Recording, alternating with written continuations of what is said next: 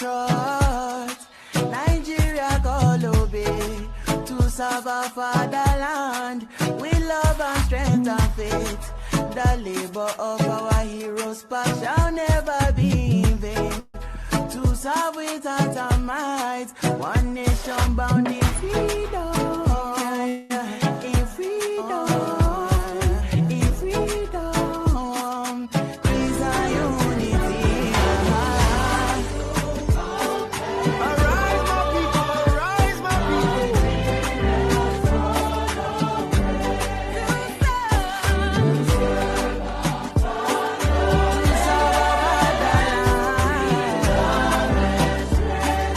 with love and strength and faith.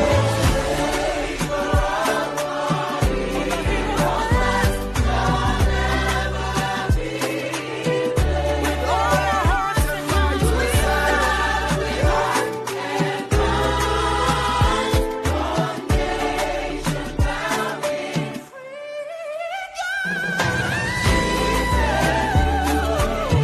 I'm about to go be down to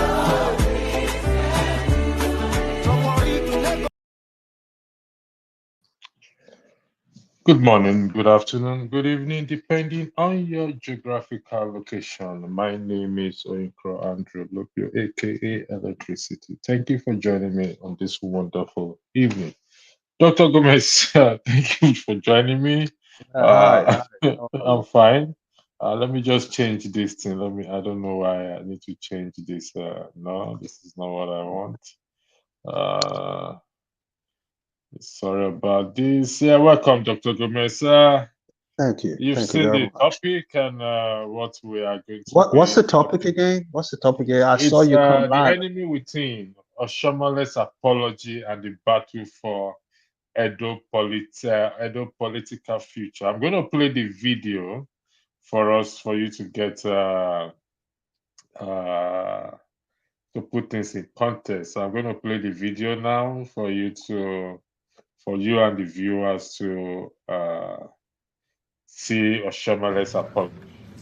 When, in spite of your clear advice in the conference, I stubbornly and ruggedly supported a man who I thought, being a Benin man, would respect the tradition, the custom, the energy, the brilliance, the creativity, and the respect of tradition by any loving Benin man and indeed any Egyptian man. When I presented Obaseki against your advance, I have lived this game for all of 8 years. And tonight I am pleased to say that era has gone to an end.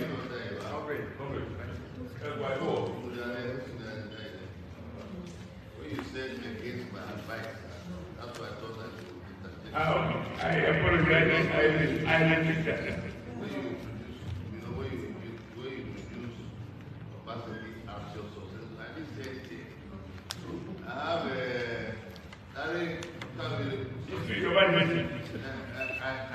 I apologize. You know you talk.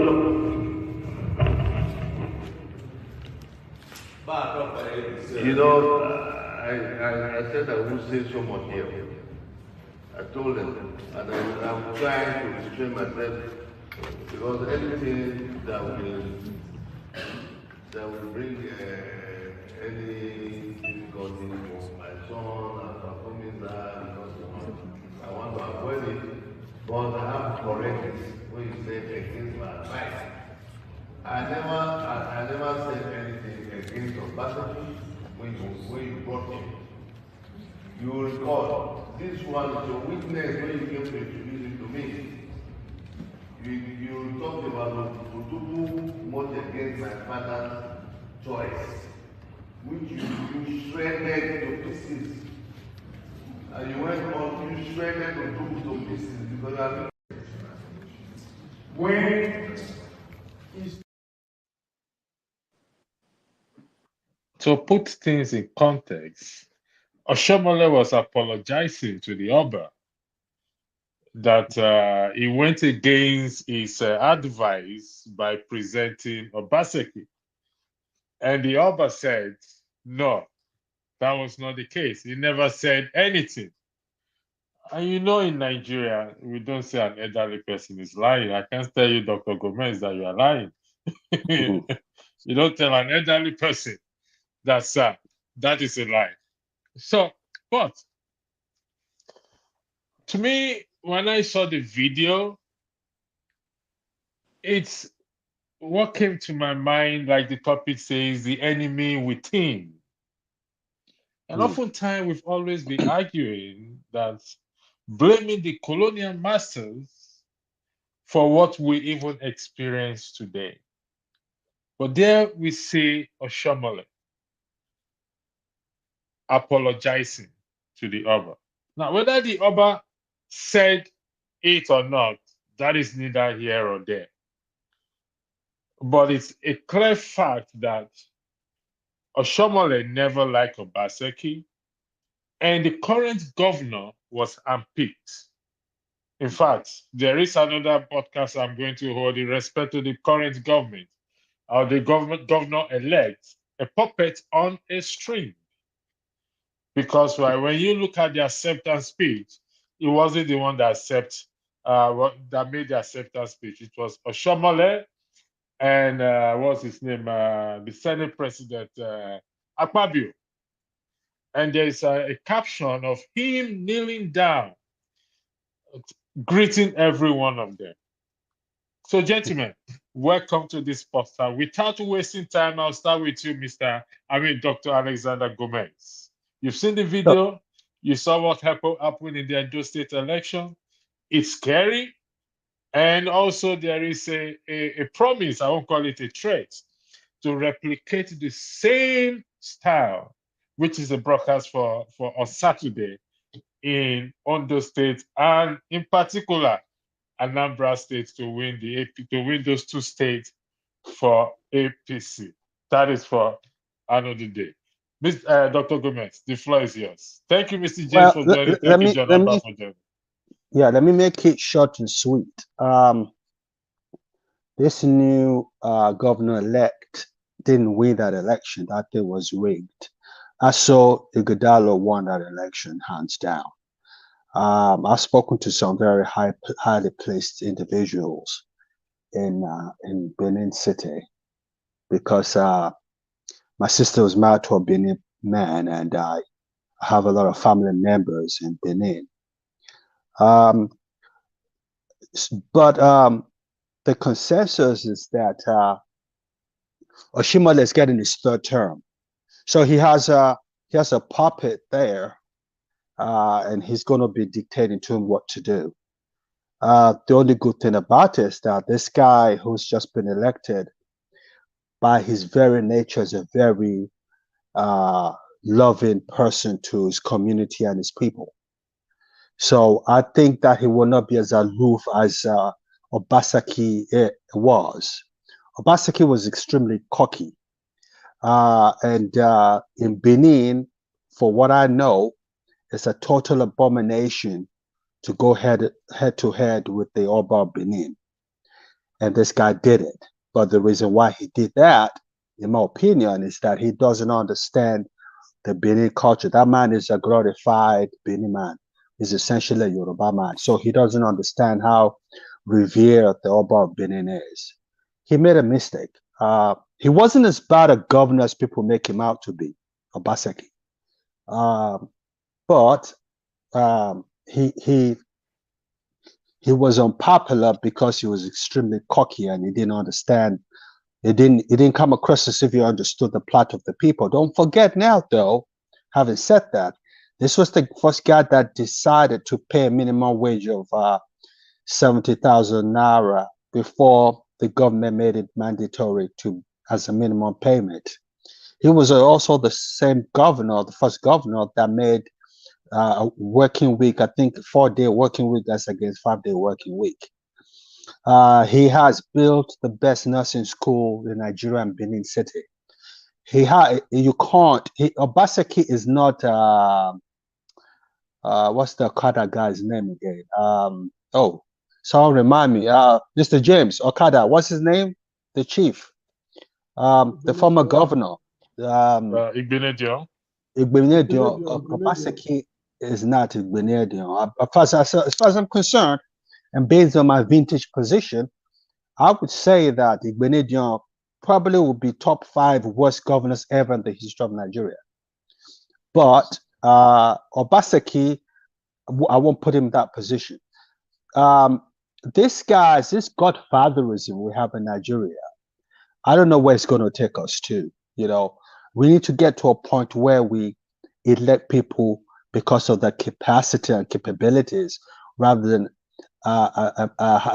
voting for people who have godfathers and they've been rubber stamped. That's not going to get us anywhere.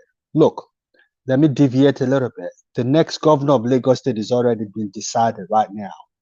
I know who the next governor of Lagos State is going to be. I know. Sit down in my room in Sugar Land, Texas. These things are people sit down and decide what happens in Nigeria.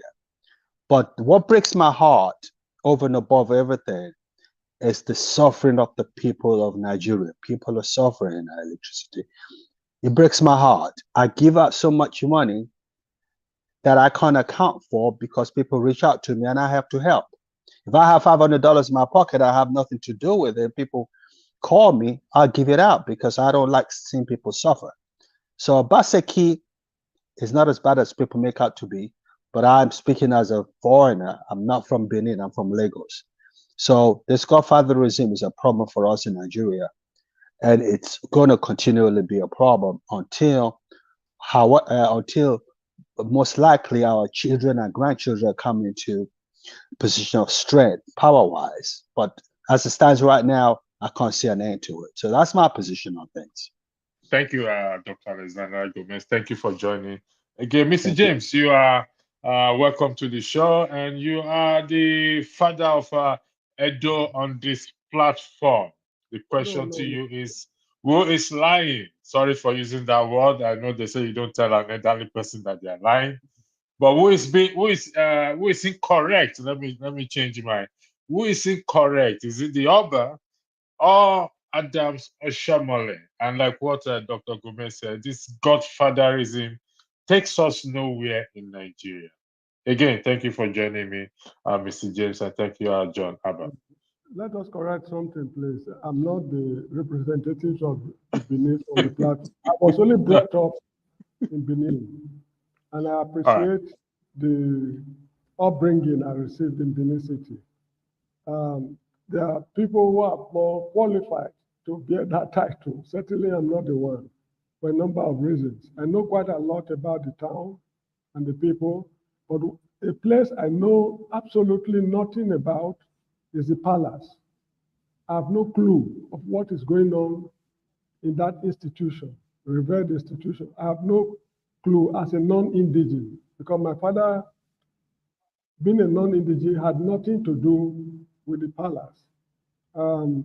Even the Igwe festival, I was not celebrating it because I'm not an indigene. That's the true identity of a typical Benin man, the Igwe festival. Anyway, that's that.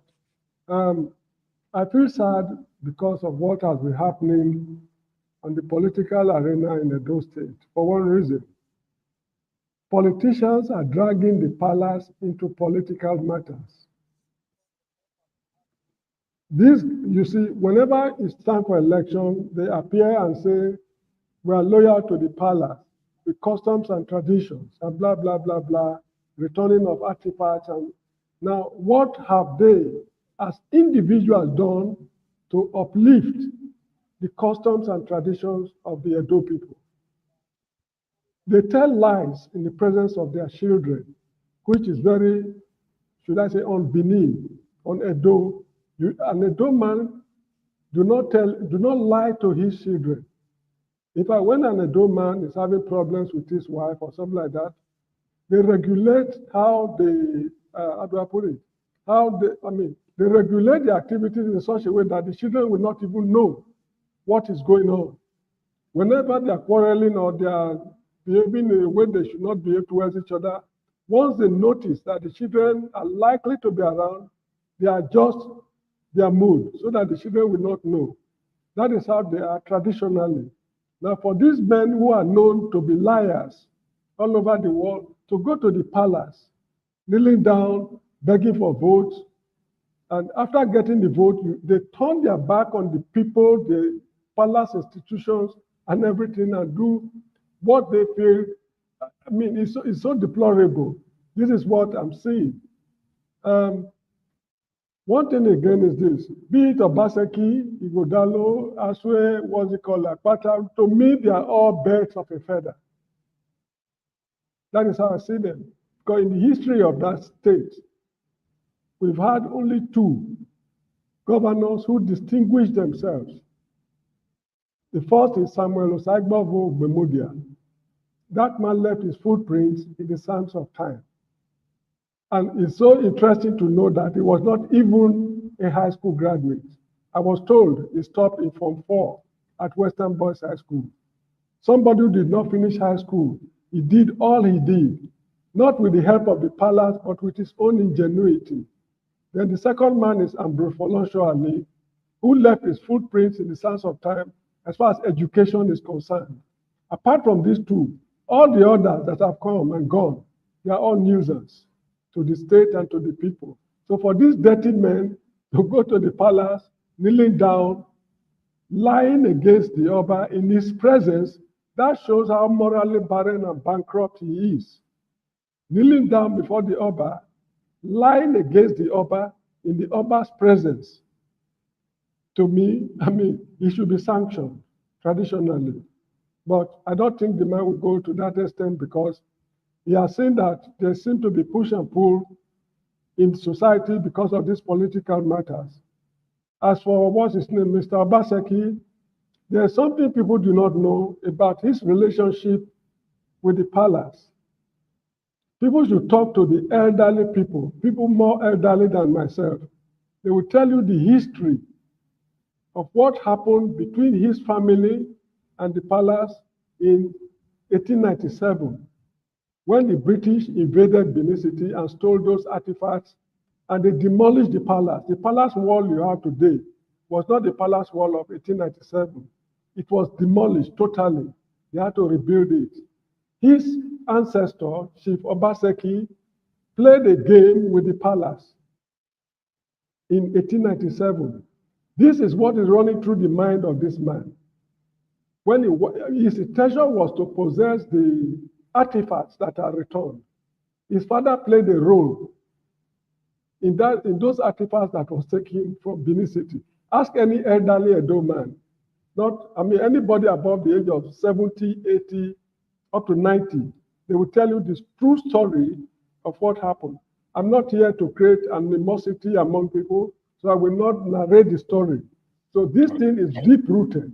It's firmly rooted in the history of Benin. And this is the reason why the palace as an institution, they have vowed since 1897 or so that anybody who is to ascend that throne of the Oba of Benin must be highly educated. They have a special school for their children, a primary school. It used to be along Oba Market Road. When Ogbemudia destroyed the buildings and erected, he wanted to erect a Benin State Library there. They relocated the school to somewhere around Observer at Airport Road or so. After that, the heir apparent to the throne, his education is a priority. This is why the late, what's his name? The father of this chief, Erediawa, was a federal permanent secretary, was a well-read man. This man who is there right now is equally a well-read man. Anybody who ascend that throne, because of what happened in 1897, I will not go into it. Okay, so this this is, is it. The I'll come palace, back to you. Oh, the sorry. palace will Sorry. chase this, Right. no, in future, the palace should chase all these politicians away. They have not, what have they done to uplift the palace as an institution? What have they done to uplift the Benin people as a people in Nigeria? With all the problems they are grappling with, I mean, they are nuisance as far as I'm concerned. They are good for nothing. So this is my opinion.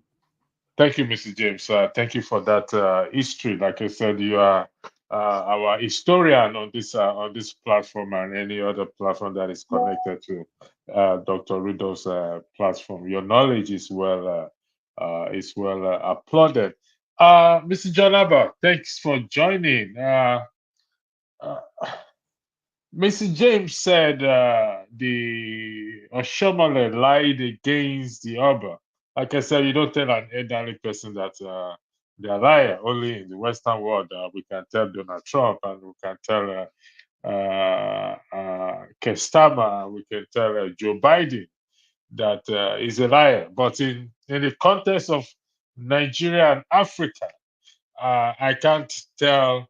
I can't tell an elderly person that is lying. Now, who do you think is making the story up here, and why has it gone this low for Obaseki? I mean, Oshiomhole to go this low, saying he is apologizing to the Oba for presenting Obaseki. Please, Jonaba, the floor is yours. Thank you. Thank you, Electricity, Mr. James, and my brother. That sometimes we don't agree, but sometimes we agree. Revolution. I always believe that every election is local, but what we see is that the collective of local election make the national. But as of Oshiomhole, just like Dr. Gomez says, based on what I know about him, it's not that bad of a governor. So he do so much than people may think. But when he got married to a young lady, people don't like that. So that's Nigeria for you. I don't know why Nigeria can want to have it in both ways. The Bible says when David was old, they bring him a young lady. I don't know why they have a problem with him having a young lady, but that's Benin people can settle themselves. But when it comes to the national election, Nigeria is a one system, a one-party system. What I mean by one-party system is with APS, if it is PDP in power, they will make sure, except a strong individual in their state and local, that overcome them. If not, they use the federal might to make sure that it goes their way. That has been Nigerian system. Well, having said that, it's politicians. They know it's a planned game. They know what they can do, and they have the place where they can say, "Oh, I apologize." And they plan everything ahead of time. After I do this, I'll come and apologize. Benin Kingdom is one of the most powerful and known kingdom in Nigeria, not just within the east or west or in the middle way Benin is located, or you can call it a door or whatever. But then it's not that of a bad governor to say. But then I don't worry so much about Nigeria. Let me give you one example. The recent local government and all of that in Benue State, the governor of Benue State is a priest. He said people should not demonstrate. And I tell them, say, why? Why can people not demonstrate? He said, oh, because he pays salary. And Otumi was not paying money. So if he's paying, I said, okay, let's say the salary is okay. It don't exempt Benue people from suffering like any other Nigerian that are complaining that things are too high. This protest is not against you, but it's just that people are saying that lifestyles and many other things, insecurity is not working for them. But then he have his way. I was like, wow, of course.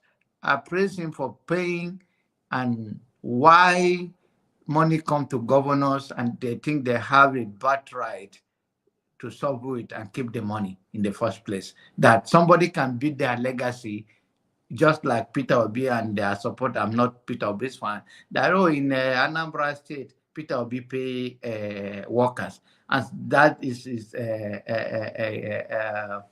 something that he can bid on. Why the federal government do not owe you?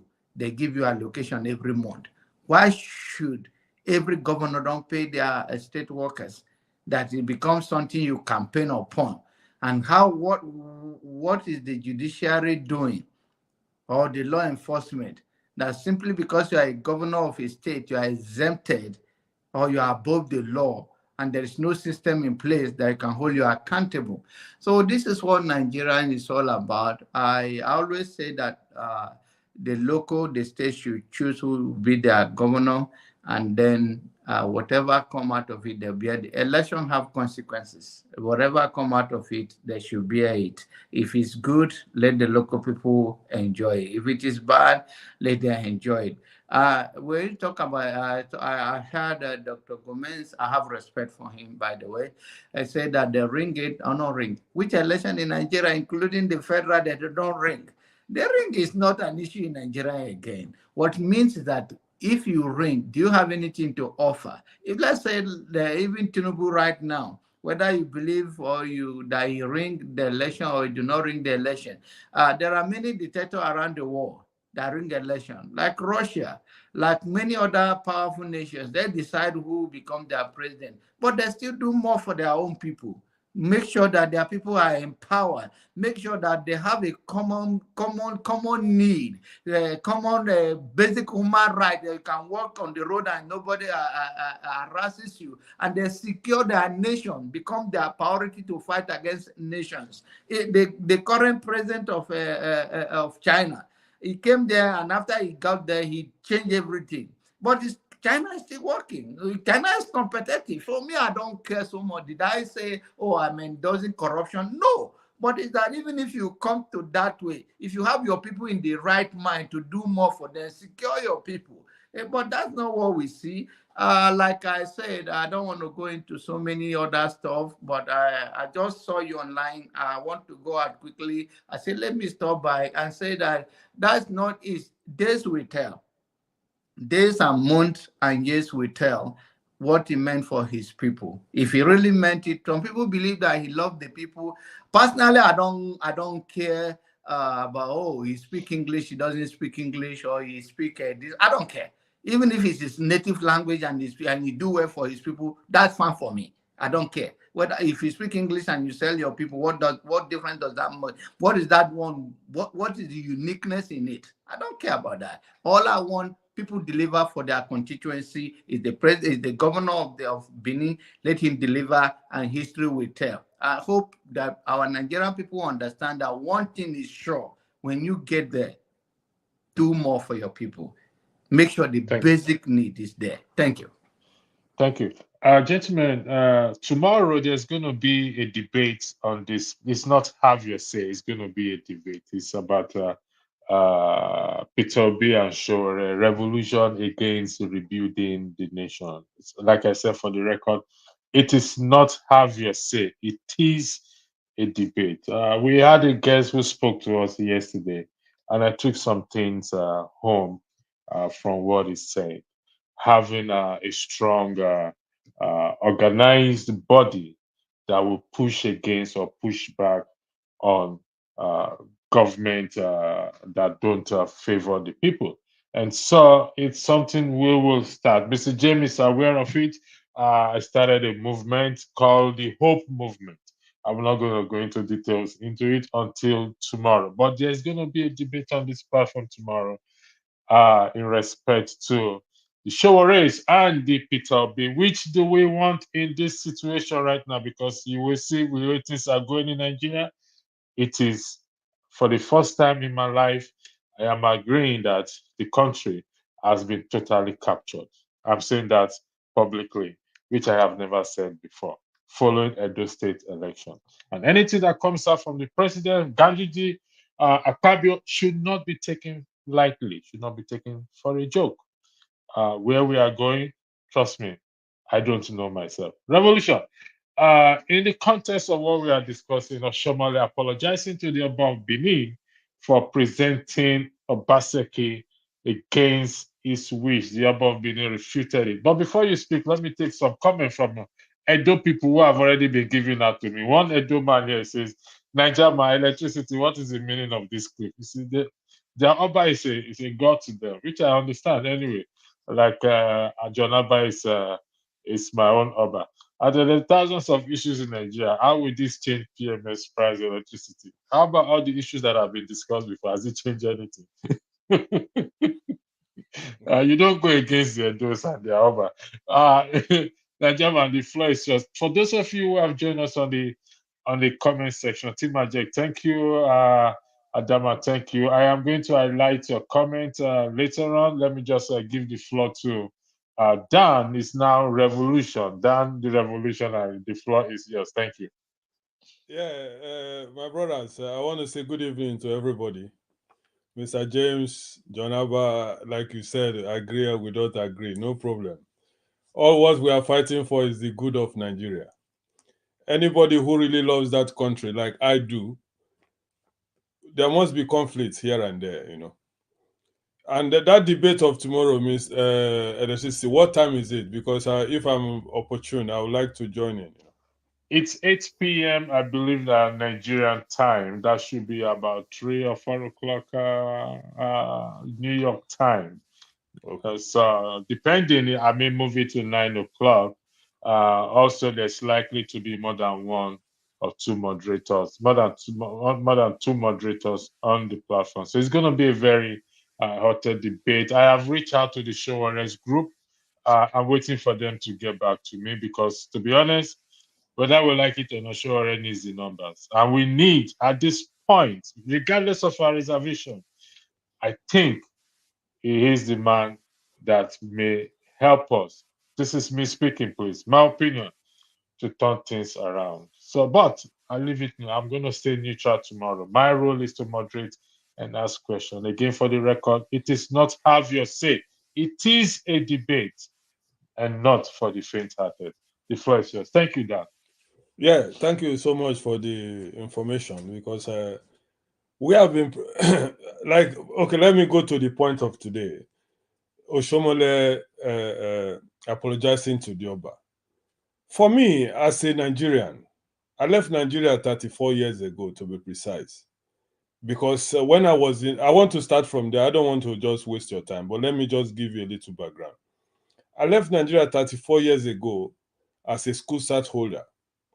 But up to today, I've been able to educate myself that even somebody who say he graduates self, when I catch you for corner, you go know say that person will go school, they talk to you. Because I saw it all and I know the importance of education. So I took it personal to educate myself. Strong as much as I can so that I can be able to tackle difficulties of life, at least for that one, to put food on the table of myself, my family. So I went privately to educate. It cost me money, but I did it.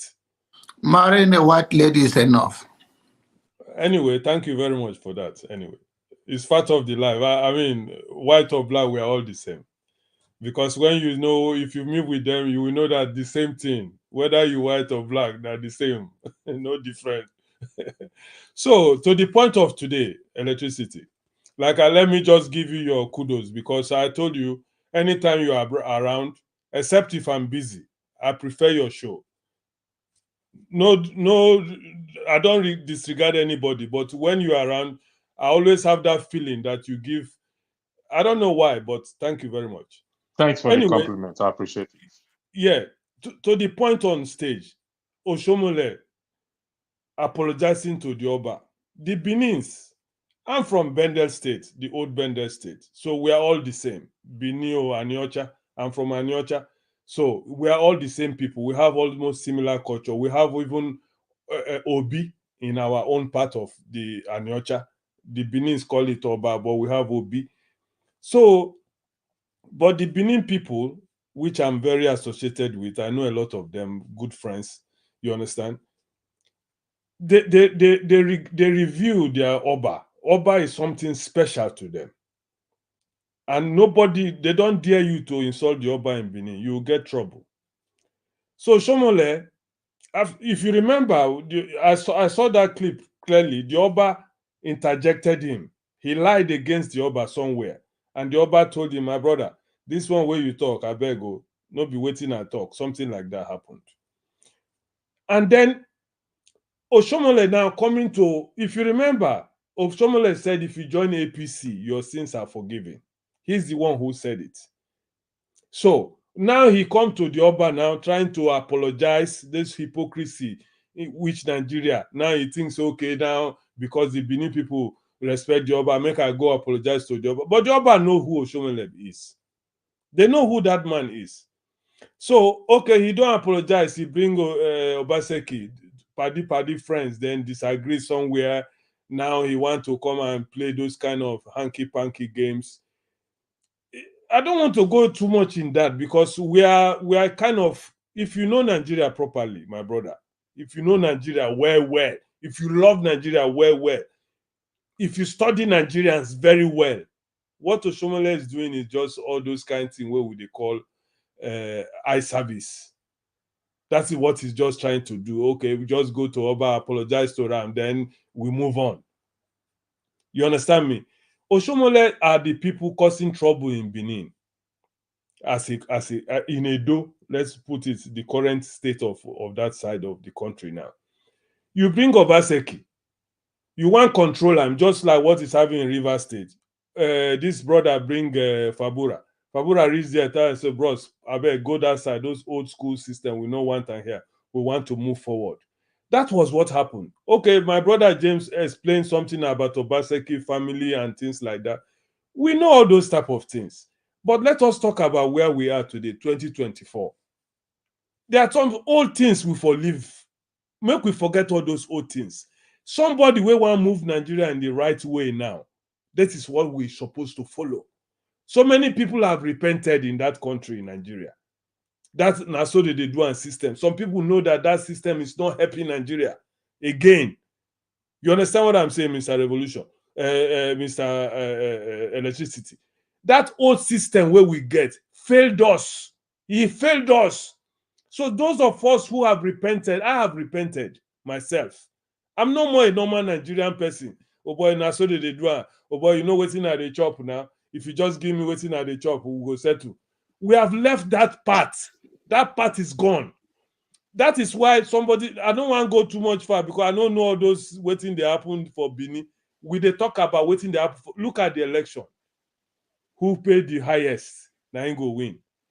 Patakon talking, oh, he cry. Say, well, we Labour Party, we lost because we know even if we get more, we no go pay. So PDP, APC, then play the game where they play. Who paid the highest? If I did there, I go collect my money because now our money. So let me not waste your time so other people go contribute. For me as a person, Nigeria has to repent. No be those church repentance, so raise your hand. Make we welcome you to the circle of the people. No. Repentance say that old system, now so they do syndrome, we for stop. And anybody will come with new life, where we see, so people like Showore, we tell us, say, election doesn't count in Nigeria. Now revolution, we have to fight for the freedom. Look, all of them now, they sing gospel song, say APC win. Can you imagine that kind of thing? Me, I rest my case for now, man. All right. Thank you, Mr. James. You're raising your hands up. I need to put a question to you. Then you can say what you want to say. But before then, let me highlight this comment. AB Electricity, are you saying tomorrow is for Glasgow? Yes, tomorrow is not just for Glasgow. It's the beginning of the beginning. Don't let me say more than that. However, Glasgow is part of it with decorum. I repeat for the record, with what? With decorum. So going forward on this platform, we're doing the Mr. James, I want to be the devil's advocate here. Everyone, I mean, besides John Abba, yourself, Revolution, I've not heard from AY. We're alluding to the fact that Oshiomhole is the one lying. But none of us were there when this conversation took place. The Oba could do a pushback because of his role as an Oba to be non-political. And over the years, we've seen the roles like that traditional rulers have played in politics brown envelope given to them, and them selling their vote, and their people asking their people to vote for the wrong person. Is it not possible that this conversation took place behind closed door?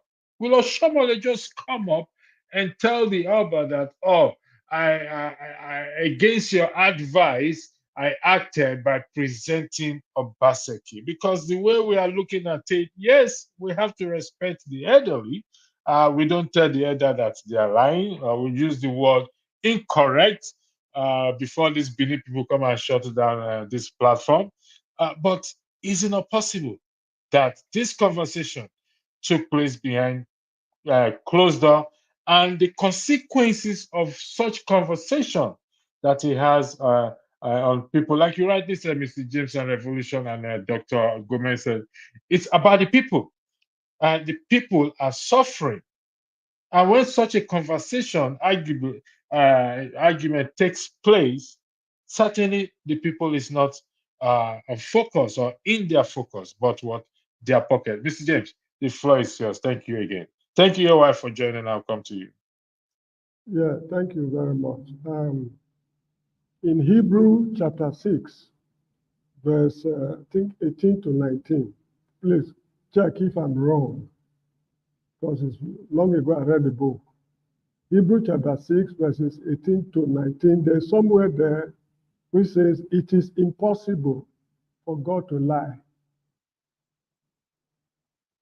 I think, Sorry, my Bible is not close to me, but okay, give me never one. mind, okay. I think Revolution, are you opening your Bible for me, please? Can you please open it? I like where Mr. James is going. Mr. James, hold on 1 second. Yeah, you are muted. You are muted, Revolution. Hebrew chapter what?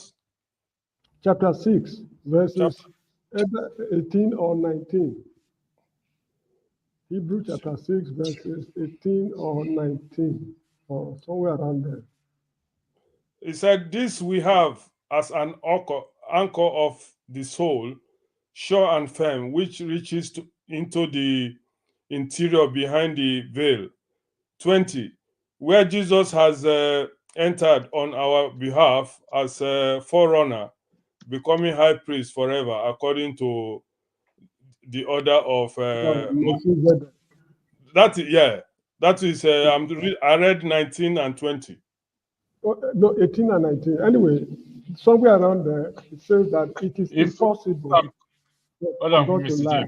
If I'm correct, it's Hebrews chapter 6:18. God cannot tell lies, so it is impossible for God to lie. Okay, I get what you're saying. Go ahead, Mr. James. I will respond to you. It is impossible for the Oba of Benin to lie against his subject. You get the point I'm making? I was brought up in that city. They know how they relate with each other. Whatever the man is doing is purely traditional, no matter how educated he is, no matter the books he has read, no matter the philosophies he has imbibed, Western philosophy, his dealings with his people is strictly traditional. It is impossible for the Oba of Benin to lie, in fact, to even lie, let alone lying against his subject. Who is this man called Oshiomole? We know his activities all over the place. The only thing is that the palace as an institution should shield the Oba from politicians, because they cannot just walk straight to the Oba's throne and start addressing him. People arrange it because that place is like a kingdom. They have traditional prime ministers, people acting like commissioners or something, although not recognized by the state, among themselves there. They should make it impossible for any politician to have access to him. Whatever message you want to deliver it to the palace, workers there, they will tell him, and they know how to process it and work with it. It's a situation whereby they now go there with cameras and everything. You see, they are capitalizing on the reputation of the institution to win votes. That is all. As I said earlier on, what have they done to promote the customs and traditions and the welfare of Benin people? The answer is virtually nothing. Now, how do I put it? You should not say that I'm the son of James. You want to do me a favor because of what my father is. No. Instead, you should praise my father because of what I have achieved. That is how we were brought up in Benin City. Let people speak well of your father because of your character, not people doing you favors because of your father. No. In the 60s, while we were growing up, that's how it was. So people now saying, because of the customs and traditions, we are traditional people, we respect the Oba. Now you respect the Oba, you are stealing money. The whole of Benin City right now, as I'm telling you, I doubt if there's water supply. When I was there in 2010, there was no, all the, what's it called, water reservoirs in Benin City, they are not functional. The one at Yaro, the one at, what's it called, Koro, Esige, Ikobahi, they are not functional. Yet people are stealing money. That water of all commodities, let alone justice, let alone, quite a lot of social services. What have they done to improve the quality of life in the, what's it called, in the state? They are doing nothing. But when it is time for election, they all run there to say, oh, we are loyal to the Oba. To hell with the whole of them. So that is it. Even the idea of holding this meeting behind closed doors should not even arise at all. There is no need for the meeting. If you want your election, to win your election, go and face the people. They should not use, because when they go to the palace, after meeting the Oba and all those kind of stuff, when they go to town, they lie against him that the Oba has endorsed us. We are his candidate. And because of that, people out of ignorance, sheer ignorance, vote for them when they really don't want to vote for them. So this is really what is going on. The palace as an institution should drive all politicians, including the president of the republic or anybody from within that. In fact, the whole of Ring Road, no politician should go there to do anything because they will associate it with the palace. They should drive the whole of them away. So the idea of people holding the meeting behind closed doors should not even come up at all. They are all dirty people. Thank you, Mr. James. You said something that you said it is impossible for the Oba to lie. Yes. Like I said, impossible. I want to be the devil's advocate here. The scripture you reference to, it is a reference to God not lying, not a man. Every man is subject, can lie. Can I read my version of it? There's a saying in Benin, Oba Yeah. Dagmonyi, Yeah. Oba or Dagmonyi, that is the Oba that holds the world, is the pillar of the world. He is God's representative among the people of Benin. So whatever he says is the saying of God. That is their belief in Benin. Oba Dagmonyi, Agoba Simyoto. You get the point? You can't drag the Oba. So anyway, these are just... We won't go into that. Let's leave that for another day. Anyway, the floor is yours. What we're talking about is in respect to, rather than focus on the people, it was a case of Oshiomole going to apologize to the Oba of Benin for alleging him to have said something that he did not say. That is what we are seeing here. Okay. Edo State election has taken, like I said earlier, Edo State election. As a result of that, I have come out to say, indeed, the entire country has been captured, and the issue, the program of wickedness is, even though it's been on motion since, they've speed it up, and so we're going to have a debate tomorrow. We need a drastic change. The floor is yours. Okay. Good afternoon, everyone from here, Mr. James. Special greeting. I want to slightly disagree with Mr. James a little bit. So, do respect my guy. So, I take the issue of Obara. To be honest, as the way Edo or Benin is structured, you cannot separate Oba from the system. To be honest, it's gonna be very hard. Not now, at least, because Benin people, especially, they revere their Oba, like they hold it to a very high esteem. So even as a governor of Edo State, somehow not really, Oba is not involved in politics, as far as I know. The late Oba was not involved in politics. What he does, he played the role of a father. So what that means, the governor want to involve himself in some project, he kind of get across to him.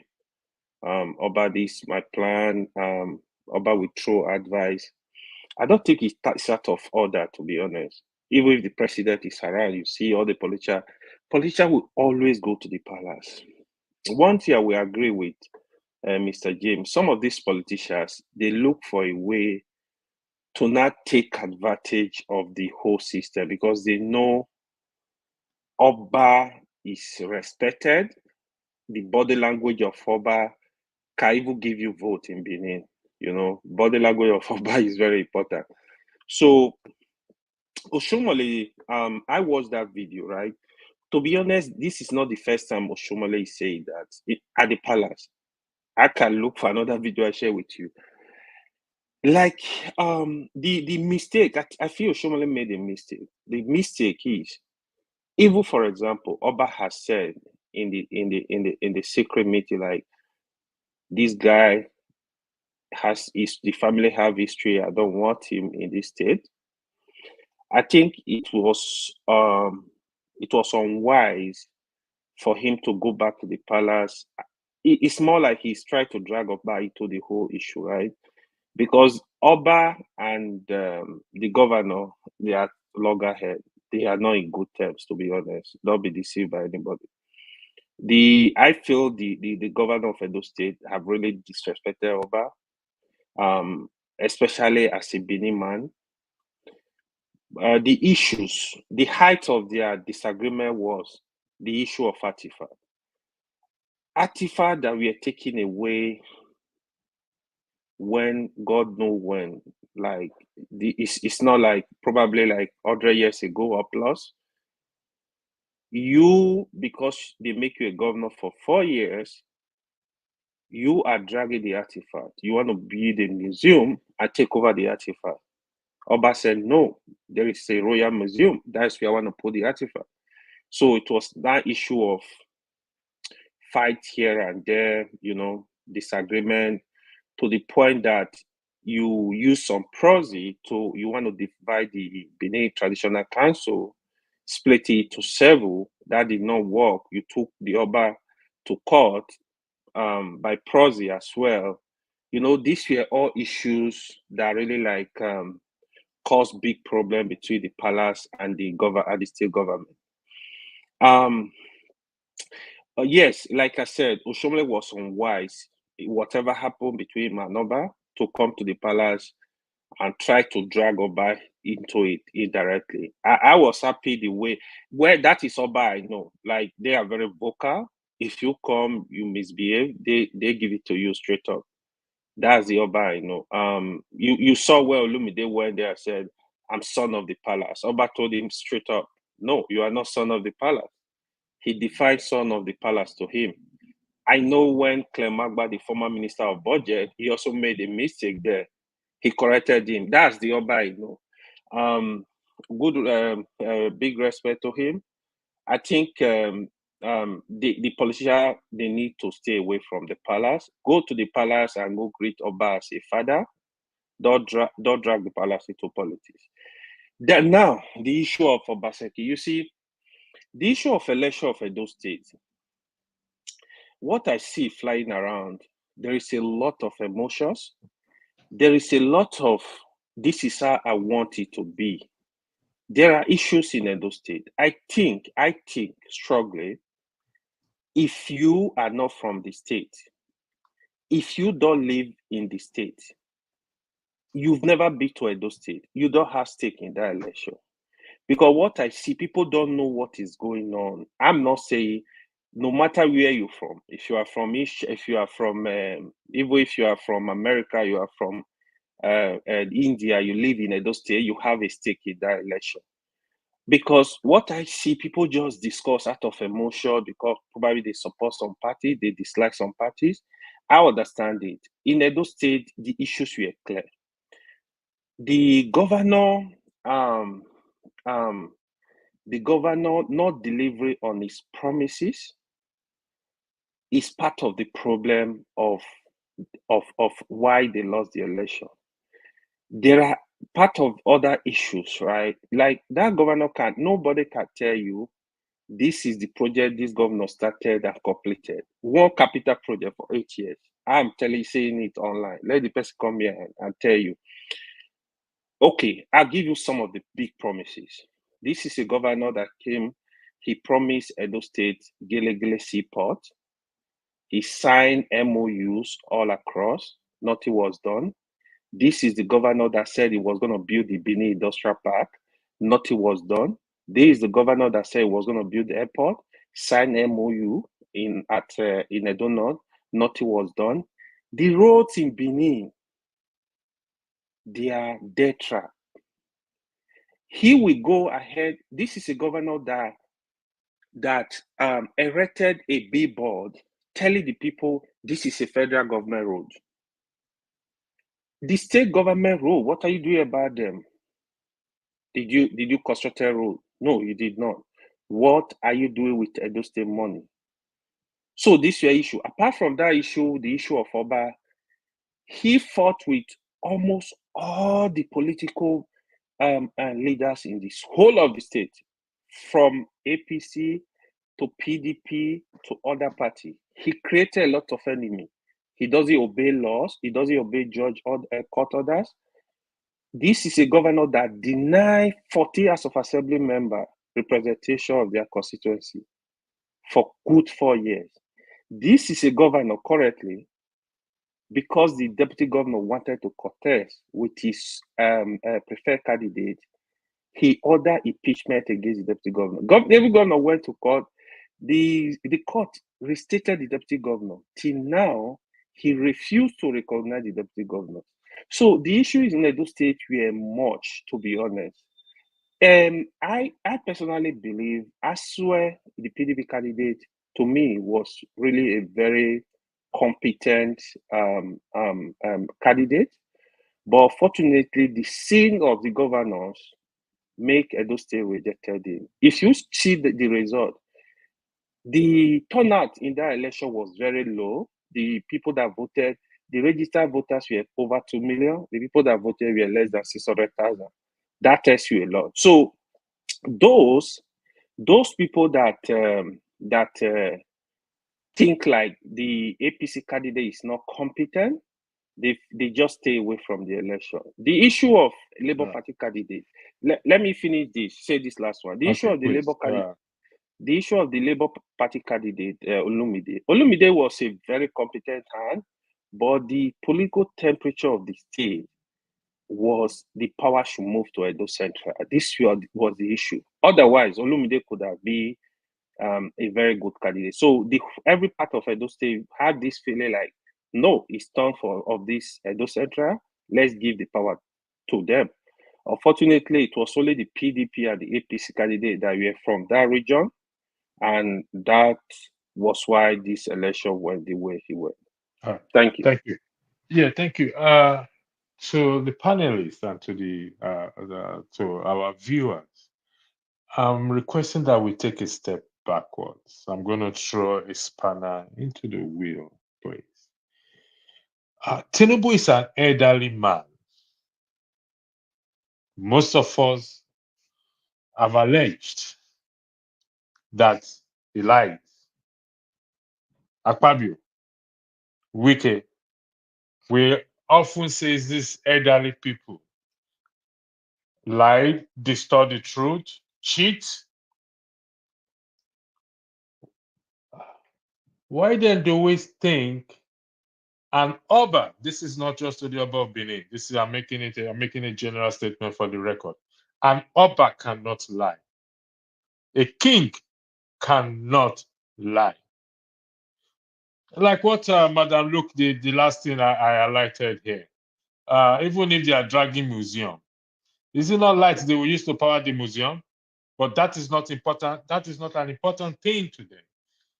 It's not water that those that will use the museum use to flush the toilet, wash their hands, and where possible, if there's a bathroom there, they're going to shower, they're going to drink. So if we are saying an Oba cannot lie, equally, are we saying the president, the vice president, the Senate president, Wike and also others, also, they have never lied to us. It is impossible for them to lie to us. The floor is yours, gentlemen. That is a spanner I've just thrown into the wheel. Thank you. Starting with you, Mr. James. You see, the issue is this. When I say it is impossible for the Oba to lie to his people, I'm saying it within the context of how they relate with each other in that society. I was there during the time of his grandfather, that was Oba Akenzwa II. And I was also there when Erejewa was inaugurated. I left during Erejewa's reign. The way they relate with each other, I think I have very good knowledge of it, although not perfect knowledge, because as I told you, I frankly cannot figure how the palace is organized. The institution of the palace, I have no knowledge of it. Other than the palace, there's nothing in town that I don't have a fair knowledge of. So I cannot compare the Oba with somebody like Mr. Tinubu, Fabio, and others. There is a saying, I think here in the Gambia, that if one is ignorant of tradition, it should not be an elder. Somebody can say, oh, I'm ignorant of this tradition, that it is excusable if you are not an elder, but an elder should not claim to be ignorant of tradition. The Benin tradition is deep-rooted. And this guy who is there at the moment, you know, there's a saying among the Benin that Oba or Oba, that is, it is only the son of the Oba of Benin that becomes an Oba. Right from birth, they groom them meticulously to ascend that throne. So for an Oba to come and lie to the people, it's as if the world is coming to an end. That is how I see it. Anyway, just permit me to say something, but I will not go into detail because I'm not here to cause confusion. In 1897, when the British invaded Benin City, the Benin, they put up stiff resistance and the whole society scattered socially. And the Oba of Benin then, Oboromen Ogbaisi, was captured and taken to Calabar, where he died in 1914. Somebody whose name I will not mention was lobbying the British people to make him the Oba of Benin. The British they were actually worn out with the war because the resistance of the people was so terrible that they just want to leave. They've got what they are looking for. The Oba is no longer there. The system has scattered. When somebody was lobbying the British to crown him the Oba of Benin, it was Chief Ero who said that Obioba or Rioba, it cannot happen. That is, it's only the son of the Oba of Benin that can ascend that throne.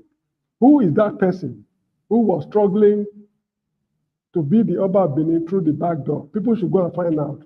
I will not mention any name. So the point I'm making, Mr. Electricity, is that in his dealings with his wives in the harem and other things, anything can happen among themselves there. That is his personal family affair, which of course I know nothing, absolutely nothing about.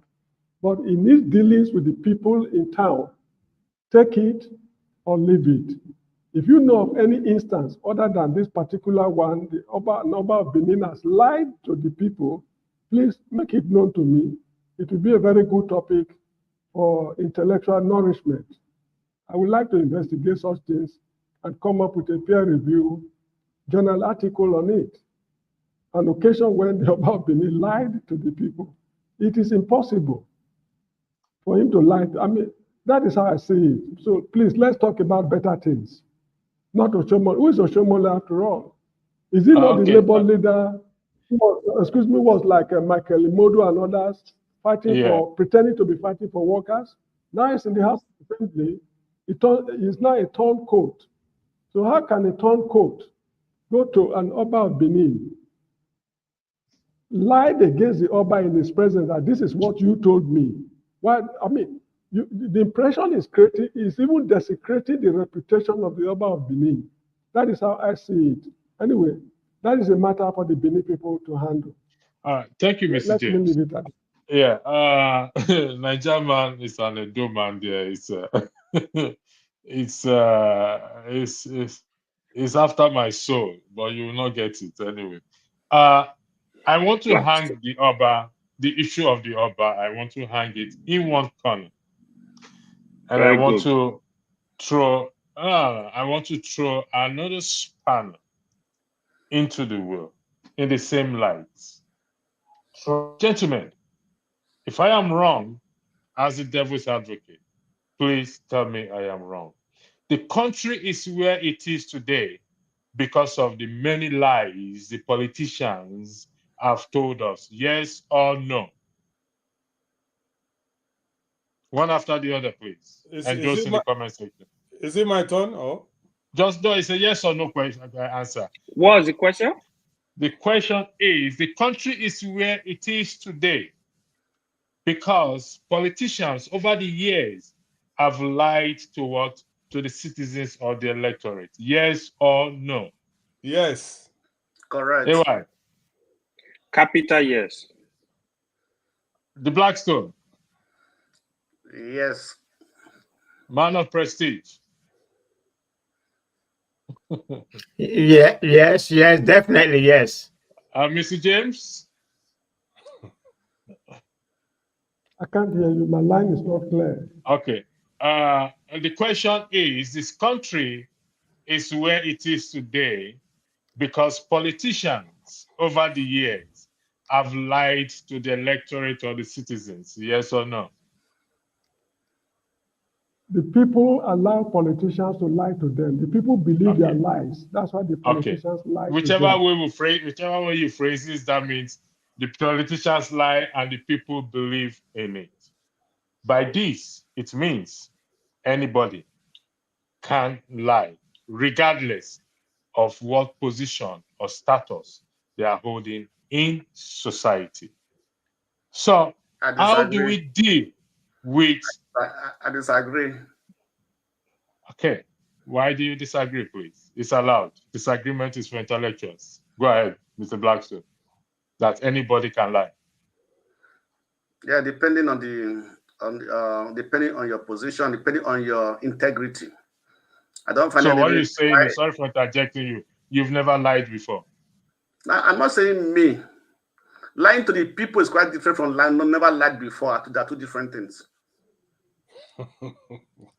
Confusion. I'm going to leave the floor for each of you to take turn. I want this thing to flow. It's Go my ahead. turn. You can listen, interject yourself, but with respect and decorum. I want this conversation to flow without me.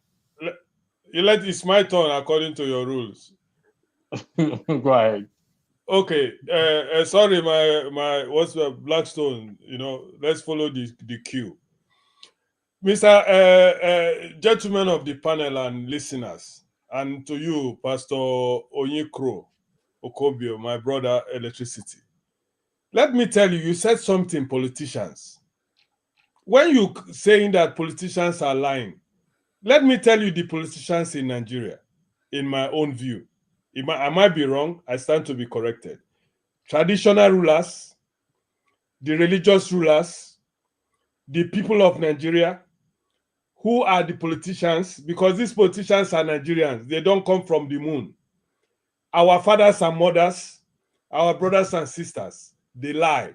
That is why Nigeria is where it is. They don't speak. If you see a typical Nigerian will tell you true, it's your God. Because some Nigerians, they want you to fall inside the pit, so they go tell you, say, Shebi, why you no come meet me? Like say you talk to me for no fall. Some go even tell you, say, pass here. That road where they make you pass, now make you for fail.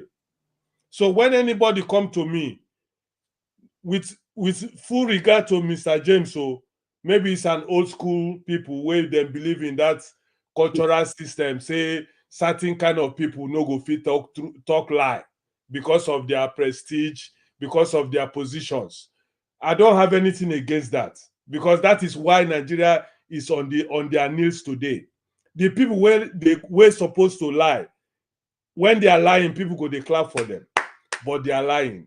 So now when he talks, say the Oba cannot lie, I know how the Benins respect their Oba Otokwe. I know how they respect them. So I will not come here to tell you that what he's saying is wrong. Then that means I'm disrespecting the Benins. I used to go to Benin. I went to school, St. Anthony, Sebuluku now. We used to come to Benin to those days, Inter Sport, Wesley High School. Would they come hustle there, find babes those days there? Yeah, I'm talking about in the 80s. You know what I mean? 84, those 80, I mean 70. You know, that was our time there. We enjoyed Benin that time. And I know the laws of Benin. They don't joke with the Oba. So I will not come here to come and start telling things. But when I tell you that the people will keep Nigeria where it is today, they are the traditional rulers, whoever they are, religious rulers, whoever they are, Nigerian people who became the politicians, and our father and mother. Even in a family, your papa, you get what you want to talk, they go give you slap. Shut up. I thought, I mean, the father of this house, don't say that. These are why Nigeria is where it is. So when somebody come and tell me that somebody in a special position, anything where he say, not true, let it be like that. But in my heart, I know that it's not true. So when you ask this question you ask now, that politician, Mr. James said that it's because we believe them. We don't believe them. Nigeria has a things where they talk, say, now so they do them. I don't know whether you heard about that thing before. Even in a meeting, cultural meeting, where people there in a meeting, you go to hear people, they tell you, say, now so they do and here. That one, Obe sing one song. He sing the song, say, when the man come, we go school. When he want to, they go so show you koi. You know what I mean? Na Bukati, Washington, I saw I go they do. Because the man believe in truth, they will bring you down in that country. So when you say politicians are lying and somebody tell you, say, because we believe them. No. Nigerians have a system. That is the problem of Nigeria. That system, the way Nigerian gets, if you refuse to be in that system, you will not be respected. They go think say you are foolish. People like Showore don't know that system. He reviewed Nnamdi Kanu them. They know that system. They remove themselves from that system. That is why Nnamdi Kanu is in prison today, because he don't want to be in that Nigerian system. Showore, people who don't respect Showore today is because Showore don't want to be in that system, because we know. People like me, I don't have friends, so in my own small circle, people know they know they like me, because I go tell them the truth where they no one hear. So when somebody come in 2024 telling me that there's a special being who doesn't lie, it's difficult for me to comprehend with that. Thank you. Thank you very much. I'll go to Blackstone. You came then, man of prestige. Blackstone, the floor is yours.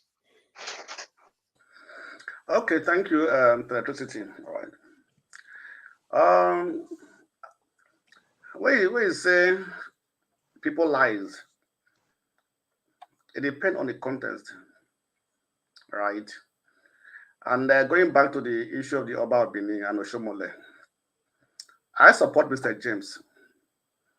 I don't find any reason why, because of Oshiomole, the Oba of Benin should lie. Who's Oshiomole in the present when it comes to compare to Oba of Benin? The Oba of Benin has overall authority, and he can say what he wants to say. Nobody will punish him. Nobody will question him. So I don't find any reason why anybody can say the Oba of Benin lies. No, not to the president, not for Oshiomole, not to anybody, because he's not under anybody. He cannot be queried, and so on and so forth, right? Even when Lucky Benedio and the late Oba Heridewa had issues, it was there. He never came out to lie or things like that.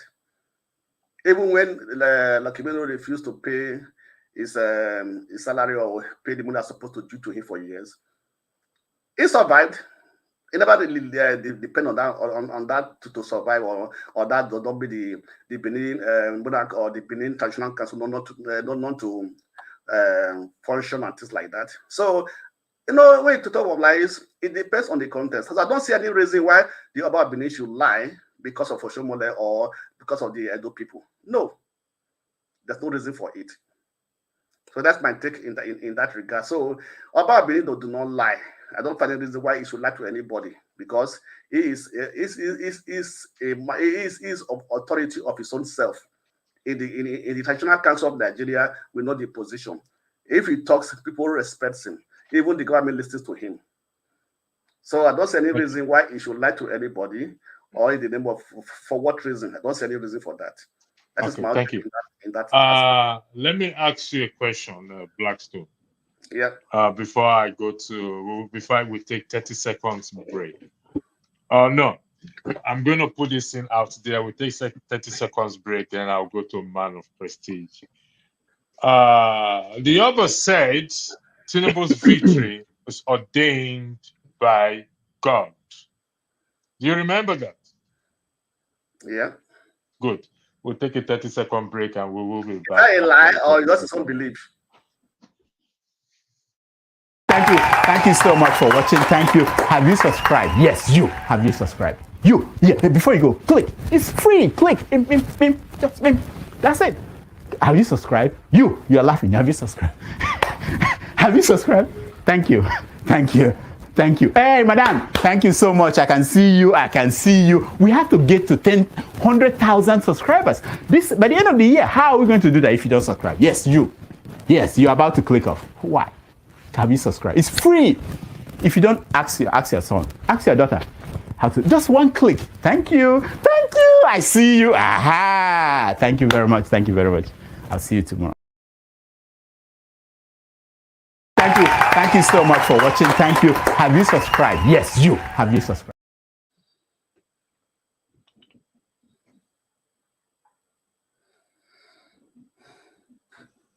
Welcome back to this wonderful evening broadcast. Remember, the topic is the enemy within. We are looking at the enemies, so enemy within. Madam, look, thanks for joining. I guess you are here to shake the table for us. That will be a very great pleasure. Man of Prestige, the floor is yours, please. Thank you. I didn't finish my Okay. Finish yours. Then Man of Prestige, Mr. Mori, welcome.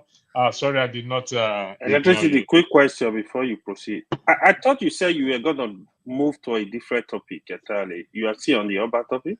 Is that not what you said? Yes, we move from So, I throw spanner into the wheel. Okay. All right. Go ahead. What I have to say? Just a question, right? So you asked me a question. The Oba said the Tinubu's victory was ordained by God. You are saying it's a belief. Yeah, that's. But they said the voice of the king is the voice of God, according to Mr. James. If I'm correct, I don't know. So it but couldn't be I a believe belief. that's so personal belief. So I don't think that's a lie. So that's a personal belief. So if you say it's ordained by God, that's a personal belief. I don't say it in lie, because what is a lie in the first place? So it's true that that's his belief. That's a belief. That's what he thinks. So that's not a lie. So I wouldn't take that as a lie. It's a personal belief. Okay. All right. For those of you that believe that Tinubu is ordained by God, I give you kudos. Nobody has the right to say otherwise. Thank you.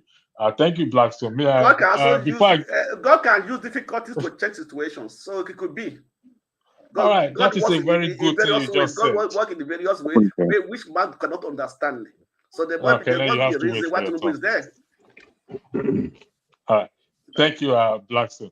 Madam Luke, Man of Prestige, Mr. Murray, if Madam Luke is there, I would like to give her the floor, then I'll come to you as the only female on the platform. But Madam Luke is not there.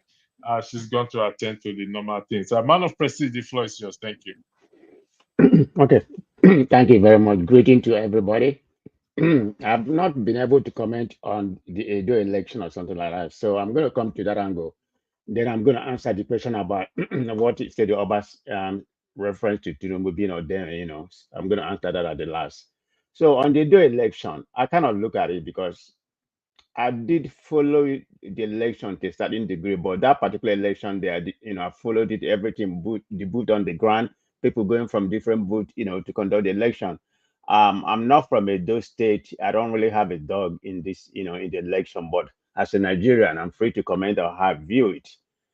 Um, I'm looking at this. If people in Edo State, because I have a lot of Edo friends, one of my favorite, immediate doctor here, is from Auchi.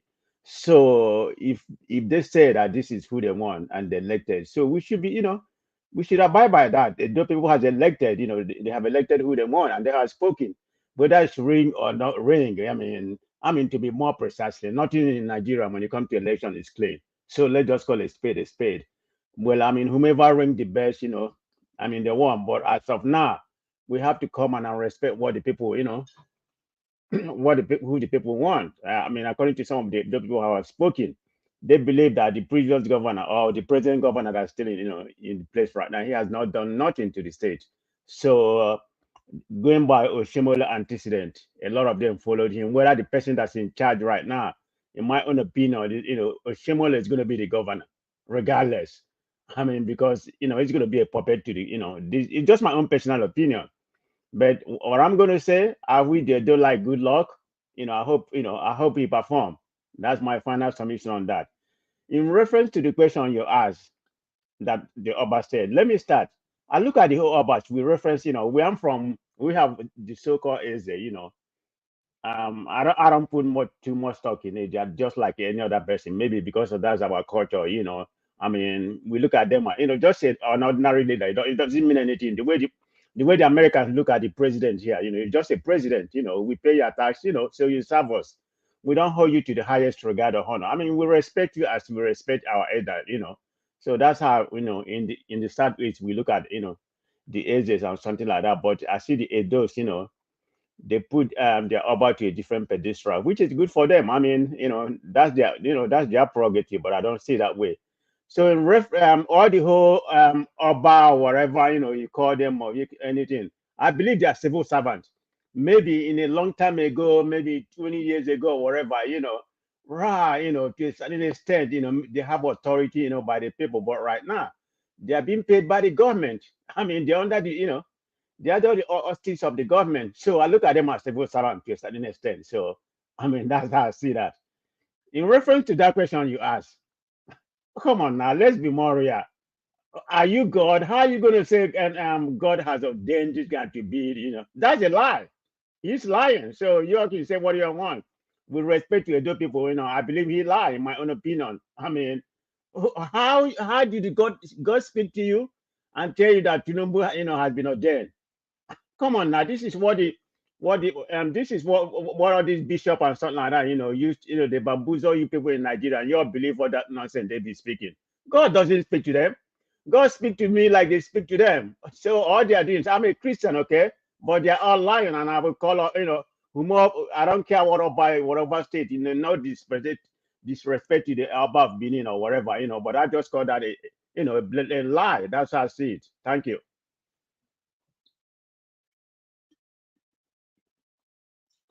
Thank you, man of prestige. Mr. Murray, the Oba has taken out Madam Luke. So, Mr. Murray, the floor is yours. Oh, Madam Luke is not. She's not back. The floor is yours, Mr. You are from Edo State. So yourself and Mr. James, and I think Kene is also from Edo State. I'm only just joking. Yeah. Go ahead, Mr. Murray. The floor is yours. Yeah, thank you very much. I think if we want to be very careful here, because if you watch those people, people from Edo speaking on this topic, you want to feel, you have to be very careful because it's a very sensitive one to them. But then you might feel, the person might be a professor, it might be, no matter the level of education, no matter the level of exposure, he might be living in America, might be living in Japan or UK. When it comes to issues like this, Although people are always very careful to speak on topics like this. So other people may see them as being economical with the truth. But I want to give you an expose today. Sometimes we blame our political leaders. We concentrate so much on our political leaders. If you want to go back to what is happening, in Nigeria, people have never had this so good in terms of leadership. Go to the pre-colonial era. So you take it from there. You do some homework on the colonial era and the post-colonial era. There has always been this conspiracy, leadership conspiracy against the people. But not everybody will have the courage to tell you this, because a lot of people are teleguided, either by custom or tradition. You know, some people say it, they see it as a taboo to say the truth when it comes to tradition, certain traditions. I'll give you a vivid example. The custom or tradition that tells you giving birth to twin was a taboo. It wasn't true, but people accepted it, hook, line, and sinker. Are you getting what I'm saying? You understand where I'm coming Mr. from? Murray, you are speaking the truth. Go ahead. We are on you on this side. Go ahead, Mr. Murray. Yeah, you know, not everybody has this courage to tell you the way it is, because they are teleguided, irrespective of their level of education and exposure, like I said before. Because, okay, I'll give you another example. Any tradition that tells you your fellow human being, I don't want to go into, don't put me in a tight corner. This I have to do. A lot of people may not be able to sleep good when they go to their bed tonight. You know, let me not go into certain things here so that we don't dance naked in the market square. But we all know the truth. Please go into it. Go into it. Let's speak the truth, please. No. I don't. See, I started by telling you we have to be very careful, because so those people from Benin, from Edo generally, this is a very sensitive topic. But one thing I've discovered from all these issues, see, we cannot go anywhere. I'll give you another example. Recently, not pre-colonial, not colonial. There was a traditional ruler in my place that was a kidnapper.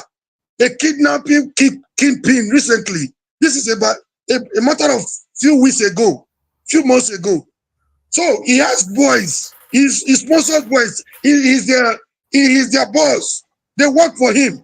Then when some boys were caught, the thing was not getting close to the traditional institution. A lot of my people started bending their mouths. So, and you want Nigeria, you want society to move forward. We are lying. We are jokers. Sometimes, like I said, the leadership conspiracy against the Nigerian people is not just with the political class alone. The one in the religious cycle, the one in the traditional cycle, and the one in the political cycle. No one is better than the other. But sometimes we don't have the courage enough to say we cannot continue to do what we have been doing, and we expect a different result to come from the sky.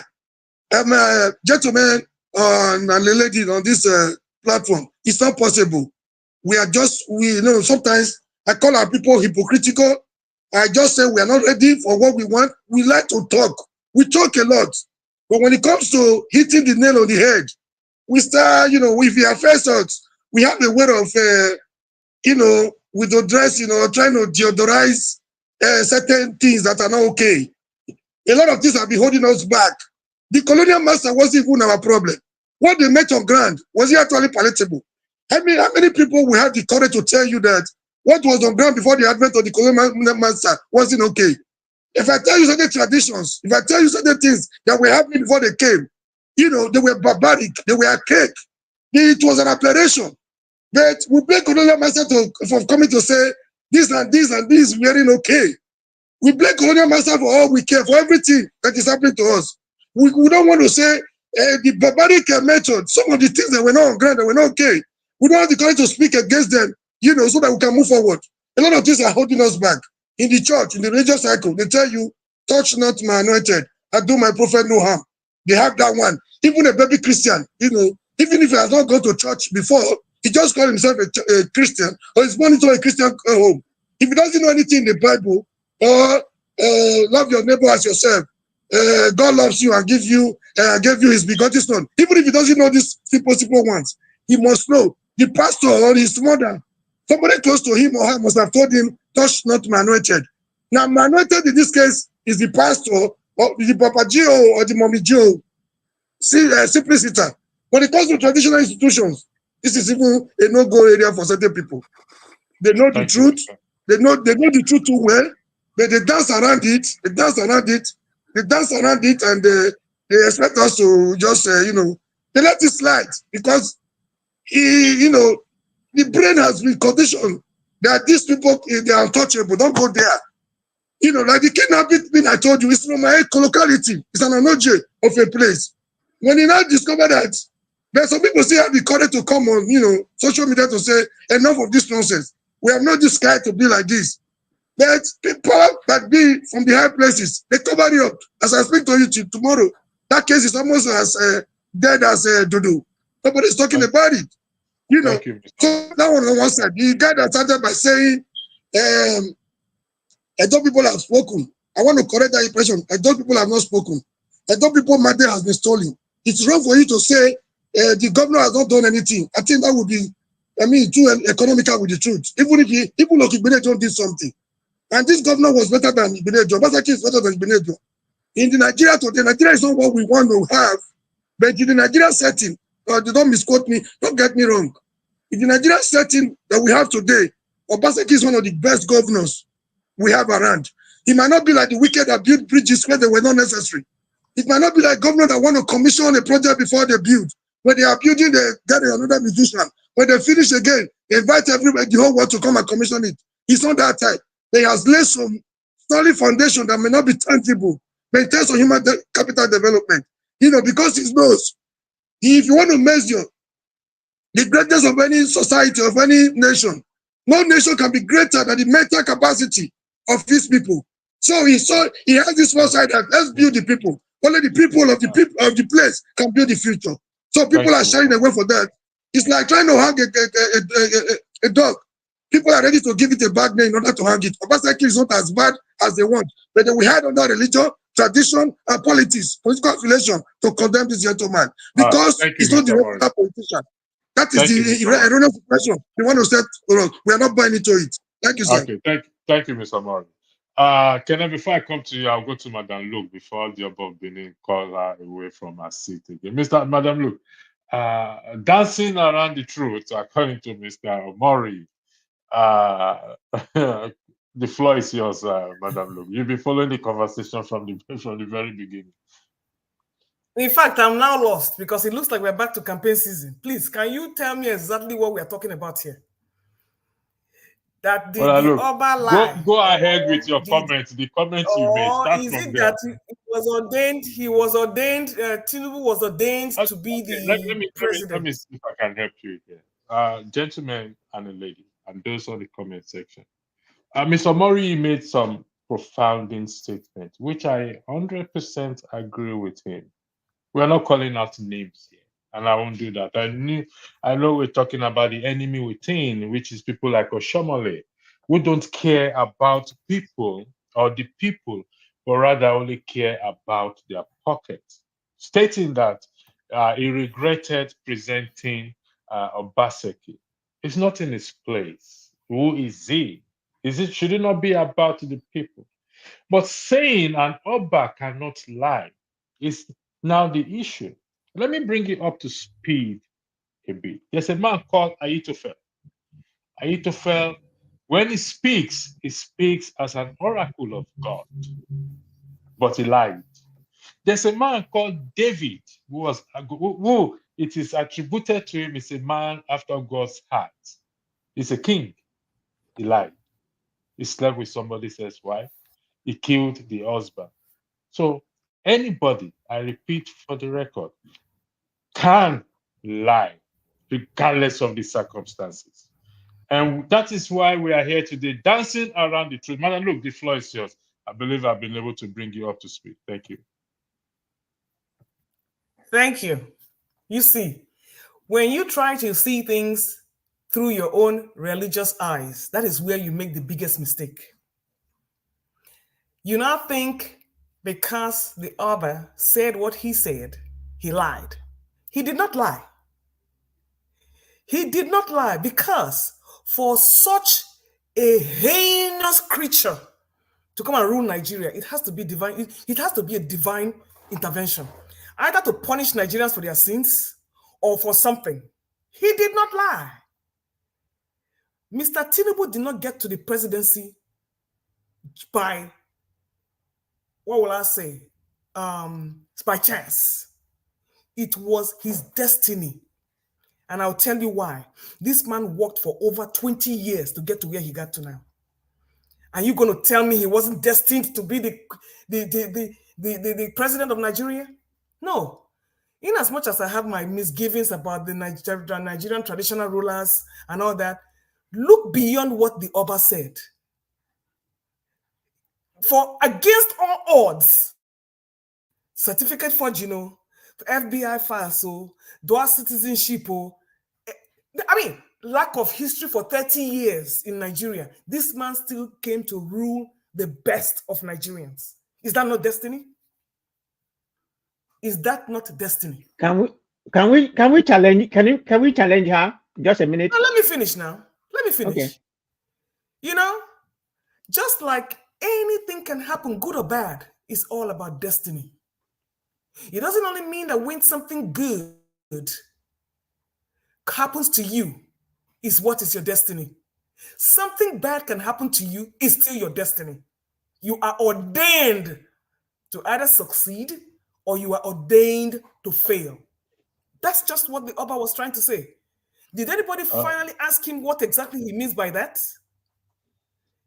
Are you trying to tell me that the Oba is trying to say that God is God, Tinubu is God's appointed? No. For such a person to get to the seat of Nigeria, it only means he was destined to be there. Good or bad. It's not a lie, it's just the fact. Because having gone through the whole odds, I can't understand how he got there, except by divine intervention. Now, you want to ask yourself, what kind of God hates you so much that will put such a creature in there? You need to search yourself. When you have a country that is full of indolent, lazy people who cannot fight for their rights, who can sell their votes for 10K, come on, you can only get what you deserve, because we are destined to fail and we are destined to be ruled by failures. I yield. Yeah. Before you speak, a man of prestige, Madam Luke has taken us to somewhere else. Destiny. I think we are now in the circle of, in the atmosphere of church now. Madam Luke, you are going to define what church. destiny is. I know they go church. I am saying faith, your faith, your destiny. It's nothing to do with church. Destiny. Destiny now. Wait now. We'll come I have a question for you. No, let's interject. Hold on, one by one. Hold on 1 second. Kenneth, please, I'm begging you. Mr. James needs to. His internet is bad, please. Mr. James, go ahead. Let's indulge Mr. James. Mr. James, the floor is yours. Thank you very much. I'm sorry, my internet is fluctuating. It's all right. We understand. Thanks for your presence. Good. Now, the issue is this. I'm not a Benin man, but I was brought up there. I feel terribly bad when people desecrate the palace, because you see the moral standard there is is enviable. Let me tell you something that happened in the 80s in Benin City, why you should have respect for the palace. There was a boy called Lawrence Anini disturbing the whole state with his gang. Before Anini was executed, I'm sorry for mentioning this thing because I don't want to rekindle old memories. There was a guy who was roped into this Anini's Wahala. And this boy, his name is Kingsley Eweka, a member of the palace. The palace distanced themselves from him because he desecrated the institution and the family. This boy Kingsley was executed by firing squad at Oba Hill in Benin City. If the palace wanted to rescue this boy, let heavens fall. They have the powers to do it, and they would have rescued him. But for living below expectation, they allowed him to pay the price.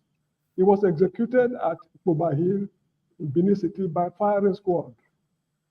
Before, George Yamu and others were executed at Ekenwa fiery range, and later on, Anini and the other boys were executed. Now, if a palace can wash their hands off their own child to face a firing squad in public, why should that same palace lie against Oshiomole? So these are things, we should, I don't know how to put, anyway, I'm sorry for mentioning these things because I don't want to rekindle old memories of the people. But however, please let us be, it would have been better if we change the topic of discussion because I'm not feeling very comfortable at all. The palace has done everything within its powers to maintain the dignity accorded it. But because of the nature of the country, Edo State is part of Nigeria. The problem of Nigeria is robbing that state. It has engulfed the state in such a way that the state is finding it increasingly impossible to extricate itself from the problems of Nigeria. This is the situation we find ourselves. So let another man speak. Thank you so much. Thank you. Okay. Thank you. Can I the floor is yours, please? Thank you. Thank you. Good day, everyone. So that topic that makes some of us uncomfortable, that sensitive topic that some of us don't want to discuss, can we please, for once, discuss that topic so that we'll be able to determine how uncomfortable some of us will be, because we've discussed very emotional topics on this platform. So let's, for once, please get out from this place. Well, for once, discuss that topic. Right? So it's a sensitive topic, and it is human beings that are going to discuss it. Just as we discuss pastors, we discuss imams, we discuss Bibias, let's discuss about the Oba of Benin and his involvement in politics. I am not trying to say that Oba lied or Oshiomhole lied. I wasn't there. I wasn't part of their conversation. But the fact that Oba is a human being, for the fact that the coronation of the Oba kingship or whatever, it's determined through family, firstborn of the family, not the gods appointing who becomes the Oba, but for the fact that you are the first son of that same Oba family, you are automatically going to be the Oba if you are not found wanting of breaking any law in the land. So it is not God or the gods that determines who becomes the Oba. It is by the fact that he is the first son of the family. So trying to paint the Oba of Benin as a God-given kind of a position or God-given kind of throne that nobody should talk about, it is a lie. You, the people of Benin, cannot put us, the Nigerians, in that position. No. If the Oba of Benin is doing something wrong, it is we, the human beings, that are going to call him out. Just the way we call out the Sultan of Sokoto, we call out the Oba of Onitsha, or we call out the Oba of Lagos. Oba of Benin will not be an exception. He is a woman being just like us. Yes, the fact that he's a woman being simply means that he can lie. Simple. And we know that position, for you to maintain your steez in that position, you must keep lying. That is just the fact. Now, we have we have Edo State being governed by the governor.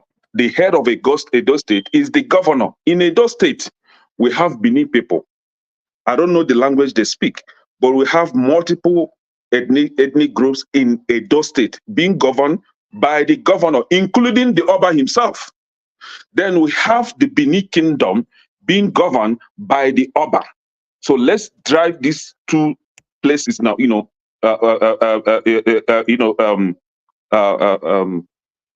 Throne now. The states governed by the governor, and the Benin governed by the Oba. So for the Oba to be interfering with the political processes of Edo State means that he has an interest. and he should be ready to face the groove. There is a saying that he who invites anti-infested firewood should be ready for the reptilian groove. So this is what is happening. He got himself into politics, and politicians are trying to play with him. The politicians are trying to rubbish him. The politicians are trying to pull him down and dirty him, just as the politics is in Nigeria, a dirty game. So Oshiomhole is one person that is out right now to play the politics with the Oba. Oba should not be angry. And you, the people, should not be angry that this is happening. He got himself into politics. If the Oba of Onitsha today, if the Obi of, you ask me later, if the Obi of Onitsha got himself into politics and politicians talk to him anyhow, me Kenechku will not even fault anybody. If Sultan of Sokoto got himself into politics and they rubbish him, he should carry it. He was the one that invented all this for himself. So Oba of Benin, does he lie? Yes, he has the ability to lie because he's a woman being. Nobody is desecrating the throne.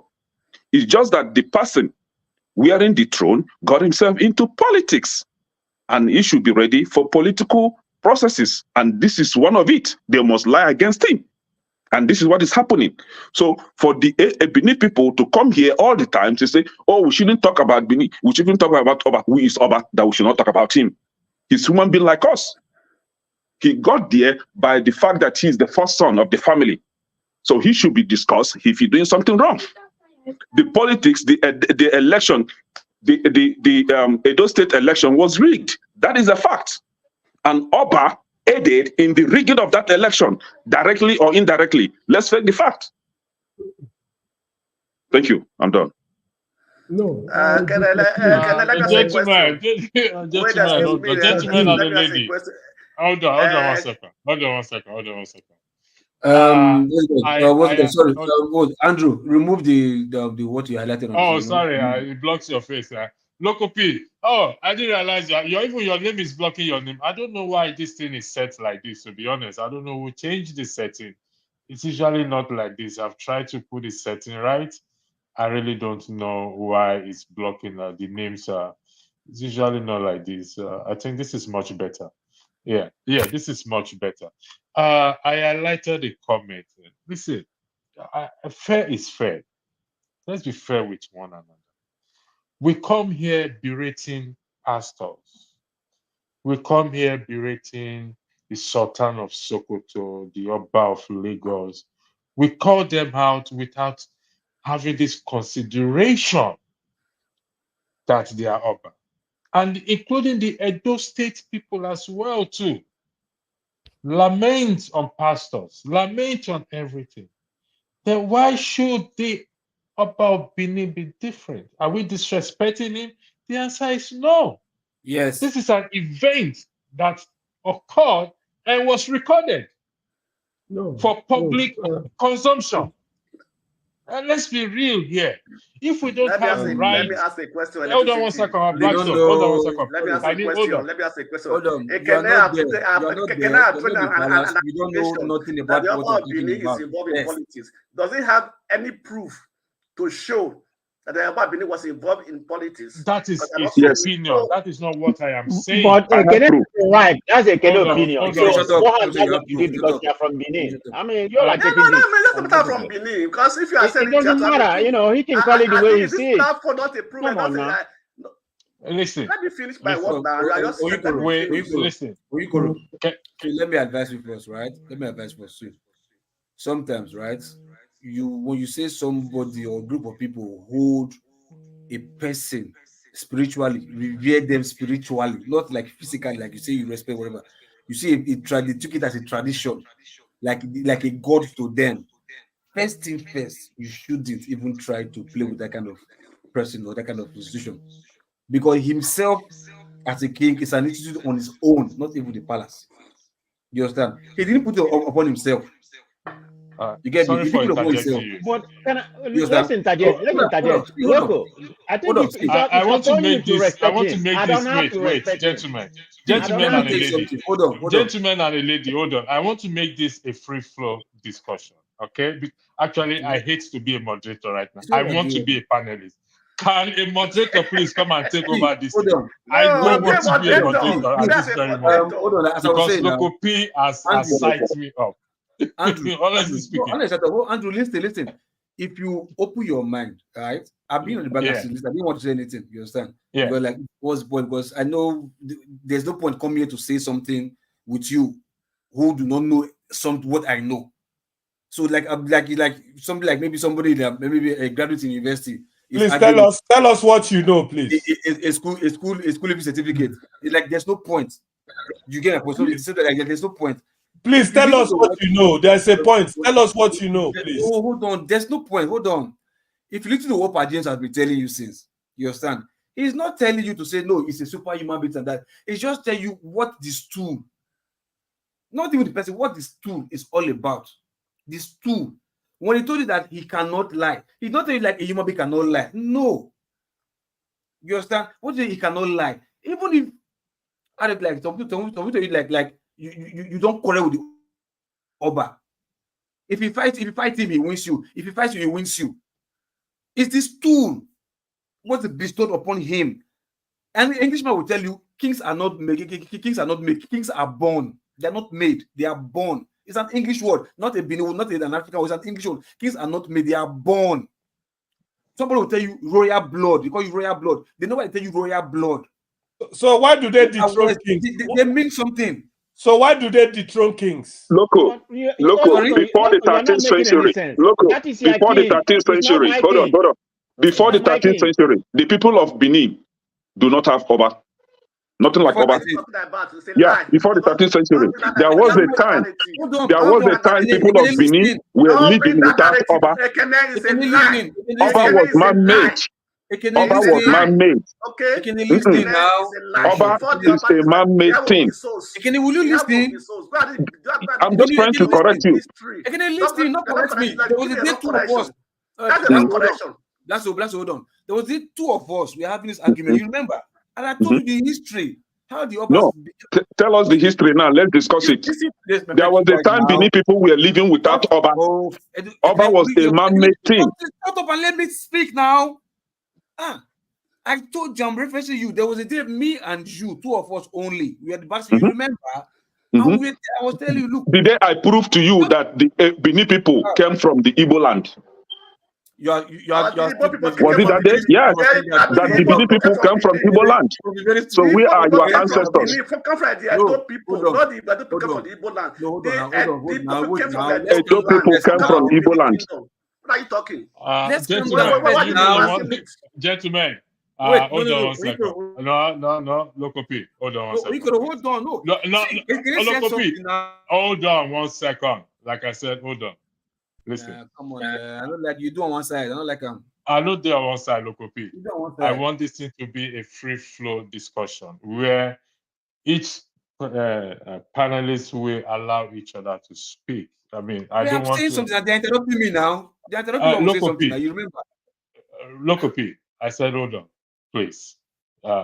So, gentlemen and a lady, I'm begging you not to choke Madam Luke up. She's the only woman here, and she's getting choked up. No. Madam Luke, you have the right to interject while the men are also speaking. And so I want us to make it, like I said, I don't want to be a moderator. I wish a moderator would come. I want to be a panelist because here we want to talk about facts now, because this is what the discussion is all about. But before we go further, tomorrow there's going to be a debate here, not have your say. So this goes will continue tomorrow. I can assure you of that. There are other people coming to join the broadcast for tomorrow. I'll be having more than two. I hope it's not going to be on. I hope it's not going to be on Zoom. Oh. No. It's gonna be here. It's gonna be on this platform. It's gonna be on YouTube. So it's gonna be on YouTube. So please let's take turn really by each other or with each other. We can disagree. We can agree. Let's focus on the subject. No insult, please. No insult. Let's focus on the argument. Facts. If you have facts, provide your fact. If it's opinion, please say, in my own opinion. It is allowed, please. The floor is now open to everyone. Thank you very much. So can I go finish? first? So can I finish? Lokopi round up first. Let Lokopi round up there. Any other person can go after Lokopi. So like I was 3 saying, minutes each for like each I other. remember. 3 minutes each for each So like I other, said, please. For individual, please. Thank you. you want to put down Andrew, please direct it. Tell us who to come next. Lokopi first, then Madam Luke.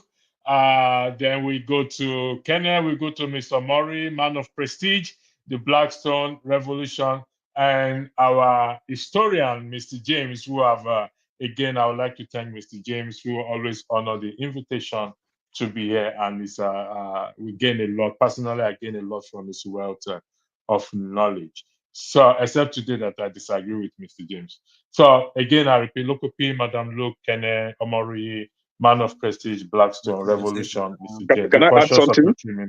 When you're making your submission, for the help of the spectators and especially the comment section, please lead us to where we can fact check you to make sure that what you're saying is true. That's why I say if it's opinion, say your opinion. If it's a fact, provide facts so that there are fact checkers on the comment section. And those of you who are in the comment section, I want to thank you. Those of you who are giving super chat, also I want to thank you. I will like some comments later, and also I like your super chat. The floor is now open. Let the begin. I would have maybe start by even first of all give you guys some history lessons or how the first Oba came to be, which is the Oba the first. I'm like, hey, my friend, keep your hand down. Don't worry. Don't control what I'm saying now. Don't control what I'm saying.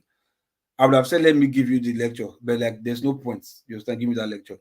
When he said, the Benin were not ruled by the Oba. Yes, of course. That's why I said the first Oba is Oba the first. He has a father. He has a grandfather. He has ancestors. So who are those ancestors? Which I know of, and I believe Pa James also know of those ancestors, or maybe Blackstone, because like he said, we said something. So when you're saying when can they say 13th century there was no Oba then? Yeah, of course. Now he has the father. Like I said, the first Oba was like 12th century, was like Oba the first. That was the first, but he has a father. So who is that father? Which Ekene do not know. You understand? And I was here. I remember myself and Ekene, we were here, and I told him, look, this is how the history came. Even got to even who became the first Obi of Onitsha. Who is that person? Is a Chima in the 17th century. But Ekene was still dabbling, but you don't want to admit. But that is subject for another day. Ekene go. So, but what I'm trying to tell you about the stool, when I say the Oba do not lie. Look, it's a stool. If anybody want to involve the Oba, you can't involve the Oba. You can't. You can only involve the palace. You can't even, ideally, if not be saying first way for, you understand?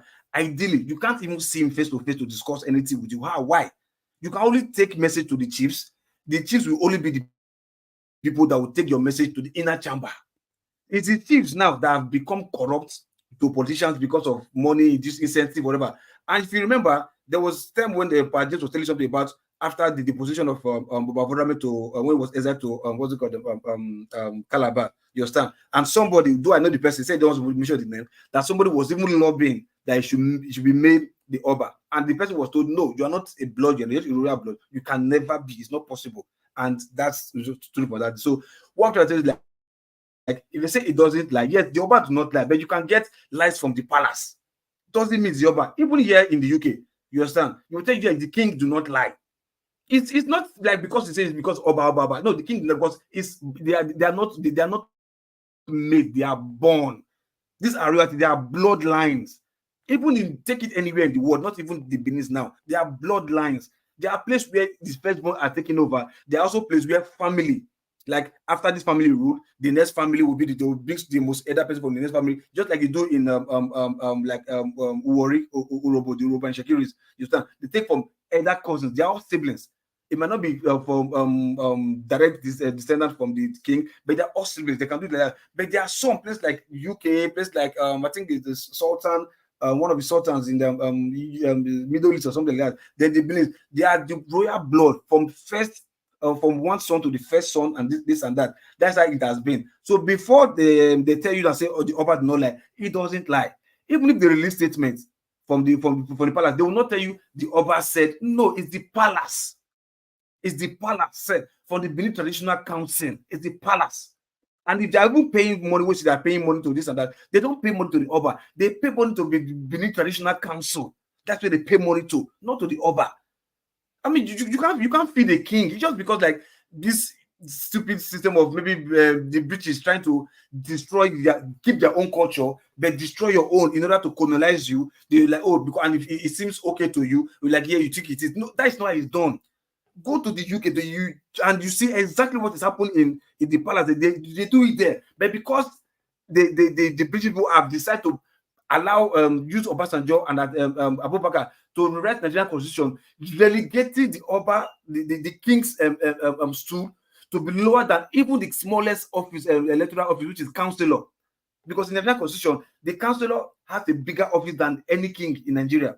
As small as the councillor is.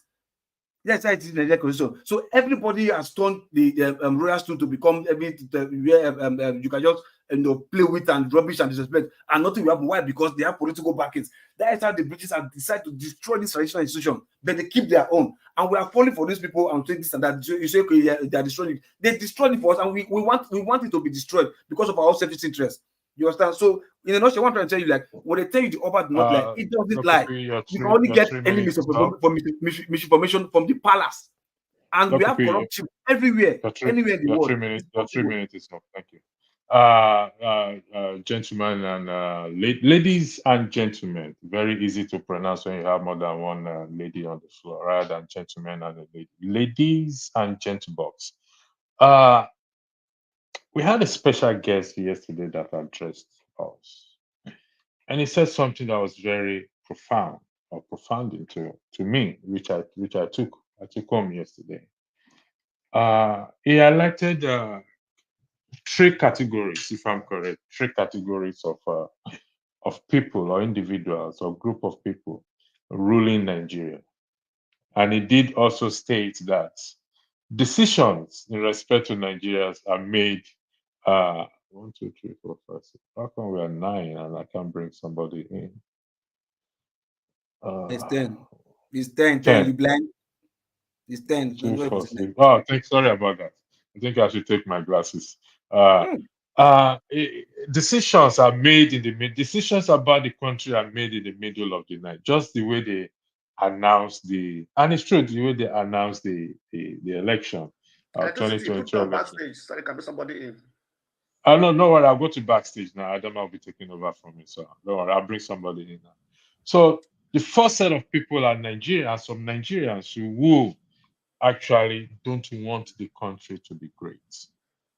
While the other side are those who, when they realize that some other people want to collapse the country, they try to save it not to collapse, but at the same time also they don't want it to work. And he highlighted one thing, that we need strong group. We need to start to have strong opposition group. And I think we should talk about that. It's worth talking about. And this is in an effort to see our own little contribution, how we can help save Nigeria. The country is not beyond redemption. It's not. Yes, things are bad. Dr. Alex Gomez highlighted it, Mr. James highlighted it, everyone has highlighted. Things are terrible, terribly bad. So let's leave the Oba for now and all the Obas. We will come to them some other time. So let's go on a different direction. Adama, the floor is all to you. Thank you very much for stepping in. Hello, can you hear me? Yes, loud and clear. Are you staying in as a panelist or you are leaving? No, I'll be background, so I'll bring somebody in. Okay. All right. So what are we talking about so that I know whose turn is it to talk? Greetings, everyone. Okay, sorry. Go ahead. Greetings, Madam Luke. How you doing? All right, go ahead. Tell me, what are we talking about? Having this strong opposition group. You were there at the meeting yesterday when the professor, I believe it's a professor, talks about us Nigerians having this strong movement, just like he referenced the Zionists, how the Zionists started by one particular man, and he died before the realization of the Zionists, and which we lack in the country. So I think we should talk about that and see how that can be pushed into the mainstream. The Labour Party, unfortunately, have let us down. The floor is yours. Thank you very much. So whose turn is it to talk? Madam Luke? Luke, Kene, Mr. Murray, Man of Prestige, Blackstone, Revolution, Mr. James, our historian, here. So you decide what time you want to allot to them. So you make that decision. Thank you. All right, thank you. Madam Luke, greetings, Mr. James, Mr. Revolution, the Blackstone, Man of Prestige, Mr. Omoyi, Ekene, Local P, welcome. So I'm going to be the one in charge. Madam Luke, you're going to be next, ma'am. I'm going to be turning in my camera in and out, so I'm kind of doing something, but I'm listening. So welcome to the show, everyone. Dexter, welcome. Madam Luke, over to you, ma'am. Thank you, Adama. You're welcome. Greeting my fellow panelists. It's good to be here. After the Edo State elections, I quickly had given up hope because what I have seen here is a complete, I won't say complete, it's a gradual orchestration of a one-party state. When the president came and promised Edo State to APC, we knew that he was not going to fail on that promise. And whatever it took, it was going to happen. And like the debate, I was listening to the debate yesterday. The APC won in only Edo North. Only Edo North. So they were able to get enough PVCs to buy to be able to neutralize the Edo Central and the Edo South. So I knew for sure that when we come out here to talk every day, we are now making a lot of noise that would probably never have impact on Nigeria. And for many reasons. When you have a criminal enterprise that has taken over both the judiciary, the electoral body, the police, the military, of what use is your vote? Of what use is your protest? Of what use is your revolution? So I don't know where this is all going.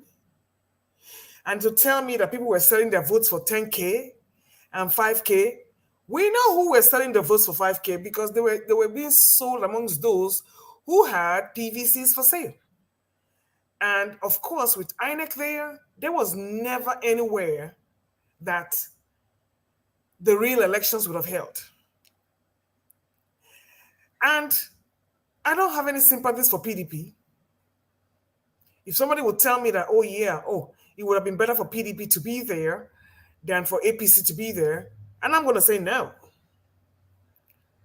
I want PDP to sink and stew in their own juice.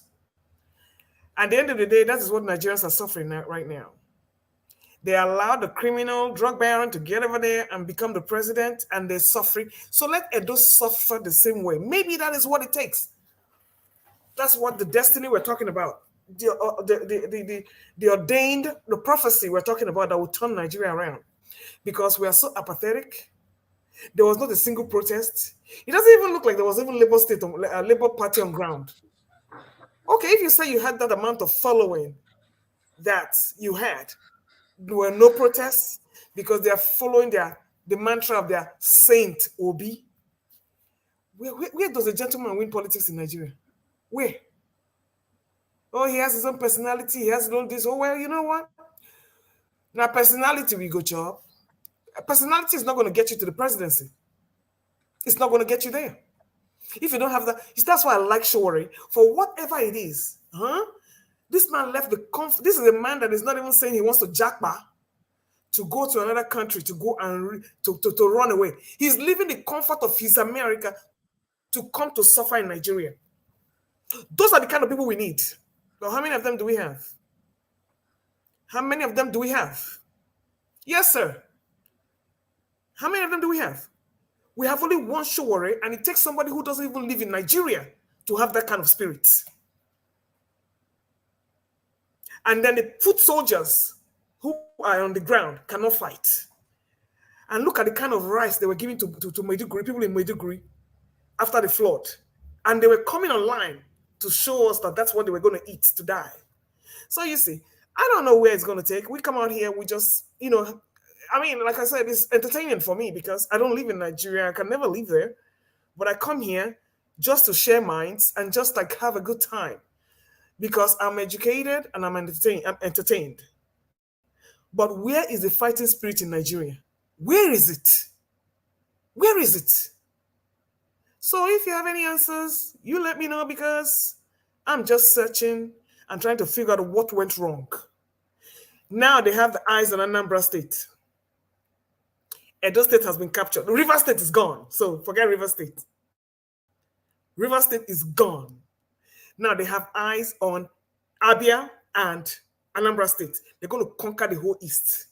And then you tell me we have hope. What kind of hope do we have? When we have been conquered. So thank you. Thank you, ma'am. Desta, I'm going to go to you so as to make it easy. After you finish speaking, I'm going to go to Mr. James, then we'll go row by row, if that's okay. No, I think I'm the next to speak. Are you? Yeah, I'm the next, yes. So, yeah, I'm the next, please. Okay, all right, go So, ahead. It's going around the screen. I'm going around. Yeah, so could you hold on, please? So, because Desta just came in, if you don't mind, can I? Or you have to go. No, that wasn't what electricity said. He said I was the next in line before, after Madam Luke. Okay, so and I'm telling you, I'm telling you that I'm trying to make some changes because Desta just came in, and let me go to him. Then we'll start from Mr. James, the roll down. Then I'll come to you if that's okay. Then I have to wait forever. Then okay, I go have to ahead. wait Go forever. ahead. Go Then ahead. I have to take my turn. Then you Go can ahead. now reboot.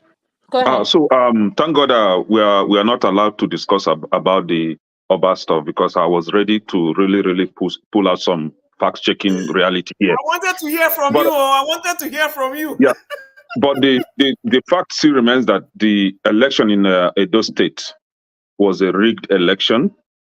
I don't care how anybody feels. That is that person's opinion. We can only have one fact, and that fact remains that APC did not win the election.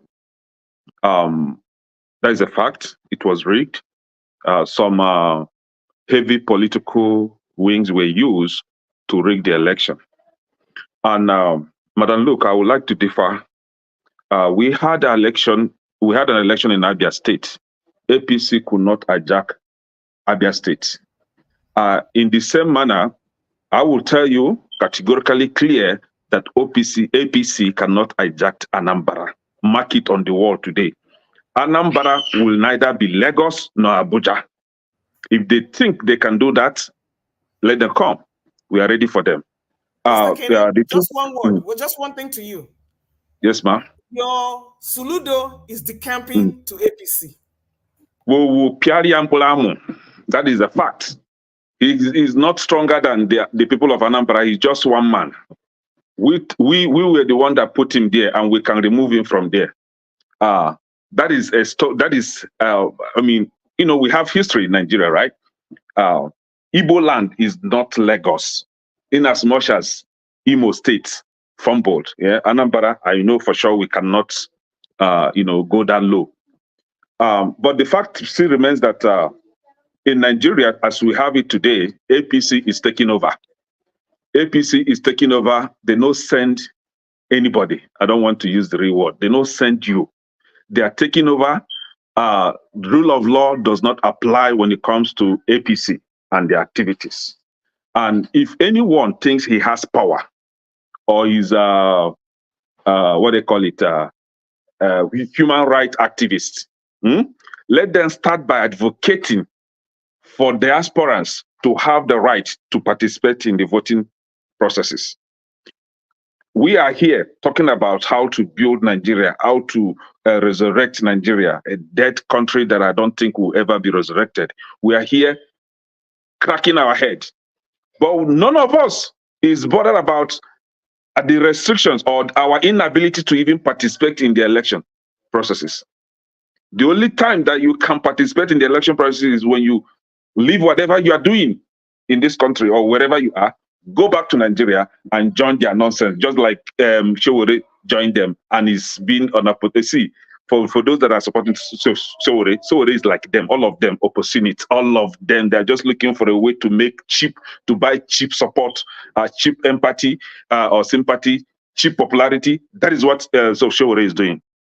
If not, Showore knows how to fight for the poor masses in that country. He's not doing it. He's just looking for a way to mingle fast lane to get up there. Some of us, we know the system. Are the masses following him? The masses are not. The masses are sick. They are sick because of hunger. They are sick because they don't know their rights. They don't know what the law stated. They don't even know how to fight it. They are sick because they don't want to die. But in Christianity, for example, they tell them that that heaven, that they have mansions in heaven, but they are scared of dying to go and meet that, enjoy that mansion in heaven. The Muslims, they are scared of dying.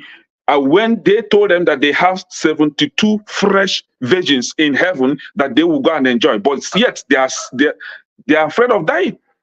The traditional worshippers are even better than these people, because the traditional worshippers believe that their enjoyment, is just in this world. So the people are sick.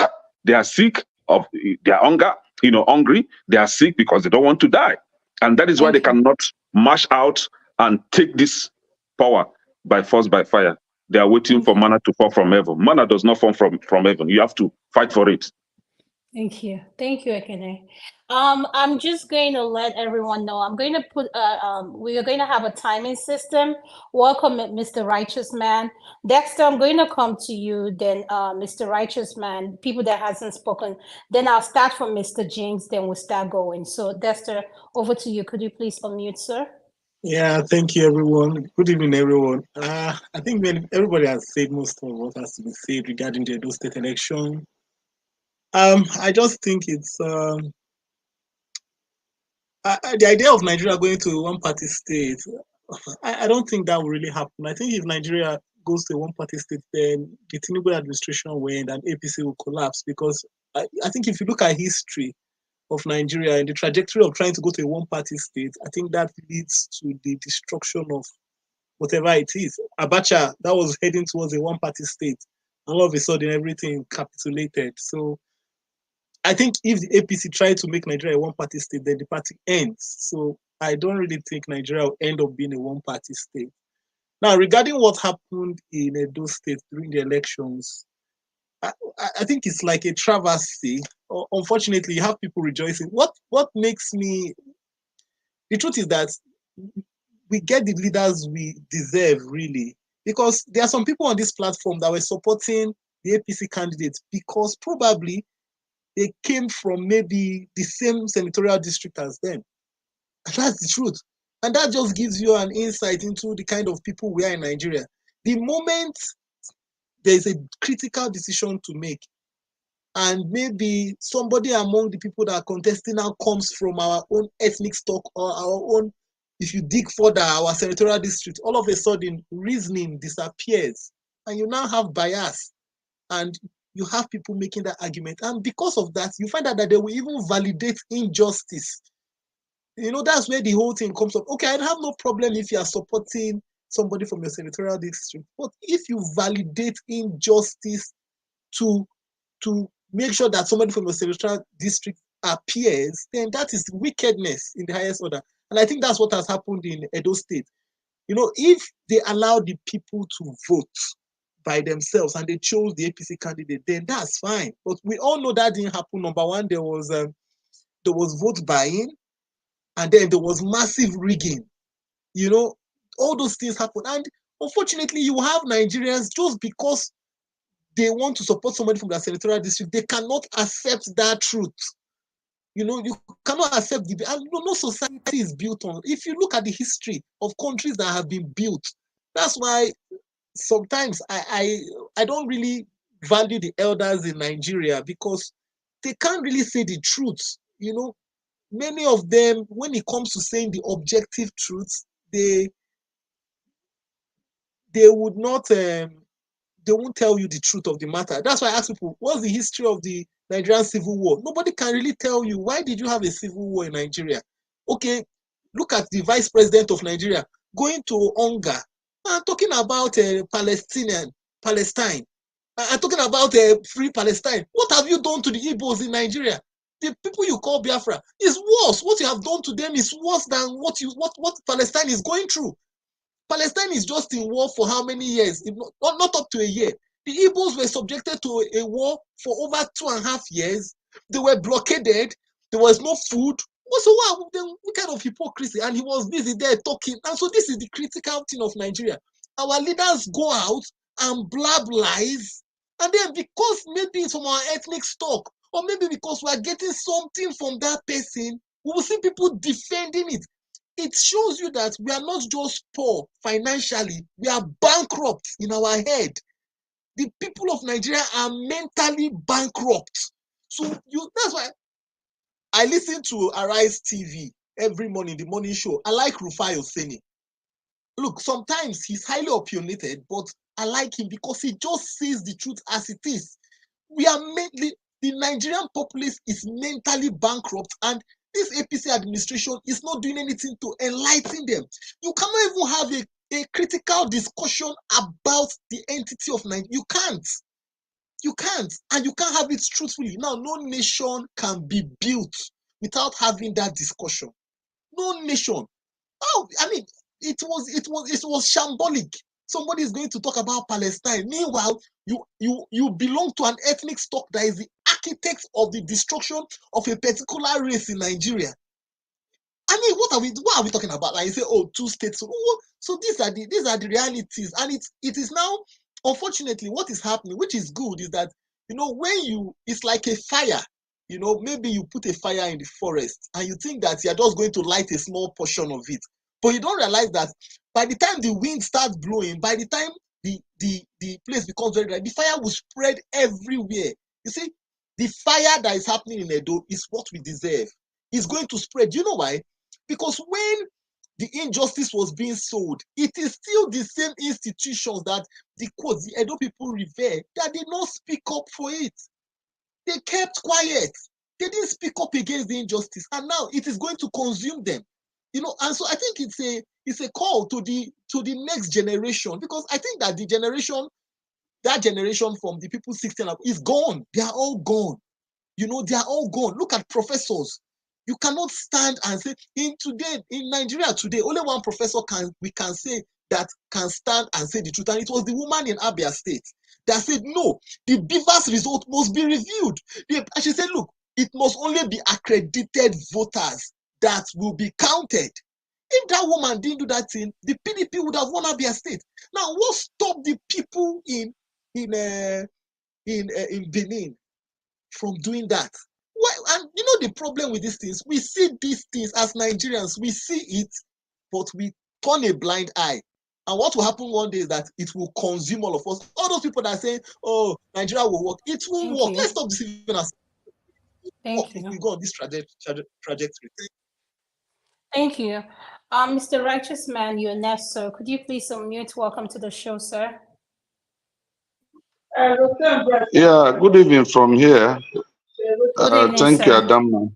You're welcome, yeah, sir. Yeah, and every other person in the platform. I greet you all. I've lost hope in the issue of the redemption of this country. That's honest. That's the honest truth. I've lost hope, and it will be very, very bad a man of my age to start deceiving myself in the name of being politically correct. You know, I don't see anything good coming out of this country. But I'm not saying it for you to like me.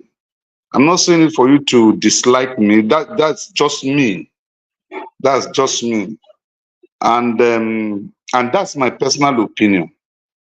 I'm of age. If I die today, I didn't die prematurely. Neither am I too old. But within the circle of time I have lived here on earth, I think Nigeria is irredeemable as a nation. Very irredeemable. As the day goes by, things get worse. And there is no iota of light, of direction to say, okay, this is the direction we are going.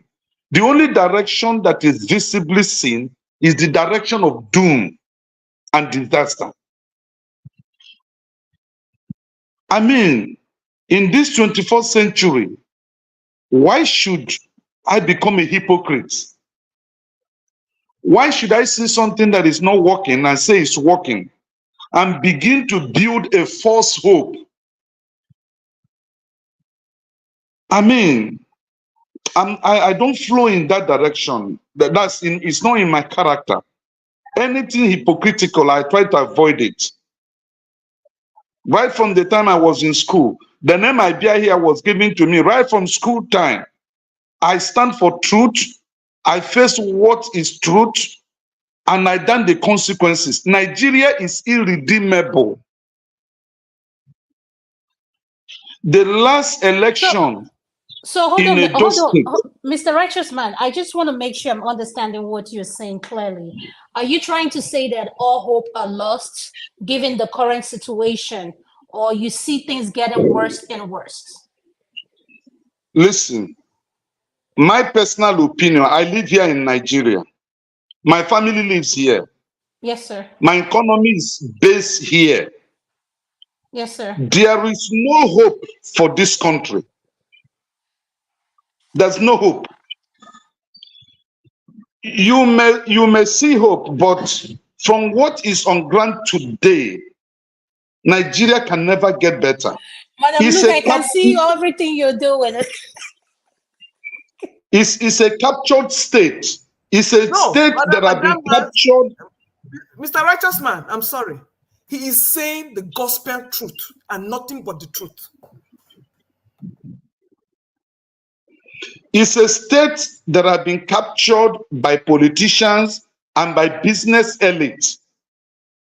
So they have captured the military, they have captured the judiciary, they have captured even the common man on the street, that his voice has no impact.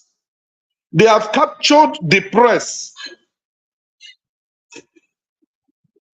So when these institutions that make up a society are captured, what is remaining? It's a failed state. We are dying here on daily basis. Nigerians are dying. We are going down on daily basis. And I have always said this. If they know that this country being one cannot help a black man, then they should disintegrate it to save lives. To save lives. We are not animals. We are human beings that deserve good life. And if being together cannot guarantee our good life, then they should come together and have a meeting. Who is going to disintegrate it, please? Who? Who is going to disintegrate it?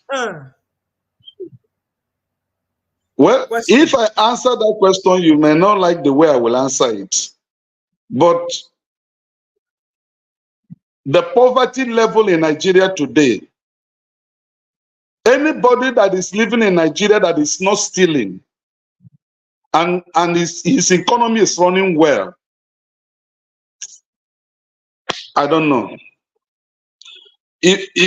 Listen, we've gotten to the level in Nigeria that it is difficult for you to speak out. You can't go to the streets now and say anything. in fact, these Igboros will harass you and beat you up. I mean, like just the last speaker said, why will the vice president go to campaign for a Palestinian state when people who have legitimacy to become a country of their own, you are killing them, you are silencing them, their leader, you put him in prison, even when the court has given order for him to be released, yet you said no. And you are going to United Nations to campaign for another nation to become an independent country. Is that not hypocrisy? Are you telling me that the land of Palestine, Gaza, is bigger than the entire Southeast? Is that what you're telling me? What is wrong if the entire Southeast want to become a nation of their own? What's wrong in it?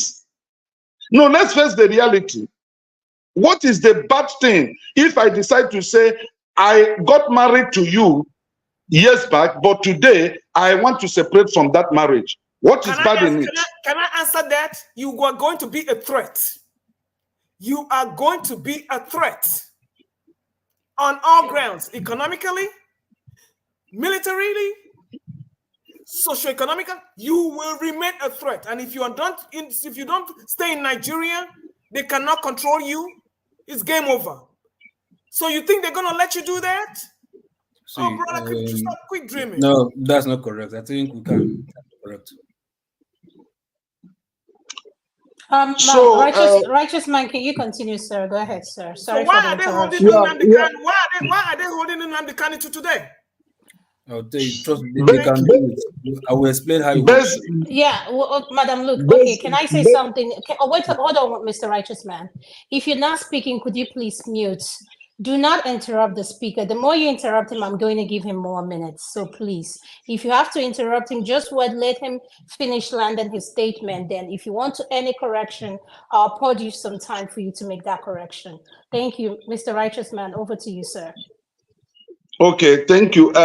So basically, my anger is that everything that needs to be tried have been tried and it's not working. And instead of Nigeria producing good people that love this country, that want to make this country work, those who determine who becomes the leader of this country will frustrate that person. Look at Akpata in Edo. Imagine scoring only 45,000. Akpata, the former NBA chairman, president, scoring only 45,000. And in fact, as a nation, they are not ready to move forward. I am telling you, the Nigeria and the Nigerian people are not ready to move forward. And it's nothing is going to work. We're not talking of good electricity. I'm hearing that the president wants to change his cabinet. I was just telling my wife this night, I said, change cabinet. It is your policy that ministers are working with. It's your policies. Are you trying to, if you change the ministers, are you changing your policies that are brought untold hardship? The Northerners are relocating to Lagos. Lagos is over 38 million people as of today. In fact, it's more than. The entire North have entered in Lagos. Those guys doing Okada and Marwa, if you talk, they beat you up. They don't understand English, neither do they speak Yoruba. It's just that the language from the North. So how are we going to solve this problem? Thank you, sir. Thank you, sir. Forefather, welcome to the show. I'm going to go to you, then I'll go to Mr. James. And could you please unmute? You know what we are talking about, right? Not particularly. If I wanted to respond, I'll be responding to this thing. I guess some other person can go ahead. Let me hear more. Okay, no problem. Thank you for trying to give me a chance. Thank you. No problem. Mr. James, you're going to be next, sir. Yeah, can you hear me, please? Yes, I can hear you, sir. Yeah, you see, this Nigerian issue, I don't even know where to begin and how to end it. Sir, can you begin with the statement Mr. Righteous Man said? He said, all hope has been lost. Yes, okay, that Nigeria is irredeemable. So do you support what he says? Or Precisely. yes, Precisely. and what can be Nigeria, done? Sir, I want you to, I have one more question. What can be done precisely regarding the INEC system that we have right now that I feel is more of the problem, causing all this chaos when it comes to election? Over to you, sir. Thank you. the country is beyond redemption. That's my opinion. I base that opinion on the quality of life we lived in the 60s, before the outbreak of the Civil War and after the Civil War. I've explained how I acquired my education on this platform a number of times. I would like to repeat it again and draw conclusions from it. When I was a little boy in Benin City, the government in power those days was Action Group. Sorry. Yes, it was Action Group that was governing the whole of Western region. That was when I was in primary school. There was free education at all levels. We never paid school fees in primary school. When the Civil War broke out, I was still in primary school. The governor then, Samuel Gbomodia, continued with the policy of free education. But if you are in secondary school and you are in a boarding house, you pay for your feeding. So those who were boarders were paying school fees, whereas we, the day students, were receiving free education. After my school certificate, examination, I went to Government College, Ughelli, for my 6th form. That was HSC, they call it those days. We paid school fees for the very first time. My mother gave back to me, I paid school fees. But I was so lucky that that same year, Ambrose Folosho Ali was governor of Bender State. Bender State. That was under UPN. They won the election of Shagari's administration in Bender State. Ali said that we are tertiary education students, that's HSC students. So we were paid bursary. The bursary we paid was almost 10 times the school fees we paid. So it was free. When I finished, I went to the University of Lagos. We were not paying tuition. I could not get accommodation in my first year, so I was a squatter. Second year, I also did not get accommodation. I was also a squatter. In my third year, I was given a room. Then some boys came to me and pleaded that they want to squat with me, they will pay my accommodation. They went behind me to pay the money. So that was how I finished my first degree.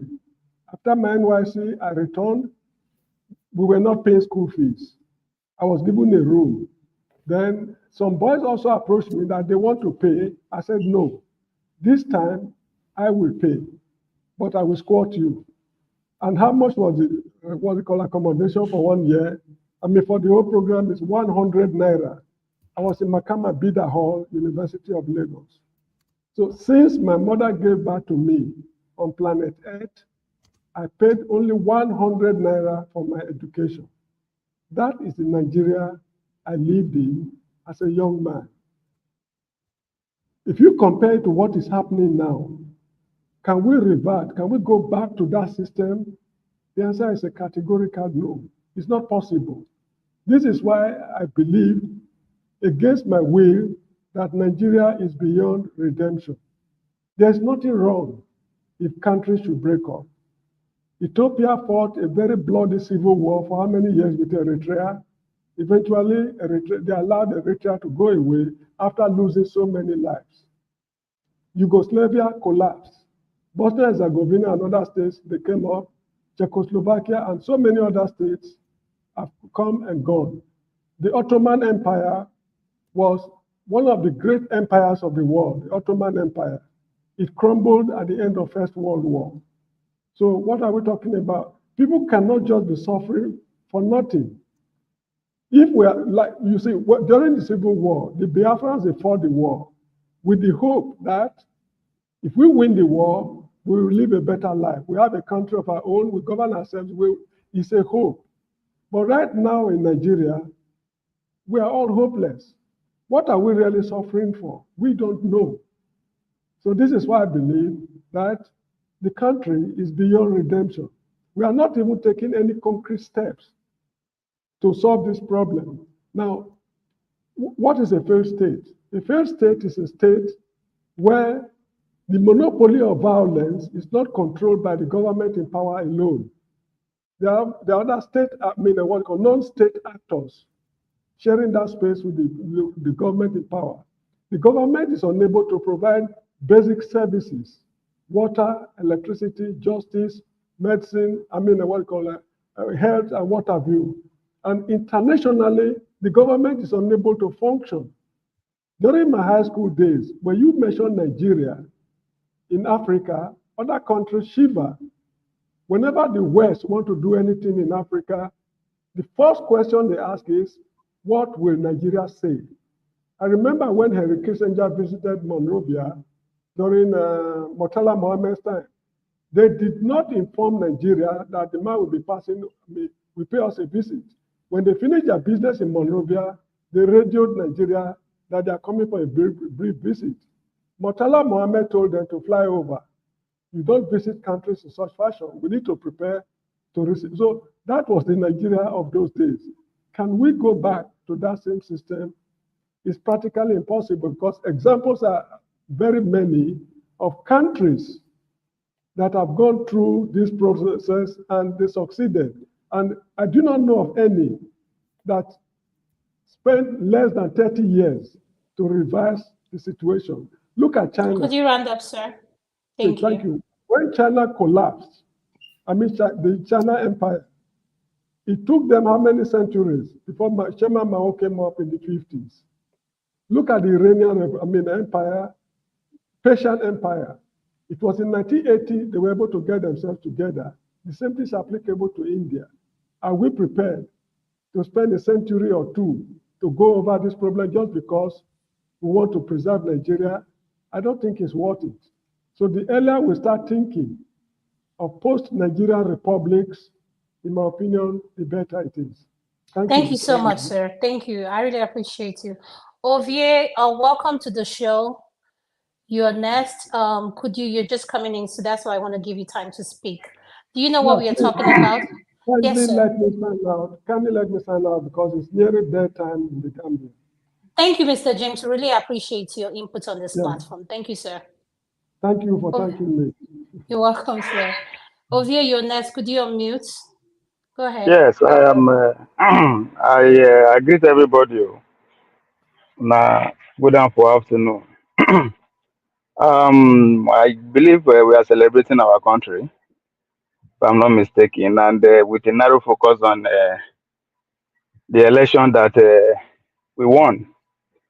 I said we won because it was something that I prayed for, something that I worked for, everything that I know humanly possible, I did to make sure, we the illiterates deserve a shot.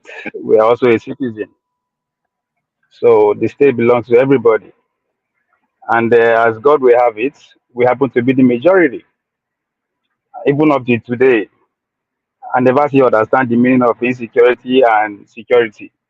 But hopefully, maybe as time goes on, we'll figure it out. So after all, even those who get PhD, when they fail, we they give them a chance. So with the illiterate, we deserve a chance. So and then I have want to support us, want support, but if I don't want to support us, as I said, it's a game of majority. And I'm glad that we are finally waking up. And if the generality, if the goal is to actually save Nigeria, if that's the goal that we want to save Nigeria, then we have to actually turn back and face the majority, which are the illiterates. Nigeria are now over 200 million people. Now less than 80 million people they speak English. You can check me. Now just about 5 to 10 million will take past England where they speak English. So if the goal is actually to save Nigeria, we have to turn back and face the majority, which is we the illiterates. And do what? Educate us, conscientize us, and most importantly, meet us halfway economically. And maybe we'll join hands together to fight the oppressor, according to Mama Isho. Other than that, if we gather ourselves here, we speak grammar for morning till night. This show, in the next 5 years, maybe now only 1 million people go listen to them. Factor into 200 million people, not nothing. But we have to go back to what if anything we achieve anything before in Nigerian is which is independent was communal. It's communal. There's a reason why capitalism don't want communism. Because the world there is communal. We have to work together. But capitalism, the region we dey practice now believe say now we me first. Go there carry first. You have to be the best. You have to be the best. No, the best, the best, the best, the best, the best. This is where we are. We have so many best Nigerians scattered all over the world. But that's nothing. We have to come back communal. Carry those illiterate. Because now then you need. Because even if we want face bullet, now then they go keep us. Right? But when we decide to follow the elite narrative, right, without actually criticizing why they are pushing that narrative, which is to alienate the majority of Nigeria and subject them to the state, right? Student loan. People will go school for free, they give you student loan. The next thing will come is food stamp, healthcare, Medicare, all those things. That's what is going on. It's not about somebody who knows how to speak English. It's bigger than that. Those who know how to speak are them many pass. So the earlier we turn back and face them, as I said, organize them instead of this mobilizing them every 4 years. Every 4 years we mobilize them. If we know work, we'll come back and begin to insult them. We'll come back again, we mobilize them if we know work. There's no way we can mobilize people who have the monopoly of violence. Just on what Mr. James is saying. There's no way. They have resources, all of us put together. So yes, I am celebrating the fact that Senator Monday Paulo won. And I'm dead serious because I can relate to him. I know Sabi speak English. Majority of Edo people have been forgotten. There was a time, any village you enter, you will know the government, they one place in Edo. Either one, whether they always want 2 blocks of school, or you go see one bus and I go. There was a time like that. Even though that was not the best for me to be proud about. But we can't find that no more. Schools are closing in all the villages. They can no longer go to farm. Nobody cares. Because somebody come put internet for a few schools for Benin, and we think we are progressing. How many of us are progressing? How many of us can relate? You can come here and talk all you want about the people of Edo. We know what we did and we'll do it again. And guess what? If we fail, we'll give them a second chance again. I'll stop there for today. Thank you so much. I really like your inputs. And like I said, some people voted for him regardless of what our opinion may be. People who want him to be their governor, they spoke, but how legit was it? That's the question. So I'll go to you, Mr. Revolution. How do we move forward? Given the problem we have with our INEC system, do you agree with the statement that Nigeria is irredeemable, sir? Madam, good evening. Oh. Yeah, I no go school. I no go school well. Yeah, but I want to tell you now, you know, say, I want to speak the thing where everybody go here. When we come here, we go talk, say, divide Nigeria. Some people go say Nigeria is not irredeemable. But just like, I want to focus on you first. You know, say, when you came into this program, you changed the whole system. Now you came in, it's my turn. The turn where we did follow before, you refuse to follow that turn. You come now with your turn. So when una go they talk, say Nigeria is not irredeemable, make una they watch una self privately first. That is one point on that side. Let me go to the show now because make we use our tongue count our because hold on, sorry, Dan, because it was supposed to be my turn. But go ahead, don't worry. Yeah, I want to come from there because when we are complaining about Nigeria, sometimes we know they know ourselves first. You came into the show, you disorganized everything. Kene was able to fight for his turn. You gave him the chance to talk. The other people respected you. You continue that way. Not because, say, this guy spoke before me, but we want to talk about Nigeria. Can we redeem Nigeria? We will redeem Nigeria. And I never believe in Nigeria broken up, because all the people where they destroy Nigeria come from all parts of Nigeria. All the thief where they thief from Nigeria, they don't come from one part of Nigeria. They are all Igbos, Yorubas, Kings, everything. All of them, they spoil Nigeria. If you are part of that cult, I call them a cult, you can be anything. So when we are talking about Nigeria to repair Nigeria, we have to start by ourselves. That's why I made a reference to you. No insult, no disrespect. But No. I take it. I take your correction, sir. Thank you for the correction. Yeah, I just want to tell you so that if you want to repair Nigeria, make we start from ourselves first. Thank you. So I go to the point. Forefather respect, long time. Lotkopi, long time, you know. I never see those my people where I used to, they see all the time. Late shows. Respect to you people. So I want to go to the point we are talking about now. To redeem Nigeria is very, very easy. That is why you see the caption of my name there, revolution. The thing where hold Nigeria down be say, we prefer to talk, we don't prefer to take action. That is Nigerian problem. Now people where they those states now, they blame people where collect 30,000. Collect. If I did Nigeria, I go collect. Clear. Because the election where we do last year, where we no collect anything, the people where still do the wayo, then do the wayo. So this time around, no fooling anybody. Where the money I will collect them, hungry they catch me. I collect them, and I go still do what I go do at the end of the day. So when people they blame people for selling their rights, Nigeria, nobody is selling Nigerian rights. Nigeria has been captured. And the only way, and the only politician in that country, whether you like him or not, that is in the top of the Nigerian heart is Sowore. Whether you like it or not. He told you that this system, from long time, that guy don't they cry. Say what they do is they allocate points to people.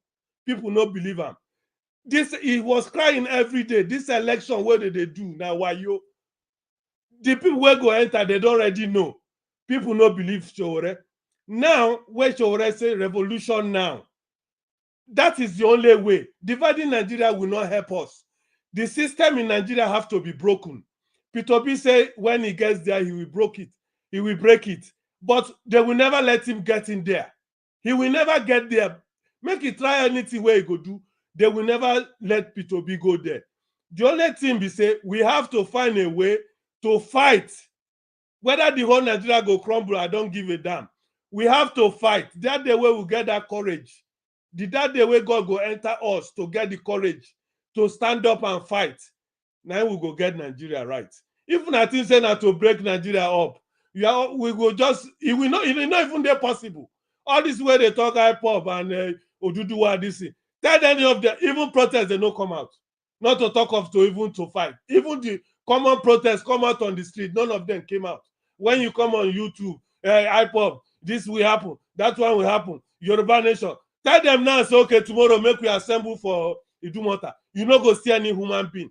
No only protest, so no be fight, oh, they won't come. So for me, I'm a man of very little words, but I will talk my own. If Nigeria go change, it is not breaking Nigeria up. We are used to ourselves. Anywhere where you see Nigeria, I get Padi, Ibi Igbo, Ibi Yoruba, we be Padi correct one. We know they cheat ourselves. So I don't see breaking Nigeria, what it will help Nigeria. The system will bring us down. Now we for fight. If we cannot deceive that system, it's just pouring water in a basket. Breaking Nigeria up will never solve Nigeria problem. My worst enemy in my life was a man from my village. My worst enemy. Now my village you come from.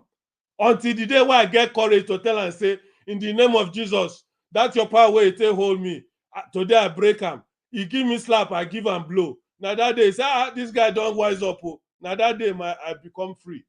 So breaking Nigeria up, ladies and gentlemen, even I still they believe saying I ain't go solve Nigeria problem, na lie. We have to follow Sowore, fight to redeem Nigeria. If we not do that, anyway, thank you very much for the opportunity given to me to talk. Thank you, guys. Thank you. Thank you, Mr. Revolution. I just want to apologize and I take your correction coming in as a moderator. I'm sorry if you feel that I move things around. And I'm of the belief that if Nigeria has to change, I say it all the time, it starts with each and every one of us. And everything you said is well said. I take it in. I don't hold any grudges. So I'm sorry. Please don't take it personal. So I'm Okay, sorry about that. I want to say good night also. Thank you. All right, no problem. Man of prestige, you're next, sir. Do you believe Nigeria is irredeemable? And I feel like INEC is part of our problem too. So if you have to fix everything, let's fix the whole system. How can we go about going that? You heard what Mr. Dan said. So can you pick up from there, sir? Thank you. Yeah, thank you very much. I'm gonna pass my my narrative to part, but let me before I speak about whether Nigeria is redeemable. Let me retrospective on the conversation we have with Mrs. Lu. So that's regarding Edo election and so forth and so on. I've already made my comment in reference to Edo State. The people have spoken, and it is what it is. They have chosen whomever they want, whether it's by ring or it's not by ring. Can anybody tell me any election in Nigeria that has never been ringed? So they have spoken, and people need to respect it. That's who they choose. So let's wait to see if it's going to deliver for Edo people. So that's how I see that. But pivoting back to what we were talking about, I think Mrs. Lu made a very compelling narrative. When he was saying that Tinubu was the den, because the Oba of Benin said that. So, and she believed that, yeah, you can be a den. And I'm going to come from a different perspective. I don't believe that any leadership is, is born. Leadership is a learned narrative. It's something you work hard to achieve. There's no generic linkage between a leader being born and a leader, work hard to obtain to be a leadership. There's this famous quote by, I think, Vince Lombardi, the famous football Hall of Fame. If anybody knows it, this is exactly what he said. He believed that leadership comes through experience, determination, and passion. So there's nothing like any kind of generic that said this leader is born. So for Mrs. Lu to come and say that Obasanjo, Tinubu is so then to be leader in Nigeria. No, it's not a thing. He worked hard for it, through 20 years, of course, going towards the north, pushing Same whatever thing. he believes. Huh? I said the same thing. This is just my own perspective. I'm agreeing with you. I'm agreeing with you. I said the same thing. It's an arm robber or then to be an arm robber. Let give me my turn, please. So, in terms of that leadership, like I was saying, there's even a research by, I think, the Pharmacy Association of America. I think it was in 2016, and the research came out. There's no leader is born. It's just a trait, that you have to learn, you develop. You have to work hard and harness your skill, to manage as a leadership. That's my opinion in that. So, but man of prestige, how does that apply to the current situation going on right now in Nigeria? Okay, I'm coming. I said. I said it's going to be two facets of my, of my statement, because I was trying to interject to Mrs. Lu, the narrative. So I wanted to conclude that before before I talk about what we're talking about, right? Okay. As a Nigerian, I'm a proponent of one Nigeria. I've always been saying it, but you ask me, are we redeemed? Is Nigeria redeemable? Yes, you are. It depends on, it depends on the people. In Nigeria, if they want it to be redeemed, the leadership can play a very small role. So we make our leader what we make it to be. In that perspective, Nigeria is definitely redeemable, but as of right now, I don't see the perspective of that. And I'm gonna give you an example about what's going on in Nigeria.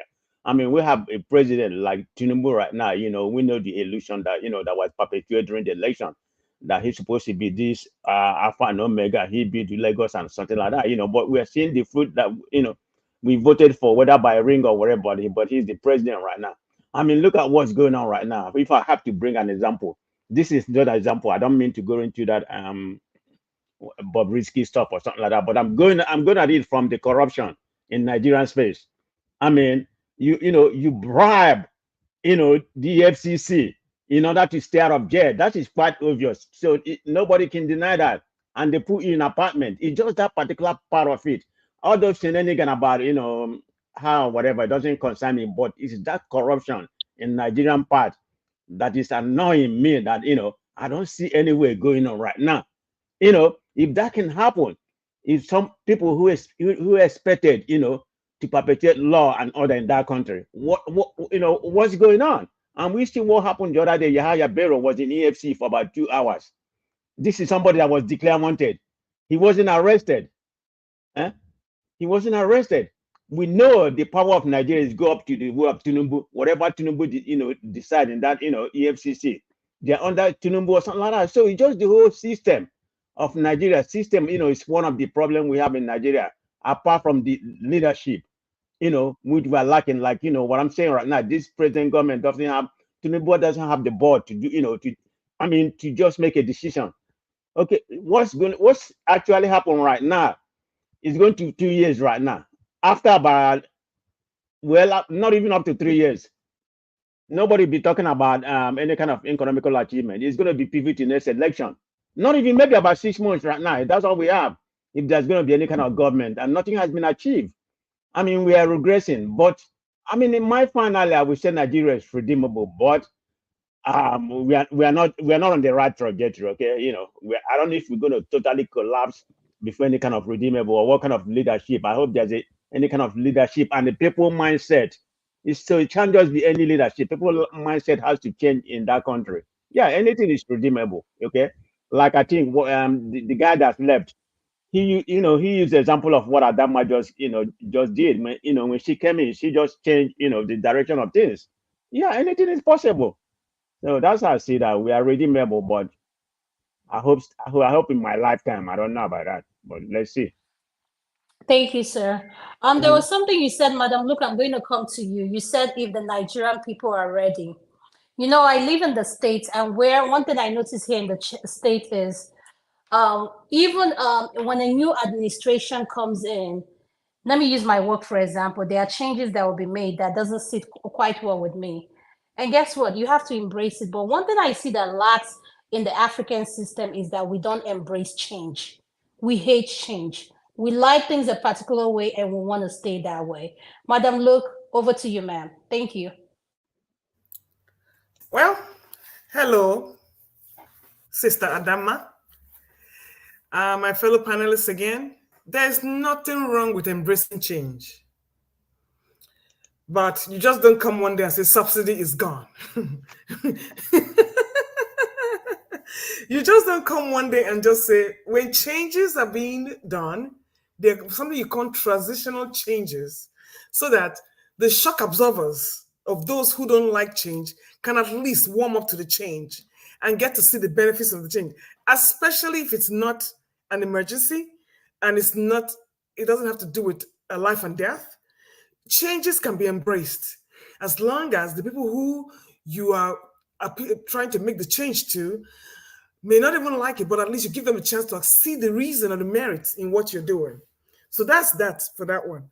And coming back to the Nigerian situation, how can we have faith in a country to move forward when you have people like Bobrisky and his godfather? See, categories of people we have in Nigeria. We have the Bobriskys and we have the godfathers. So I don't know where you feel that you can penetrate this quagmire of corruption. Look at what this lady that just came out now from the military. And Nigeria is clearly a country where women are not even safe. Women are not even safe. How can you have a country where women are not safe, giving birth to children to be raised in an environment that is not safe? Raised by men, perpetrated by men who have been brought up in an environment that is not safe. So you see, everything spells doom. We have a military lady coming and crying at the top of her lungs, how she was humiliated, how she was dealt with in the military. Nobody's even your so-called Minister of Finance, who is a woman like herself, cannot even come out and defend her. The last thing she did was to bring this lady on public, on social media. Madam, look, which woman are you talking about? I want to make sure it's the woman I think it is. Ruth Okuneye now. Okay. Not Ruth. I'm trying to confuse the name now. I know the minister's name is There's something. I know the woman you're talking about. Yes. I don't want to pronounce her name wrong. I don't want Yeah, because go her ahead. name sounds like the minister's name in some way or the form. So I always get both of them mixed up. But her name is Ruth. It's correct, Okonoye. Thank you, Okonoye. It's correct. Is she Igbo? No. Mr. Lokopi, is she Igbo? I don't think so. Yeah, she's Yoruba, but it doesn't really matter her ethnicity. The fact is that doesn't matter. she was treated badly. She was treated so badly. Okay, Madam Ruth, can you give us a highlight? Don't go into detail. Why would you? This was like 5 months ago, 6 months ago. This lady came out and was appealing. In January. Yes, was appealing to the public. They held her salary. She wasn't getting paid. She was being blackmailed because she wanted she called 4 top military men that were molesting her in the military. They were shopping her by force. Yes, they were drugging her. This thing that is going on with PDD Flavor Camp, they were doing it with her. So when she would wake up in a bag. Then they now decided that she was mentally, to confuse her, they now said she was mentally deranged. Unstable. Yes, unstable. So they wanted to commit her to a psychiatric ward. And this lady was screaming. Her family was screaming everywhere. So your honorable minister of men affairs came out and told her that she was going to be rehabilitated. And that was the end we heard of this girl. Fast forward, this lady has been discharged from the military. So she came out a day or two ago and started screaming again. And guess what? All the officers within 24 hours have been acquitted of those charges. Did you say 24 hours? No trial. No, there was no trial. No trial. Mr. Dama, where are you? I'm sorry. Madam, look. The statement he made was that we get to know about her own case because she was able to speak up. A lot of them are not speaking up. Yes, they said they did investigation of the matter and discovered that her story was not aligning what really happened, and that she had no, Mr. Lokopi, I don't understand what you do. What do you mean they did an investigation? Was it that it wasn't documented? No, the lady is requesting that they should publish the investigation, the result of the investigation. Exactly. Let me tell you what happened now. Okay. Let's hear. Can we hear Mr. Lokopi? Mr. Lokopi, please. Please narrate. I want to learn. Exactly what Luke said, right? She complained and all that stuff happened. So they carried out an investigation. You understand? These are military. Military do not do the investigation for public hearing, this and that.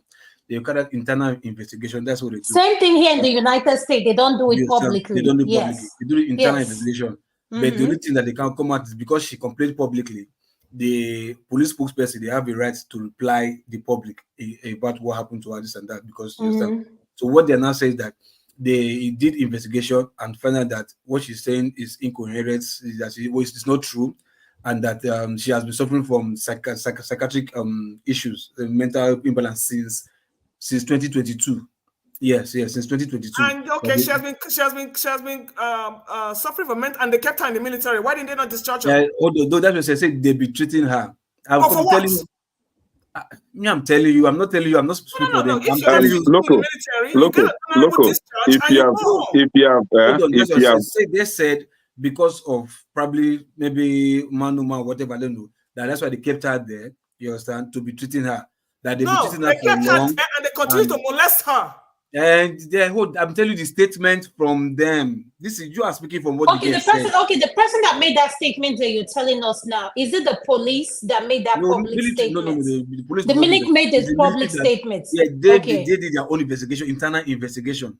And the conclusion was that she's not mentally stable. Yeah, she has mental problem, and she has mental problem since 2020. Excuse me. No. The result of a mental evaluation. The result of the mental evaluation stated that she's mentally okay. There's nothing wrong with her. That is the result of the mental evaluation. You know, here in the medical system, hold on, Mr. Lokopi, please explain. Who evaluated her and how was the evaluation done? Yes, military here. The military did the evaluation. So The who military, wrote it? the military did everything. Thank you. Thank God. No I think you said- independent, oh, no independent. Contrary no, to what the military, contrary to what the Minister of Women Affairs said, they were going to take her to rehab independently, but she handed her back to the military. They did their trial and jury thing. Yes, they locked her up for months. We haven't heard from her since January when she came and made this statement. So now she went to TVC. Wait a minute, she went to TVC. She went to everywhere. Does that lady look like somebody that is mentally challenged? Very beautiful, well-packaged girl. The thing is that, you are saying one statement from the girl, which for me I believe, but I'm just saying this is what the military said. Military is lying. What kind of military you have? Sorry? Loco, do you believe that the military is telling the truth? What? You don't get me. It's not that I believe. I believe. No, but that's he said he's not believing what the military is saying. He's only telling us what the statement they put out, to denounce what she said. Exactly. And when a statement is put out like that here in America, there's something called evaluation.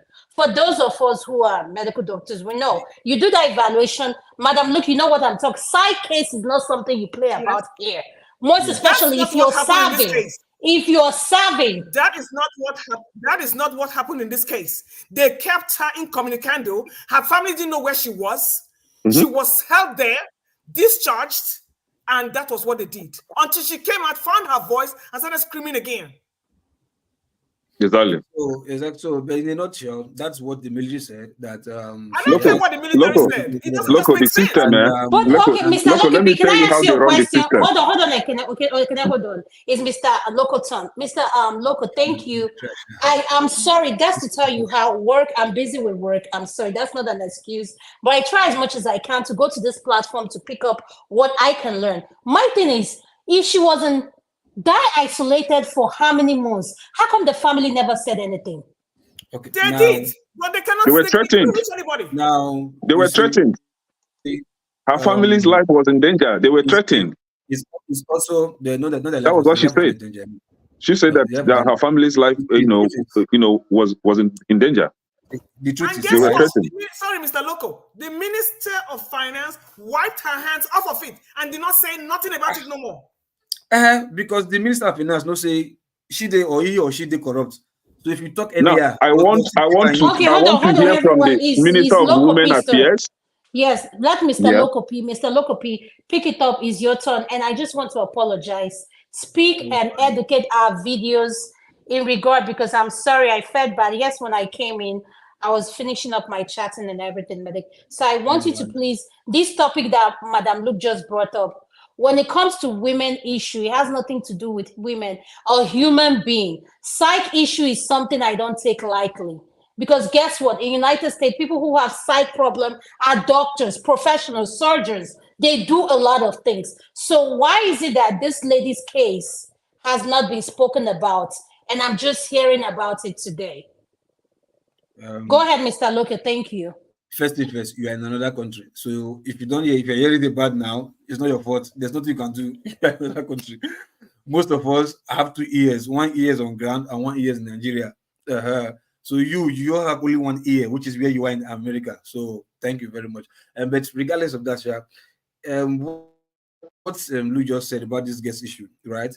You can also pick it from the previous discussion, which is because Madam Lou just took us to another dimension right now. We're talking about Nigeria being removed or not. Oh yes, yes. Not even the aspect she took us to the baddest girl is still inside the Nigeria, whether it's removed or not. You see, sometimes in this Nigeria, we have witches and wizards. You understand? Even in diaspora. You understand? But the thing is that many of us do not want to agree that we are witches. We are the first witches and wizards first, before saying that you guys, you be witched, you understand? So most of us, all of us have duty to play. The truth is, even all of us here, we were complaining that Nigeria scatter. Ask yourself really, how much have you really done on your own to make sure that the country you want will become realistic? Wait. Whoa. Please, I'm sorry to interrupt you. Not all of us want. Not all of us are in that. If I say, hold on now, oh gosh, if I say you, I point him, and you're not the only person on this platform, and it might not be anybody on this platform. It might be people even watching at home. It might be people that will even watch this later. You understand? So when I'm saying you, I'm talking about you, man in the mirror. You understand? Look at yourself, look at every other person. How much have you really done? You understand? And even talking, that is even the your generality, even in your place of work, the witches and wizard practice that you practice your place of work, you forget. You understand? In your church, in your tribe, you understand? And those things, those small wish, those small shivers and show, those are the things that accumulate to become what we are seeing today now. This even some when the man of Percy was talking about, like he almost took us to a Bobrisky issue. It's still the same thing. You understand? If people like us that have been saying mind your business, you don't want to speak. If you have been talking about all these things since, whether it's our business or not, cut it away. Because of law, we tend to carry morality and put it in the toilet. You understand? If you have been coming out to chastise every other person for this nonsense that we'll be doing, I don't think Nigeria will be where it is today. But because of ignorance, and public go do something, leave them. Army go do something, will leave them. And Agbero go do something, will leave them. Police go do something, will leave them. And Senator Abo, you go come, he goes there for a sex toy shop, he goes slap woman, will leave them. Just small shit. Those are the things that are put together now that took us to where we are today. So if we'll be addressing those small little things, I don't think by now we'll be here. So whether Nigeria is renewable or not, yes, it will. You understand? But ask yourself, what are you doing to make sure that comes to fruition? Nothing. Even the people in the last election, I know, even the day of election, I was talking to many people. Guys of my peers, they be part of the GBA. Those not GBA, some day their house, they booze. You understand? All the Yahoo boys at the PlayStation, nobody came out to vote. All the hookup girls, all of their house, none of them came out to vote. Because those set of people have believed that, look, Nigeria can offer them anything. They be the one offering them both Yahoo or hookup or whatever. They be the one footing their abuse, building house. They are doing content. All the content creators, all of the influencers. How many did you vote? None of them don't vote. So Olosho will leave our job and become and voting. Mugu. Ask me, who's me respond, Mugu? And of course, that's where you comment. Don't please concentrate on what. Do you understand? That's the people. Then, but look at, do you know the numbers of that, the demographics I just spoke about right now? Those, do you know how many they are? In millions. But they will not vote. But those are the same people that will still come out and say, country. Meanwhile, you be the first year where you know how to do your civic duty first. You refuse to do it. Do you understand? But you want somebody to come and do it for you. If all of you now, you say you want to go home, you don't want to vote. Then all of us too don't want to vote. Even the presidency itself, they don't want to vote. Agbero and Amraba, they will be the one in power. You understand? So we first of all ask ourselves, are we ready to do the work? If we say yes, then we'll do it. So Nigeria is 100% redeemable. You understand? So to cut the relationship short for conclusion, for the army girls, whatever, right? You have women there. The president's wife, na woman. She not say she not see. She kept quiet. Right? Even the political women say cannot do anything. For example, the wife of the Sokoto governor's wife that they caught did not spraying money. You understand? Till tomorrow now. How about women are fair? Exactly. That lady? So do you know what? Because many of them have soiled their hands. So if you do talk, you are like looking for justice. Somebody that you want to find justice against will still bring your own yash come out. Like you would fight, say you made arrest me for molesting this girl. What about you go away, go sleep with that senator, made they give you this work where you get so you still not get the video. You understand? So everybody will just wash their hand up because nobody wants problem.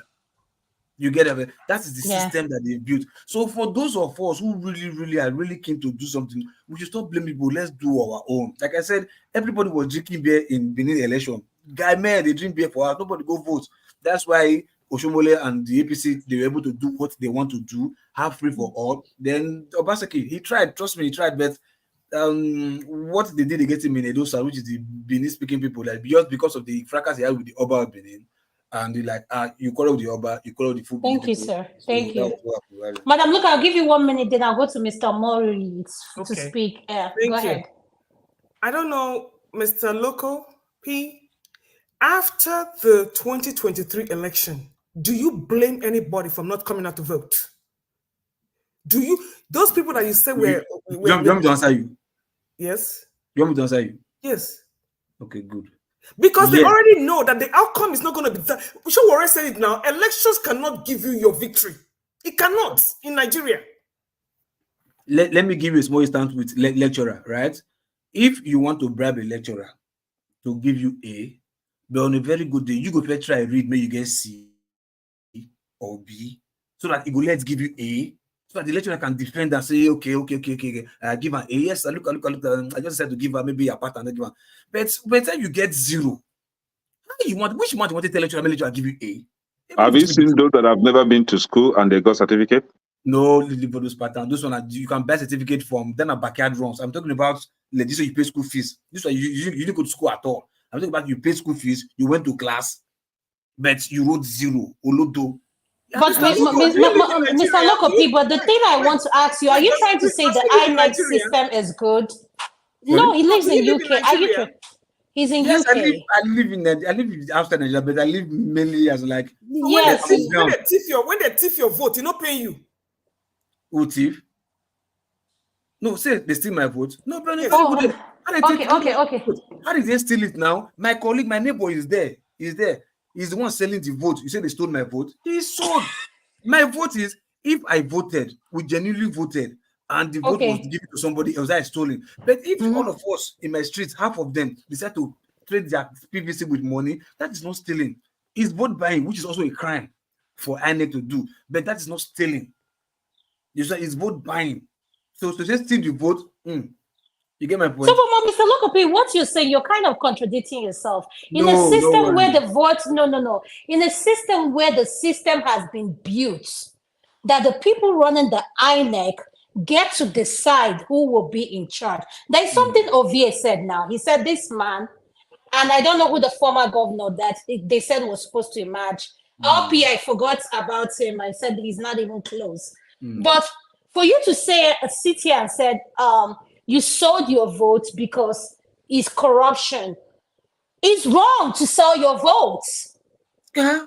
So which is vote buying now? But you say steal steal your vote, steal your mandate, steal your vote. Vote buying is part of stealing the mandate.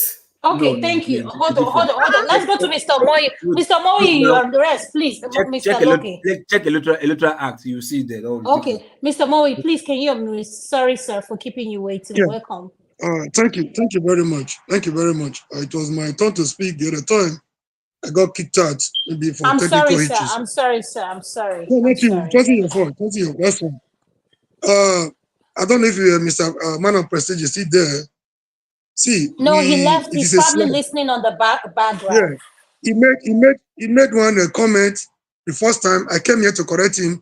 He came back the second time to say it doesn't matter. We should just allow the daylight robbery, the aberration, the obnoxious election that took place in Edo State. It doesn't matter.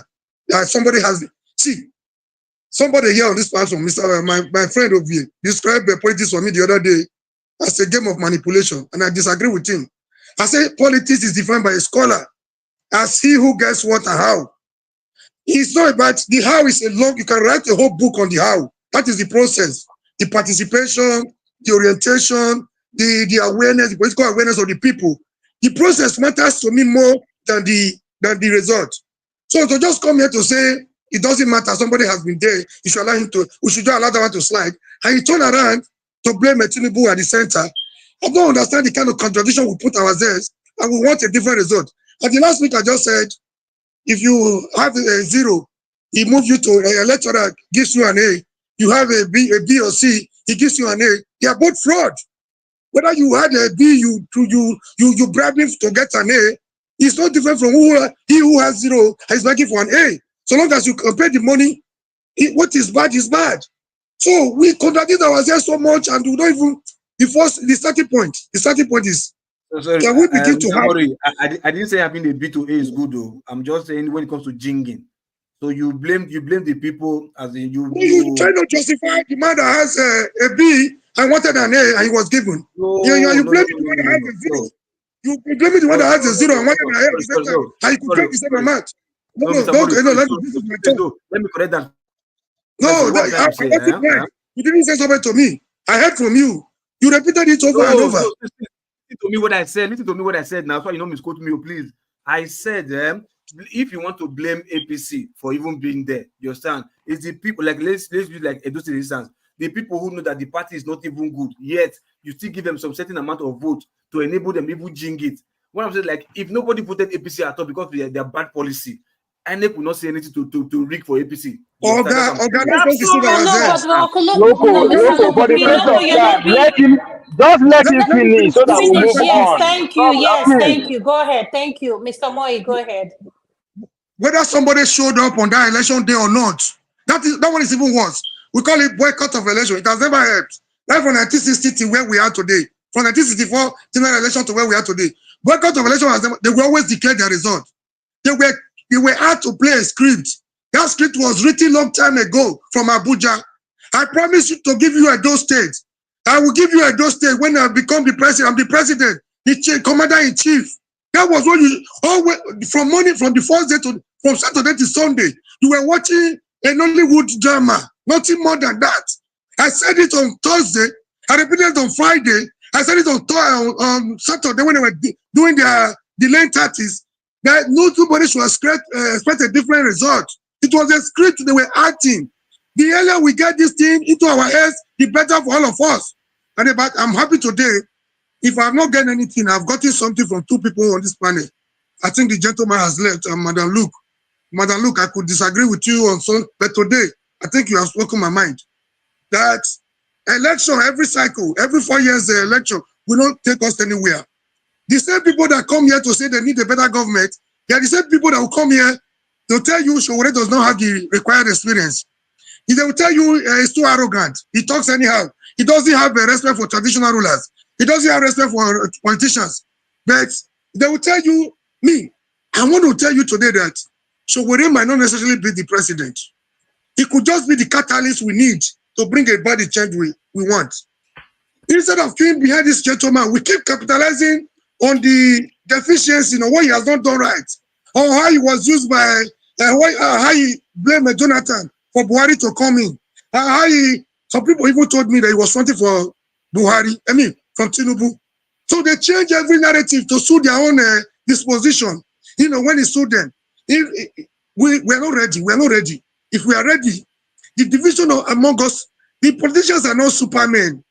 What they do is not rocket science. They merely capitalize on the gullibility of the people to have their way all the time. So each time the people want to come together, they are scared to their bone. They are scared to their bone. No human being on earth, no politician on earth, not even the Jagada, the drug baron, not even the Escobar, can capture the people who are not willing to be captured. The division among the people is so much. On religious ground, or tribal ground, they divide us. They merely take advantage of the loopholes among the people. Instead of building bridges among us, we capitalize on our differences and allow their politicians, our oppressors, our common oppressors to have their way. Can we now begin to talk of the solution? How do we go? Where do we go from here? I'm not saying Showore will do automatically well as a president. He might not do well. But then he has something. He has been consistent. He has another thing, courage. He has another thing. He's ready to put his line, put his family, put everything he got on the line for a better Nigeria. Can we be going to support this gentleman? Forget about his deficiency. He's not perfect. None of us is perfect. I'm not perfect talking to you right here. He's a human being. Can we continue to see how we can build on these three characteristics of this man and see where he can take us to? He might end up in jail. He might end up being killed. But he might be the Martin Luther King of the Nigeria that we desire. So instead of coming here to castigate this gentleman, he should go back to councilor. He should start from councilorship. He could start from local government chairmanship. He should go to Ondo State and he should just go to America and rest. People were saying when he was in abroad, after all the prices he paid, incarceration, losing his brother, abandoning his family for close to 4 years, people were like, oh, you're in abroad, you are sponsoring crisis in Nigeria. He knew they were going to arrest him. We had a discussion. He was prepared for it. He would have smuggled himself through Ghana, through any way. But he took the legal way to enter Nigeria. That's to tell you the man that is ready to lead from the front. Can we begin to see? Somebody will tell you he doesn't have the money. He doesn't have this. We are tribal. We are religious. We are divided. We are giving our politicians opportunity to have their way. Thank you for giving me the opportunity. This is my elbow submission. Thank you. Ovie is going to be next. Madam, look 1 minute, please. Then we'll go to Ovie. Sorry, when am I gonna be ready? I just want to know. After Dexter, is going to be you to Nigeria. All right. Thank you. I will make it brief. I thank you very much, Mr. Mori. I agree wholeheartedly with what you're saying. And I'm sure Warren might not be perfect. It took me a long time to warm up to him. And I want to ask one question. How many of us can leave the comfort of this US and stand being quarantined in Nigeria for 5 years? I can't. Let me say this. Listen, I would have cried myself. I would have cried. That man, he has family, he has children, he has a job. This man still kept the fight going. And yet we cannot even see what is under our nostrils. We are cursed, is all I can say. We are cursed. Thank you, ma. Thank you, ma. Ovia, I'll go to you. And you heard what Mr. Mori said. Please, wherever you want to pick it up from. And those people in the comment section, my hair is freezed. It's raining here. So I'm not scratching my hair. I'm just lightening up my coils because they are tight. Go ahead, Ovia. You're next. Ovia, you're muted. But people will go call us say we be illiterate, we no sabi speak English. They don't understand the English. You disagree that politics is a game of manipulation, but you are here manipulating us. Speaking to our emotion, trying to make us to agree with you when you are providing solution. That is manipulation, my brother. Don't see it from a negative part. It all depends on where you are standing. I mean, English, but I know that we know they speak English, but they don't understand a person. Where do I start from? Yeah, I start from our sister here, look, you said, do you blame people for not coming out after 2023? I will say, speaking to the man in the mirror, which our brother Loco alluded to, I would rather say, what have we done since 2023? Different. Other than blaming and doing what we do now. What have we done different that we were expecting anything different? So I think that should be the question. But let's look at things from a rational point of view. Human beings are storytellers. The world as we see it, the world as we have it, it's going to be now we tell the story. So the Nigeria that we see is a story that is still being told, that is still being developed. This is how it is handed out to us. We were there alive now. So the question before, or we should be asking ourselves again, the man in the mirror, how do we want to, what do we want to do with the story that has been given to us? Do we want to continue it? Do we want to end it here and write another one? Do we want to add to it? All these are questions that Loco was alluding to. Look at the man in the mirror, ask that man in the mirror, then you get the answer. Madam Luke, you said something about can we penetrate there? Of course. Well, yes. You also have to go with what Loco said. Yes, about Tinubu, right? And no, was it? I think it was Man of Prestige that was arguing with you that Tinubu actually prepared for it. Let's use him as an example, whether we like it or not, right? He finished his governorship in 2007. He no run for president. He finished 2011. He didn't run. 15, 19. He waited for the right time. But Ovia, can you add to your what you're saying about Tulumbu? Was he a godfather, yes or no, in the political field? Okay, all right. Remind me before I finish. I think I'll say something about that. So he waited for the right time, right? There's a wisdom in that. As a professional athlete, I want to have a coach from Greek. It's a Greek man. Andres Nitado, that's his name. He said, whenever I'm itchy, say, coach, I'm ready, let's go for competition. He goes, say, no. You don't go for competition just because you are ready, just because there is a competition. You go for competition because you are ready. So, Madam Luke, yes, we can. We can. If we start thinking communally, it will take time. That's why I say instead of mobilizing every 4 years, let's organize. It's going to take time.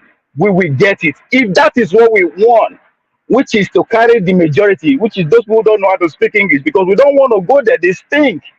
You right? They don't know anything, and for that reason, let's forget them. But no, now they go see give you. There's power in number, right? When Luke was trying to make that case that you, and Madam Luke was trying to say no, or some people are doing something. It's not about who is doing something or is not doing.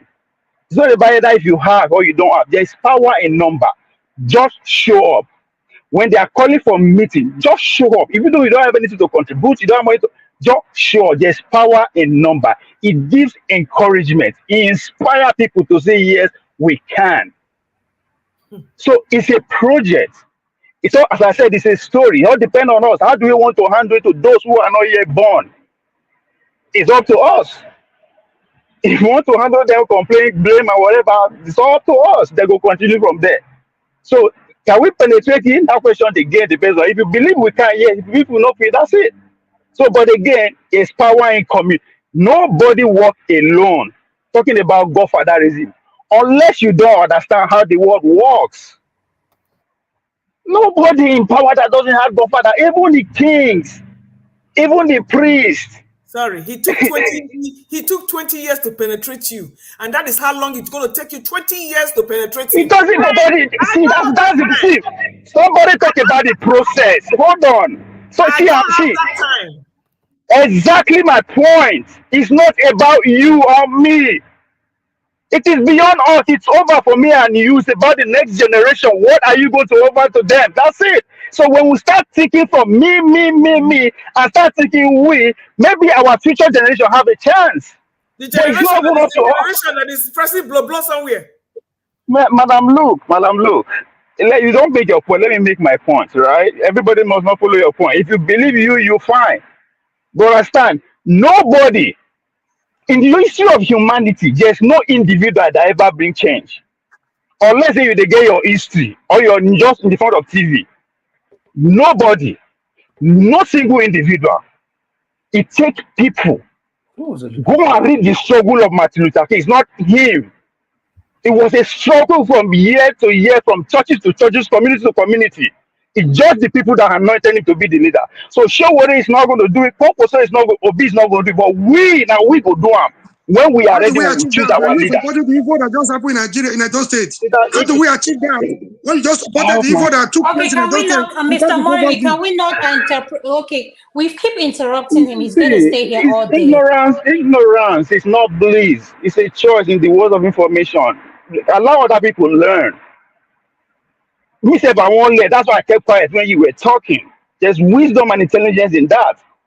I listen to your argument, even though I disagree with it. Can you just please listen? It's not about you. It's not about me. Nigeria are 200 million people. I said it before. This show, in the next 5 years, it will get you now 1 million.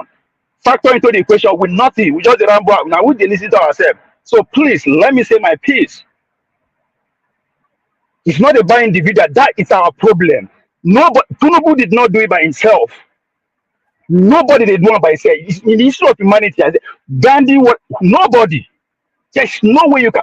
Even the people in power, they don't do it by themselves. They don't do it alone. That's why there's no religion, there's no ethnicity within their group. Because it's not about individuals. You're talking about power. You can think about it. If you give up, that's fine. Don't expect 200 million people to give up. Even the person you are supporting did not give up, if you actually believe in him. So it's about community. That's what Loco is trying to say. By the time you look to your mirror and ask yourself that question, am I ready? You know. Now your preparation will make you say I'm ready or not. And guess what? Now so individual will do. But when we dare they talk to ourselves, it's not going to work. When you talk about action, take your talk to the community. Ovie, is Nigeria ready? Now we've been in Nigeria now. That's the question we're asking. Local said it. Look at mirror. Now we've been in Nigeria now. I mean, other people did it. Now we've been in Nigeria. So if Madam Luke say no, that means we are not ready. So I mean, I don't know why would they argue. It's a fact that we've been Nigerian. There's nobody else. The leaders that we have today now, they are our father, mother, sister, now our neighbor, we know them. So I mean, it's not a difficult question to answer. It's a question that you ask yourself according to look into the mirror. Am I ready? And your preparation will tell you that we are ready. So I agree with you say we are not ready. I mean, yes, we are not ready because we see the thing individually, right? We believe in that show what they go do. Believe in our big good. Believe in our focus go do. Guess what? we no go fit beat them to that game at time. It's a marathon. It's not based on what we just wake up and achieve them. No, nothing happens spontaneously. Nothing happens spontaneously in politics. So Thank you. when we decide to work communally, they will defeat us, they will kill us, they will sabotage us, everything you can think of.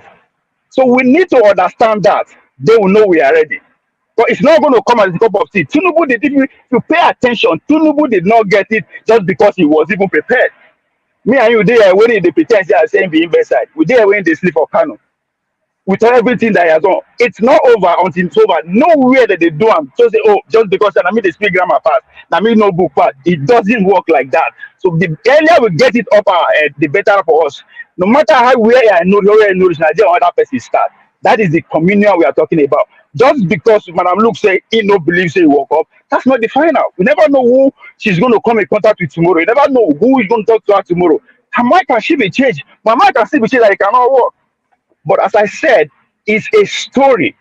Nigeria is a story. How do we want to continue? It depends on me and you. Yes, nobody is going to do it for us. But if we decide to play the elite game the way that they do it, we come every 4 years to mobilize the people, and we think we can beat them to the game, it no go work. So to answer your question, why people no come at why are you expecting people to come at 2023? Because we do not do anything. The only thing we do is what we continue now. Blaming, talking, say the regulation. How this election the rig now spiritual? They use me and you, our friends, our relatives, our boyfriend and girlfriend. We know that they live among us. That is the same people they use 2023, the same people that we use in Edo State, the same people that we use again 2027, 2017. Thank you. But only if we continue to they argue, it will happen, it no go happen. But guess what? Is the story will continue to unfold, being told by other Nigerians. Those who are in the power, we are more than Nigerian than them. I'm my illiterate governor. I am more than him. You don't have a right. So until we get it to our head that it's not about me, you, we never Yes. even start. So it is Thank possible. you. It's not. It's a marathon. Thank you. Thank you. Thank you. Dexter, you're next. After Dexter, we're going to go So to Godfather, forefather. everybody get Godfather. Me, I get, you get. It's just that the only thing here is that the Godfather of Monday, you know him and you know like him. That's why. The Godfather of the other people, you don't know them, so you are cool with it. So our sickness, our disease is that we are scared of what we can relate to, right? Okay. We want to aspire to be what we can never be. Thank you. Everybody get Godfather. Every one of us, unless you want to die. Even God said get Godfather. Thank you. Thank you. Dexter, you're next. After that, to Nigeria, we're going to come to you. Then Ed, you'll be next. Dexter, go ahead. Could you unmute? Thank you. Everybody has a godfather, picking up from where Let the Illustrate Breathe spoke on. I So think what what I happens can, to someone like me that is not in politics, that doesn't know politics? Who is my godfather? So how do you explain that? I'm sure you Your have a husband is your godfather. Huh? Your husband is your godfather. I kind of agree on, yeah, I would say many points he has made. I mean, if you use reverse psychology, maybe you can understand better what he's saying. However, I still go back to the basics. You know, the foundation of a building determines how far and how well that building, how long that building will last. You know, unfortunately, in Nigeria, we seem to want to have the very fine building, you know, say all the right things, but if we don't address the things in the foundation, we go nowhere. You know, even if, I mean, if people that come on these platforms decide, okay, let's write a constitution, let's start by empowering the masses, because one of the things, if you look at the Edo State elections, one of the reasons why they were able to buy votes is because the people are impoverished. So, example, I mean, let me just be blunt about it. One of the biggest beneficiaries of the Nigerian system is the church. Whether we like it or not, is the church. You have churches, people building 100,000 capacity churches everywhere, 50,000 capacity. They don't have a single factory. They don't employ anybody. They have no, I mean, just imagine all that they have been building. If they use it to build factories, farms, you know, Nigeria would have been a producing country with the kind of money that has been.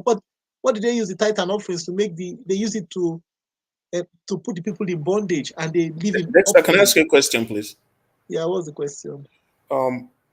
When did the Industrial Revolution happen in America?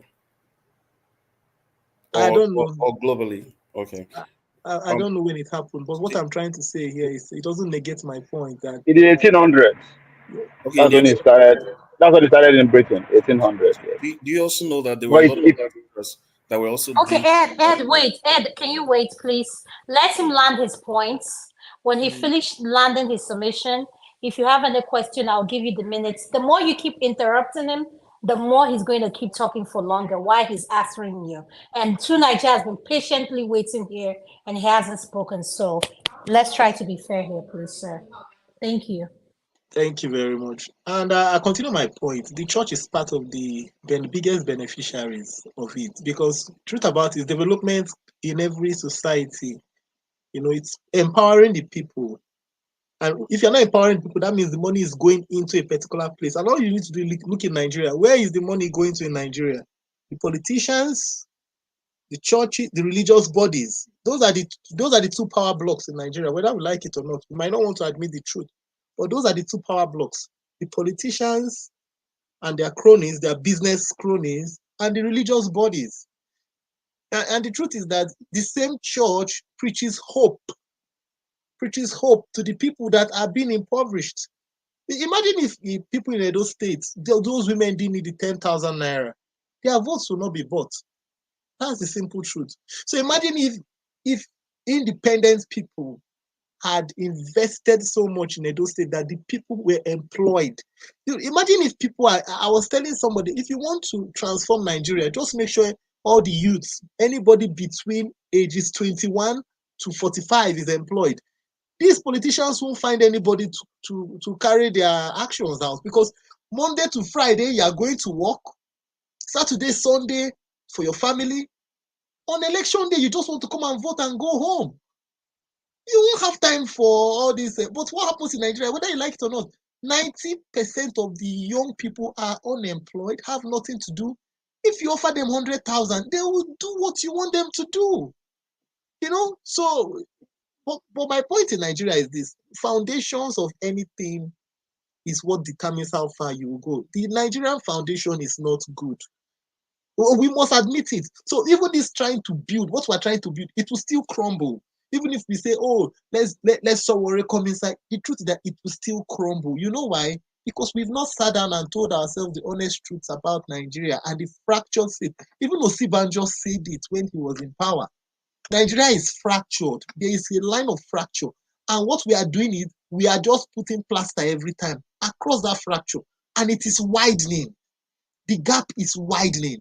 We thought it was Southern presidency that would bring stability in Nigeria. It is not going to bring any stability. It's not about Northern presidency, about Southern presidency. No.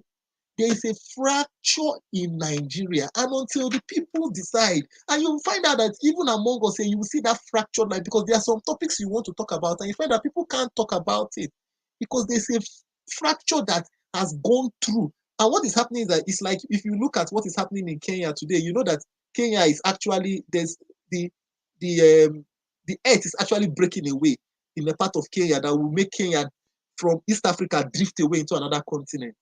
That's what's happening in Nigeria. Whether we like it or not, the fracture keeps on going, and until we treat it and stop it, we go nowhere. So I think one of the things we should do, like especially people in this platform, this is an open platform, but you find out that even here, people can't actually come out and say the truth about the Nigerian state. Because one, people are already biased, history has been cannibalized, and people don't even want to open, even if the truth is there, sometimes it's so difficult because it will hurt you. It will hurt you. So people just paper over it and say what maybe suits them and what, but feelings and just doing all that would help us. I think even from this platform, if we can start by saying, let's get the true history of Nigeria.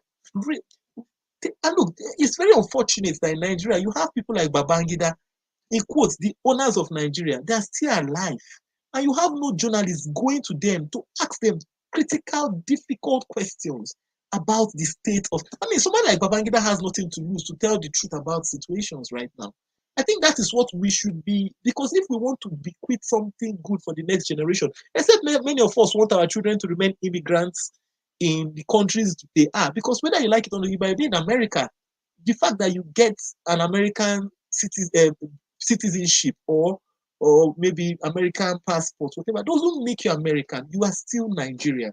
So except maybe we want our grandchildren to look back and say, why didn't our fathers fix their nation? We will keep on papering over the cracks here.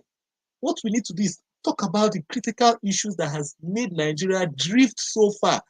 If it's about this crop of politicians, there's no hope. There's really no hope. And one man cannot really save the situation, whether we like it or not. One man can't save the situation. So that's my own. Thank you. Thank you, Dexter. You said something that makes sense, and I just wanted to know, there is something Ovie said, the change, and Mr. Lokopi said the change starts from us. I feel like the citizens of Nigeria back home are not hungry for change. Here in the diaspora, my main priority is my life here. Yes, I go home. Yes, I stay out of touch with when it comes to Nigerian politics because it doesn't. That's just me. And I'm being realistic. You say the truth.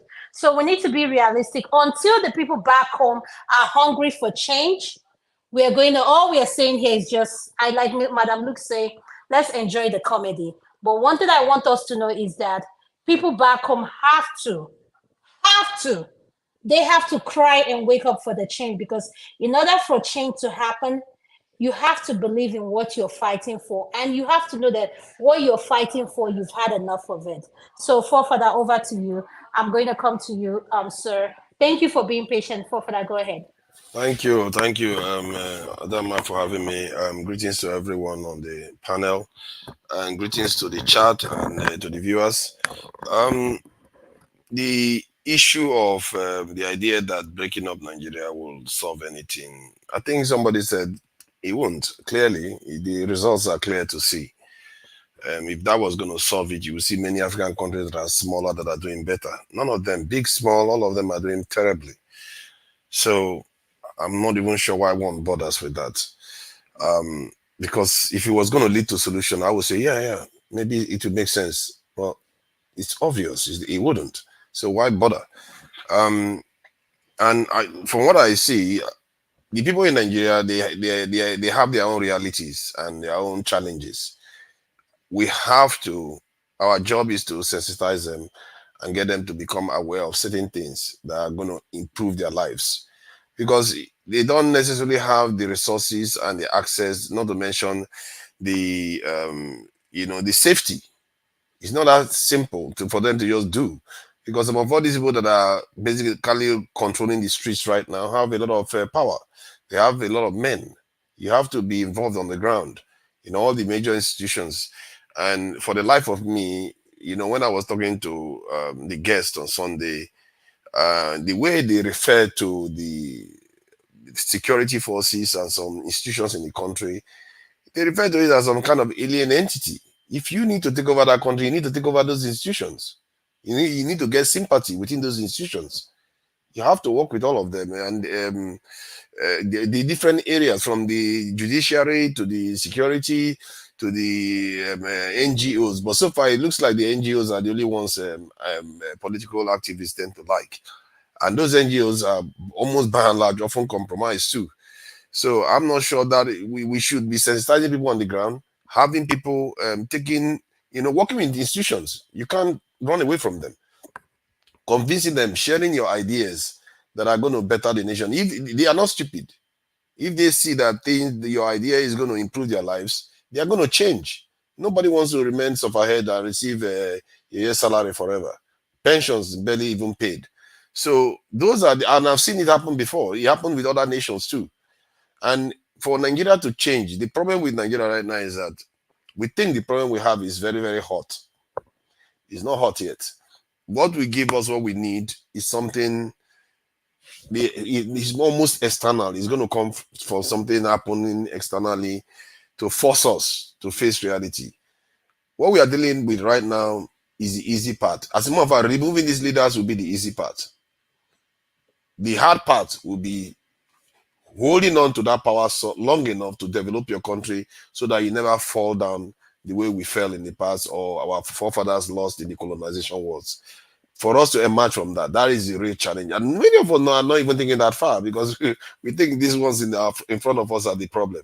Many of them that are in front of us, they're already exhausted. They want to go.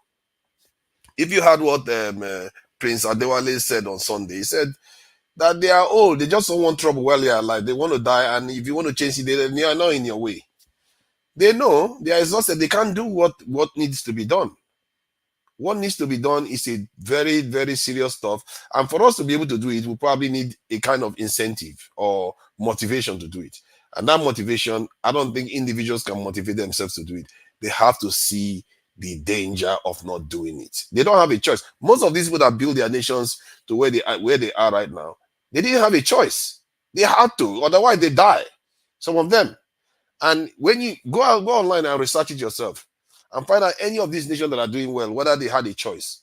They had to fight for their survival. And when they survive, then they build something strong so that they never fall again. And every time they are watching their back, everybody's watching their back. They are signing agreement every time. They are always worried that they're going to fall. They're always, but are we worried? All we are worried about is ourselves. We are not even engaged yet in the real struggle for survival. I can understand that because you have to remove the ones in front of you. But from where I see it, the kind of stuff I look at, I feel like these guys in front of us are the easy part. The people that are currently rigging the elections and collecting the money, are they not one of us? They are one of us now doing it.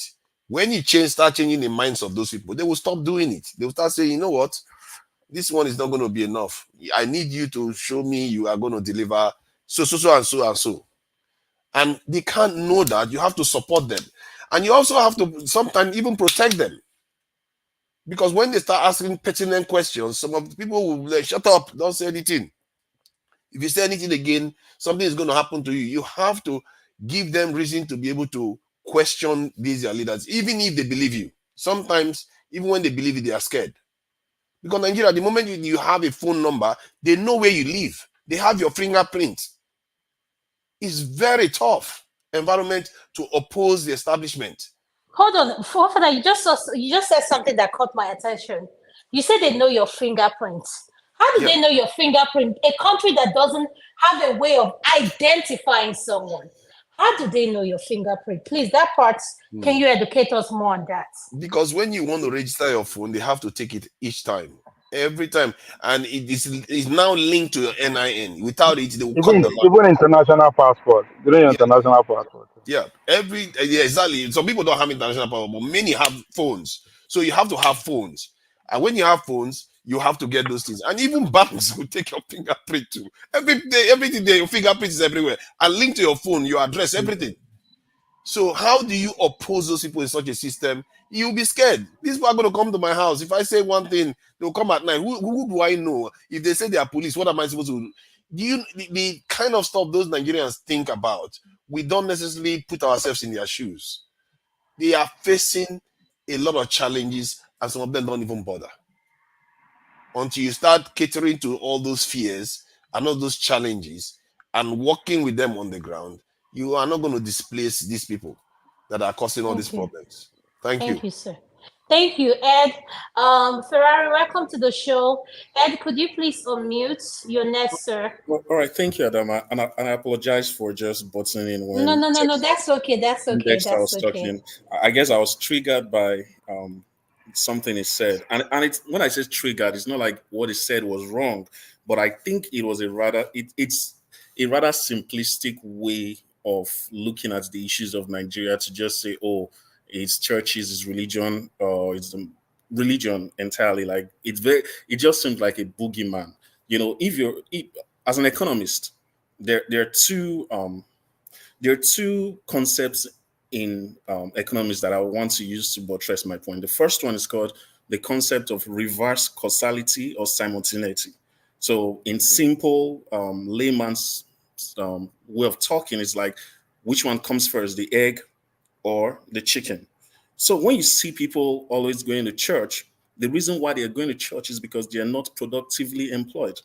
Now, that's not to say that there is no valid reason for going to church, right?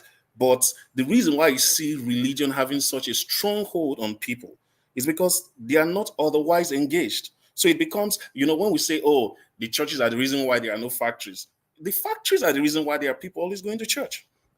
Do you see why that argument is rather simplistic? That is not to say there are no problems, especially with the excesses of religion. I could say I'm a religious person, but I understand that there is a lot of excesses in Nigerian religion. But I'm just trying to say it's very simplistic when we just distill the matter to, oh, the churches are the problem. No, it's because people are not productively engaged. And besides, other civilizations are known to have where religion and industry co-evolved. And that's why I was asking the question about when did the Industrial Revolution happen? Because while that was happening, the Western civilizations were building big cathedrals. So it's possible. Okay, so given that question you asked, could you answer it and educate us more on that? What I'm saying is that it's possible. Yeah. It's possible to do both. The thing that's really missing in Nigeria is that as a people, there's this. We don't have we don't have a national consensus on what being a Nigerian is, and then we also are, in terms of our culture of maybe hard work, the way we reward hard work, the way we believe in integrity. So those things, and that's part of what I fought religion for, because religion is supposed to reinforce that. That's where religion has vastly failed, because most of our religious leaders are actually the ones supporting the government. So you see the point I'm trying to make. I agree with him to an extent, but I'm just saying it's a very simplistic way to look at things. The second, there's the second economic concept that I want to is actually a psychological concept. It's called cognitive dissonance. I know what you're talking about. Exactly. I know what you're talking about. Yeah. So when it's actually a psychological concept, but economists use it a lot, especially in the area of marketing, as in marketing economics. And that brings me to my brother here. It's my brother because we are from the same state. It's my brother because he's a Nigerian. Ovie. Ovie's points all this while has always been that this system, we need to confront this system. And you're free to unmute and disagree with me if I'm kind of, misrepresenting your ideologies. Who is this system? Who represents this system more than Bola Ahmed Tinubu? And what will be very supportive of that system more than rewarding them with another state, which we just did in Edo State? I'm from Edo State, by the way. And I would come on YouTube sometimes and I will see Ovie saying we should vote for this guy because he does not know how to speak English. I don't have any problem with him not knowing how to speak English. But my thing is, why would we vote for APC? Would voting for APC not be rewarding the system we want to fight? Because what this actually means is that Tinubu has an advantage in 2027, an advantage in the form of an extra state that is being controlled by the APC. So in that sense, I feel some sense of cognitive dissonance when I hear Ovie making his postulations, because you're saying we need to bring down this system, but then your actions are rewarding the system. So that's why I really came here. Can you explain what that would mean? Because also I realized that in the last election, you were not supportive of Ed, let him wait for my response before he explains so that I can take us together. I only came in because of what he said. Yes, please, don't have Ovie speak. We're going to have okay, but before Ovie speaks, let me just quickly respond to Bumi. No, I will use my time to respond. You guys don't worry. Okay, Bumi said, go ahead. But Ed, he said, why is the church not also for? The truth is that the church, the vision of the church was given by the founder, Jesus Christ, and it was not to go found factories. Let's just be honest. That the church has a clear vision, which is evangelistic in nature. So this whole thing of founding factories, those are things for the private sector. So let's not conflate things because of the way Nigeria, maybe the religion in Nigeria is playing out, because the church now has so much money, you expect them to be building factories. That's not really what the church was founded for. I just want to make that clear. So Ovie, Ferreira, to you, and then Ovie. I would like a Thank you. response. Thank you, Thank you Mr. very Mr. much. Ed. Hold on, Mr. Ferrari. Hold on, please. Thank you, Mr. Ed. Madam Luke, do you need to say something before I go to Ferrari so that he can talk? Yes, please. And I think this will be my final submission. No problem, because this after point, this, I I don't have even, to shut it down. Yes, go yeah, ahead. because at this point, I don't even know what we're talking about. And I put this to Mr. Electricity, I think a week ago. And I said, we need to come here and discuss if diasporans like myself need to even bother discussing Nigerian topics. We have long fled the coastline. We have long assumed the national identity of somebody else by getting a foreign passport. And I know for a fact that dead or alive, wild horses or telepathy cannot take me back to Nigeria. So when I come here to talk about Nigerian topics, it's just for, I try to stay away from Nigerian topics because, like I said, I have given up all hope and I am not really interested. So you'll be wasting our time? Yes. No, because when I came in here, it was on the premise of we're discussing the Oba. That's the only thing that brought me here. Are you part of Nigeria too now? No, I wasn't here to speak of Nigerian topics now. Because Nigeria has long been hijacked and I have made it up my mind that there is no hope. So I don't even discuss Tinubu's topics. Anything that has to do with Tinubu's government, I don't even discuss it. Because it's of no use to me. I don't see any hope coming out of here. The only thing that Mr. Lokopi, let her land, please. Let's not interrupt her so that she can was leave. when Mr. Thank Electricity you. said, does it mean the Oba is lying when he said Tinubu was ordained to be the president? That's the only thing that brought me here. My goal is never to see Nigeria work because I don't believe in a Nigeria. I do not. Doesn't make me not a Nigerian, but I have. Wait, sorry, wait, repeat it again. Your goal is what? Mr. Lokopi, No, the please. goal, I had the goal. You had the goal. What you had is what she said. No, maybe let me rephrase that. Not to see Nigeria work. It's my wish that Nigeria should work, but my goal is not to spend my time here, to invest time to find solutions to make it work. I am not interested. It doesn't benefit me in any way. My will has been written. It doesn't have anywhere to be buried in Nigeria. So it doesn't, I'm not interested. Because I believe that once you have abnegated your role and taken up a citizenship of another country, you need to face your life in that country and let those who are invested in that country fight for their country. I'm not going to leave my country here, even if I'm in Nigeria, born in Nigeria, to go fight for anything in Nigeria because I know I'll be a useless sacrifice. So I leave it at that. Thank you so much, Madam Luke. And don't forget to join us on Saturday for the women's segment at 6 p.m. To all our viewers listening, the women's segment is coming back this Saturday at 6 p.m. Oh my God, when I'll be at work, yes. when I'll find a place to hide. Don't worry, I have to bring you in now. Mr. Ferrari. Please put me behind. I'll listen for the rest. Okay, no problem. Mr. Ferrari, you're next. Go ahead, sir. Thank you, sir. Ovie, I would require that you take the pen and jot down a few points because you have to respond to the things I have to say. I came in because you have just loaded the panel and the viewers with a load of the same old. I don't want to call it garbage, but Nigeria is working exactly as it's designed to work. If you disagree with that, that's point number one. Let me know. Let me repeat. Nigeria is working as it's designed exactly to work. There are 3 Ds: deception, delusion, and damage. That's the design. That's the Nigerian design. For you to come here and push an argument that Tinubu prepared for 20 years, for 40 years to become what he became.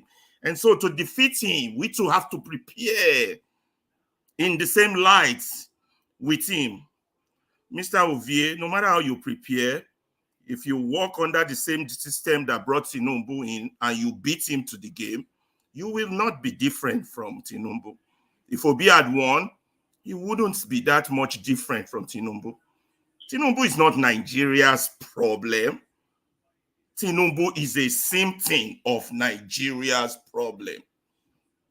Tinubu can never be Nigeria's problem. Tinubu is a symptom. Those who do medicine will tell you what a symptom is when there's a malaise in the body of a patient.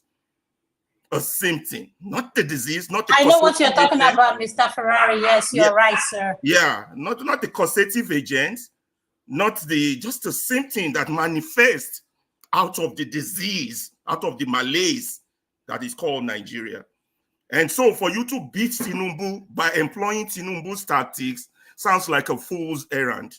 Let's leave that as it is. I see you attack capitalism. Some people attack the church. A few attack traditional rulers. The result we get is as a result the question remains, is Nigeria redeemable or is it not? Both people are right. Nigeria is heading in a trajectory whereby down the line, if a U-turn is not made, it will turn into a Rwanda or a Somalia with warlords and criminal lords who are fully in charge now, taking charge. Or if Nigeria breaks into pieces, what you have just simply done is to break the monster into smaller creatures. They will still be monsters. They will still be monsters. So what were their parts? You see, to solve a problem, you have to first of all crystallize the problem. The Yorubas have a saying, one ni eru wo, you're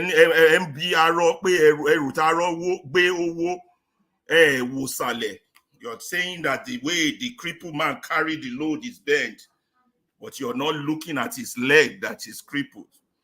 You see, the Nigerian problem was created not now, not 20 years ago, not 24 years ago, but 64 years ago, even 100 years ago, when Lugard himself made a detailed note of the characters of Nigerians, including the North, the South, and the East. Go back and read Lugard's notes. You understand? So let's put that as it may. Design as it meant to work. And your terms about mobilization, empowering, planning. There was one day you were on this medium and you hit the nail on the head. And I say, oh, for the first time, Ovie is making sense. You hit on the powerhouses of Nigeria, those who can make a change happen. If I'm wrong, correct me. You hit on the money bags. You hit on the military. The military used to have it, but they don't have it anymore. The money bags now have it, so they now control the military. Then you yourself, you hit on the educated people. You understand? And maybe the people in the diaspora. These are the powerhouse, but particularly the money bags. The way Nigeria currently stand, the money bags are part of the system. I blame money bags like Obi. Instead of building boreholes, he needs to be building radio stations. Let the people test for water. Maybe they'll come to their senses. But if the true words get to them, they would rise and rise like lions. So you went on discouraging capitalism. There's nothing wrong with capitalism, although it's a white man's system. But capitalism without laws, the way Nigerian capitalism is designed, is not the Western capitalism. Democracy without rules is not the way the Nigerian democracy is designed. It's not democracy. It's not today they've been doing money bags to buy vote. I don't know why Edo election will stand out or last year election. It started from the days of Obasanjo and Tinubu moving bullion bags, trying to see who controls the central. So that is the type of politics we inherited. You guys come here and call it politics. It's a dirty game. My people, it's not a game. It's a thing that affects your life. And what we practice is not politics. What we practice is pure economic sabotage and treason that people should be lined up for and shot. But a lot of people will not be brave enough to admit this fact. We will come here and say, if he plans, plan what? If you do what? Compete in that. The system in its entirety must go down. It might not go down because the people are captured, like somebody said rightly. The military is captured. The court is captured. INEC is captured. Everything, the churches are captured. Ovie, let me ask you, what makes a nation? A nation is a collection of people with the same value. Although Google would define it slightly different, not just value. Google will say they share a common identity, including history, culture, and territory. Creates a sense of belonging rather than just having the same value across the entire group. But value cannot be overruled in the definition of the word of a nation.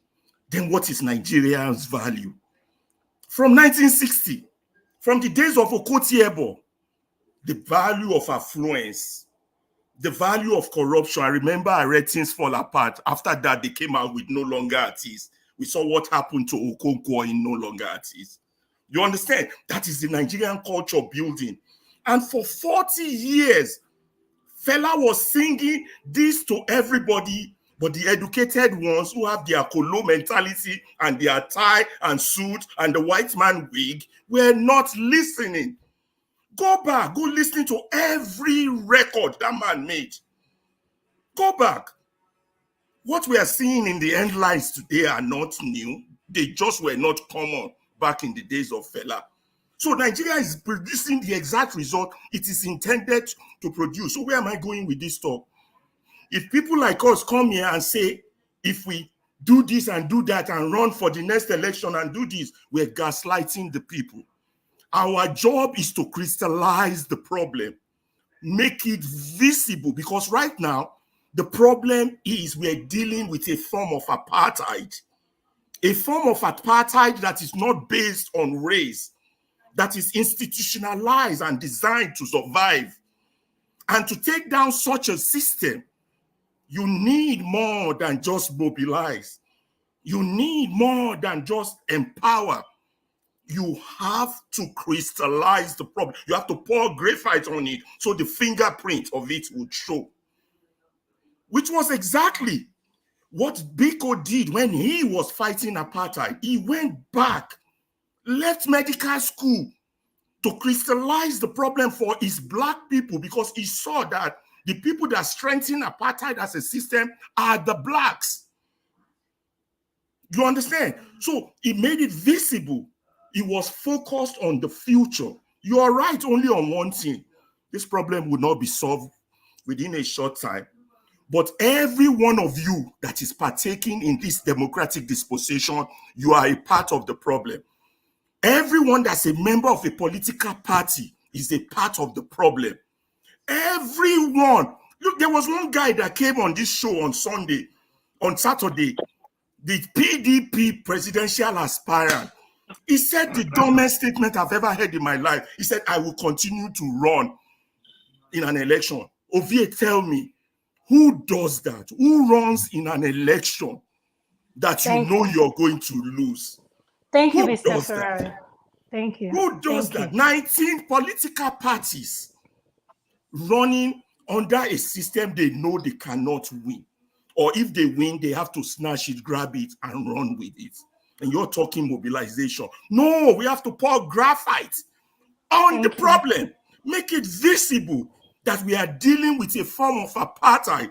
And then the way you fight apartheid is exactly the same way ANC fought apartheid. End of story.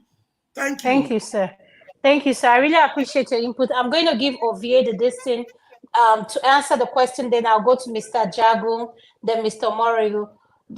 Ovie, please respond to the question. You wrote down, I know you have a pen, you wrote down the questions, so go ahead.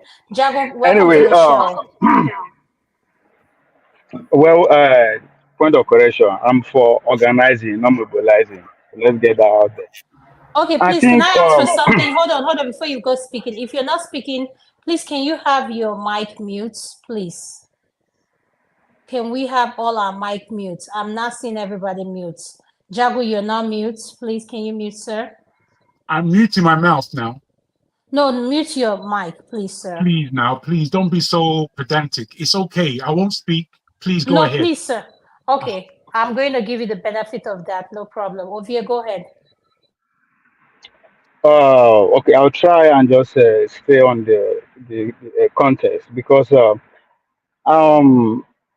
I think one of my frustration, among us Nigerian everywhere is that we are used to, as an athlete, as a professional athlete, if you wake up any day when you wake up, if you are still active, you wake up and you don't feel any pain, something is wrong. You go to question yourself, man, what's going on? Because you constantly push yourself to the limit every day. So they adjust yourself, the pain they always do. So that's what I see with Nigerians. Because we are so used to talking about problem.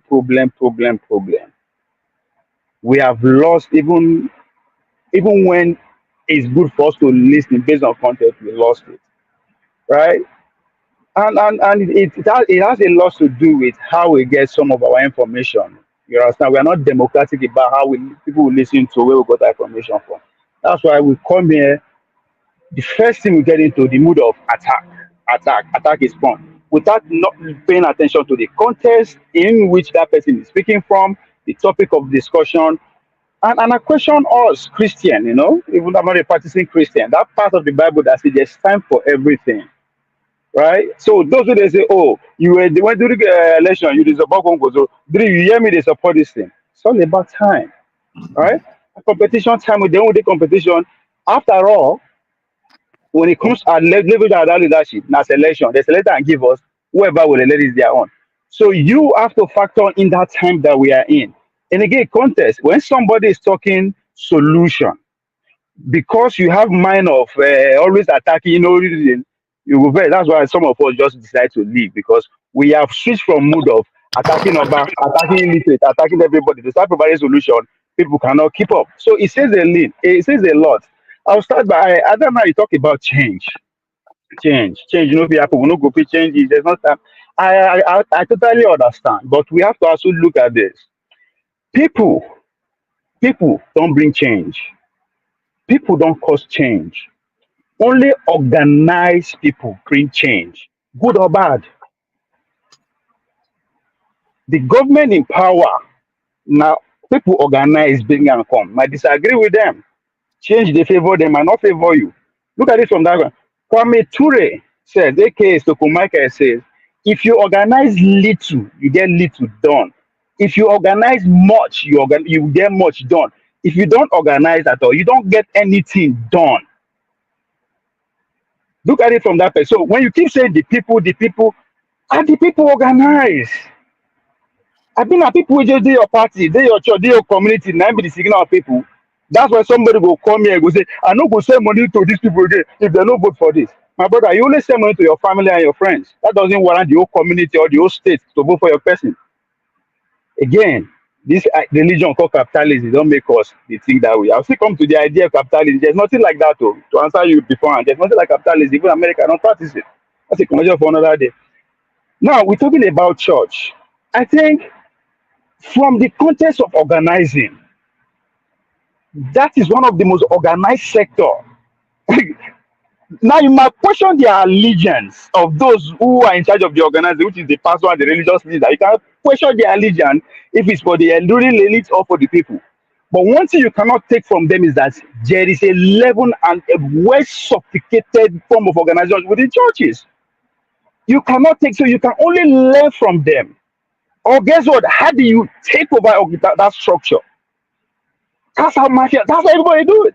How do you take over the structure? Now go back to when my economics brother was trying to make arguments for industrialization. They were doing industrialization, churches they go on. Again, time is very important.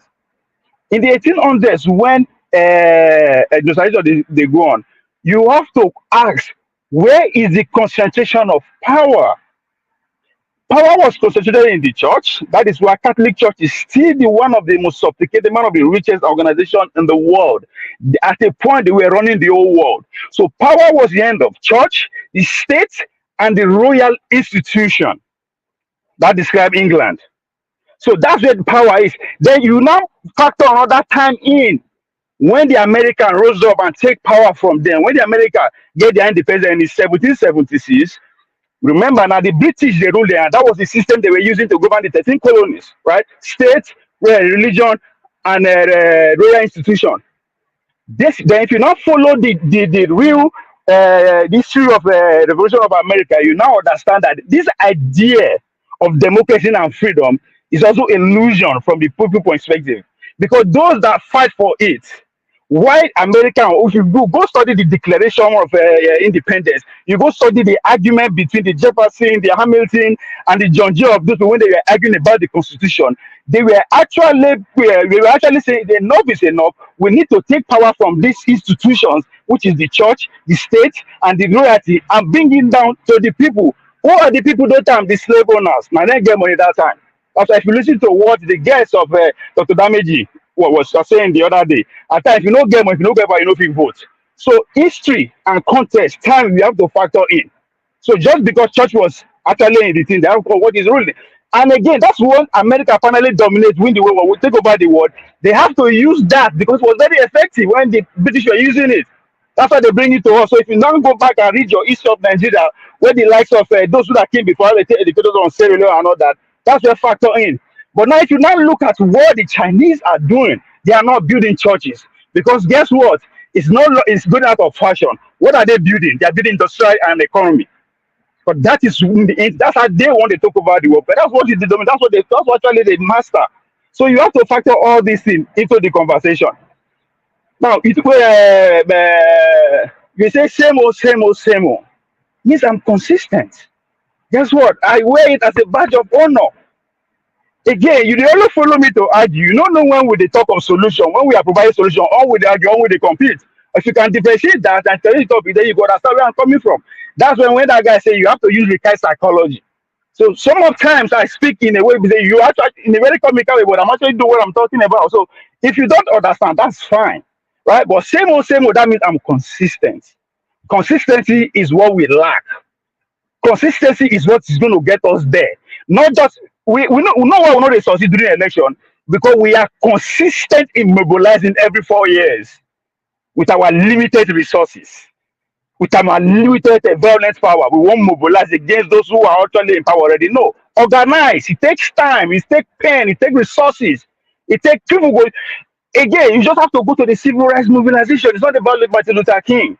That is the story they want to tell you. You are talking about Stephen Beko. He has nothing to do about Stephen Beko. You are just reading about his history. When you go straight into the study of that movement in South Africa, you know that it's about the millions of people, those that die and those that survive.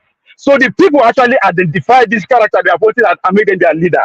That's where when I thought say these people that would choose as leader, they can never change us because they are the one that bring themselves how they want to lead. They have a reason, and everybody has a reason. There's nothing wrong with that.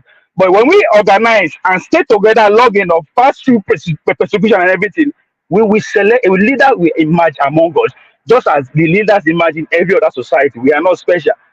There's nothing like capitalism. That's why they criticize them. Hold on. That's why they criticize them.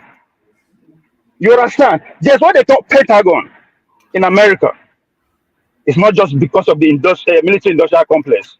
Most of the development, the high-tech revolution that you see that America be discovering is through what Pentagon. Who finance Pentagon? The people's tax money. That's socialism. Pentagon went to pass through what? MIT, Harvard. That's where they put all this money. That's why anytime the military does that complex, Pentagon, big budget, nobody challenge them. Because without that place, you will not get most of this innovation. Go as Bigay, go as Iloma, go as every other person we talked about. So there's history and context to this. So when they tell capitalism, na lie. If government not give them money or actually finance the research of all those things, because things that are not coming out in order to describe Okay, can you round up so I can have yeah. So what I'm trying to say is that it's still the people's money, people's tax money, and they will give it to those so-called industrialists, capitalists to actually further whatever they are doing. So that's socialism at its core. Okay. Thank you. I just have a question for you, and then Jagun can speak. It's a question. 1 minute, then I'll go to Jagun. 1 minute. Okay. Yeah. Okay. You gave a long speech, which was more confusing than gives clarity. I answer for people. It's not just about you. I answer for people. Not me. So again, context matter. I'm looking at the context now. You said that democracy is an illusion. If that is true, why are we complaining about Tinubu? So let's leave that aside. Are you the System of government doesn't matter whether it's capitalism, socialism, dictatorship, fascism. What matters is enforcement of the rule of law, which we don't have in Nigeria. I agree with you on organizing people, but I want to ask you, think about it. When an answer after Jagu makes his submission, whoever is next. You said organize people, right? Ovie, what are you organizing the people for? A change of government or a change of value? Don't forget, your value has formed your culture. Yeah. That's a so good what question. are you organizing for? So if you're mobilizing to organize, organizing to mobilize, what are you mobilizing for? To change government or to change your value? If your answer, let me not tell you what it is. Thank you. I remember that question. Mr. Jago, welcome to the show. You're next to speak, sir. Go ahead, sir. Adam, oh, sorry. Adana, I thank you. Yeah, go ahead, please. I've come in happily to see the show on. I've just come back from a round trip around London, which was a waste of time. But Hope you enjoyed yourself. Well, not really, but fair enough. You know, the cold weather is coming in, so the cold is coming in here. Yes, so yes. Thank you. Ovie, my brother, I do have to speak also with the confusion. He's just gone. With the confusion, it seems that comes from your understanding of what the way forward is. You see, where we are in Nigeria at this time, in order for us to get things right, is about perspective. And it's about targeting accurately what it is that would allow a country like Nigeria to be itself. Now, when we look at Nigeria and the many different ethnicities that we have there, I believe that it forms a great power base on all levels, especially culturally. Now, for me, if you're looking at Nigeria without rose-tinted glasses, and you're looking at it as the bareness that it displays, and you're looking at it from the frustration point of the people over the last 60 years, I think one has to really take a step back and understand what the perspective is. And for me, when we look at the global situation, how the Western countries are still leading, but they're grappling. They are under a lot of pressure to maintain their power. Juxtaposition with Russia and China especially, they right now have a great and growing power base. Nigeria, as a country, I believe our aspect should be economically to make sure that that whole West Africa, including the Francophone countries, are within our paradigm. And we, as Nigerians, are the economic base of that whole region. Now, it's very unfortunate that it has taken so long for so many of us to realize what's going on in the African consciousness. Where Nigeria is concerned, it has failed. We have to agree that it has failed. Now, in answer, in some level, to what Ovie is saying about organization, he's right about organization.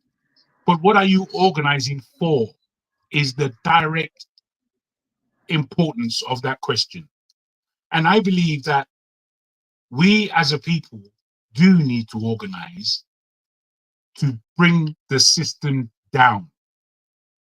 The system, whoever is there, it's not going to give anybody clarity. It's not going to give anybody a design on their own individual futures. It's not going to give anybody the kind of economic bias that we need in that country. Now, with all Nigeria's prowess in its people, in its God-given land, in its God-given right to think, these are the things that are under attack by the system itself. If we do not push to organize for a system change, then I'm afraid we're not doing anything. You can't mix and match. You can't cut and paste.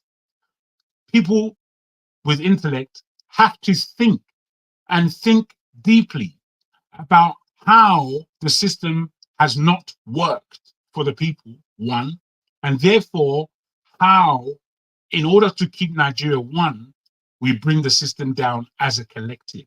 Now, even on this platform, my frustrations largely are the fact that we don't agree or we have no agreement, even on the platform, with few Nigerians who have come together to speak about our subject. Now, I'm afraid we have to really be reasonable.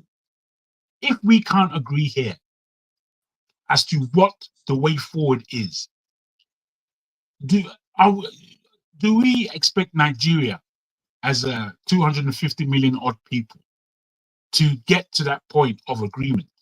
I don't think so. I think there has to be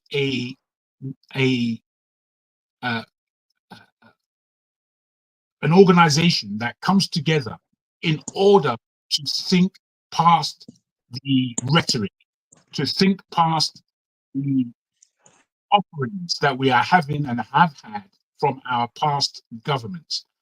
So I like the word organization, but you don't organize to nowhere. If you are organizing, you have to know where it is the destination is. Where is our destination? And these, I'm afraid, are the things that we have to agree on. These are the things we have to grapple with. You see, I believe most people here are sensible. At the same time, I believe that a lot of people here want a quick fix scenario. And I understand that. The only thing is, the more we tear ourselves down, and the more we're not able to listen to what makes sense, I think it means the longer time it will take to get in where we need to go. I would end on this. I began by saying about the West and the fact that the West is growing weaker by the day. I annex that with what happens in China and Russia and the BRICS nations and so on and so forth. I put it to us that if we do not come together in the organization to bring the system down, then 2027 will just be another epoch of failure, Thank you. failure. So I'll see where the conversation goes. I hope there's some level of agreement that we can get amongst the seven of us here. Thank you. Thank you so much. Thank you so much, Mr. Jago, for that. I came in, I'm about to end the show because it's almost 5. I have to end the show because I'm going to give us each 5 minutes for our final submission. Ed, I'm going to start with you. You heard what Mr. Jago said. Respond to you. However you want to use your 5 minutes is up to you. We all have a 5-minute submission. So Ed, is up to you. Go ahead, sir. Oh, thank you so much. Thank you, Jagun and Alaba, for your very to the point submissions. I agree with the points that Alaba raised about not having a common consensus in terms of what the values that defines us as Nigerians would be. And to obvious points, everybody understands that for any change to happen, there has to be some level of organization. But the problem, or where I tend to have some dissonance with Ovie, is that while we're organizing against a system that's held us bound, again, I wish I had the opportunity to ask him this question in response to what he said. I really want to know how maybe supporting someone who is going to be a key figure in that system would advance our goal in confronting that system. So that's where I still have some dissonance, Yes, we all agree that the problem is this system is oppressive. Whether the system is the disease itself or the symptom of another disease, we all agree that the system is not right, and we know the people who are actually the core of this system. So to me, rewarding that system with more electoral positions or voting for that system is just giving them more armor to bring us down. And that's where, I mean, for me, I'm genuinely just confused, and that's what brought me here to really want to, take on my brother Ovi and get clarity on what he's saying. Another thing I also want people to know is that, yes, the people, they have their own feelings in terms of, selling their votes as they did in Edo State. But we also have to understand that it's more like double victimization in some ways. The people do not have a voice, and then you also weaponize poverty. Of course, I'm not excusing the people for what they did. And I also want us to know that the election, if you're really being objective, it's not really a true reflection of the votes. I'm from Edo South, OVA and AY are from Edo North. Omori is from Edo Central, right? And we know that the bulk of Edo's voting population, we can all agree, is Edo South. But we did see the results that were just released, where Edo North was, just the majority of the votes. That's something that has never happened in the States. So that should tell you that, I mean, if we were being objective, we should really start to ask questions. The urban centers of the states are mostly in Edo South. That's the seat of government, right?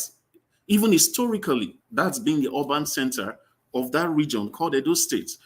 But we're seeing in this election that local governments that are more remote from the center are getting more votes.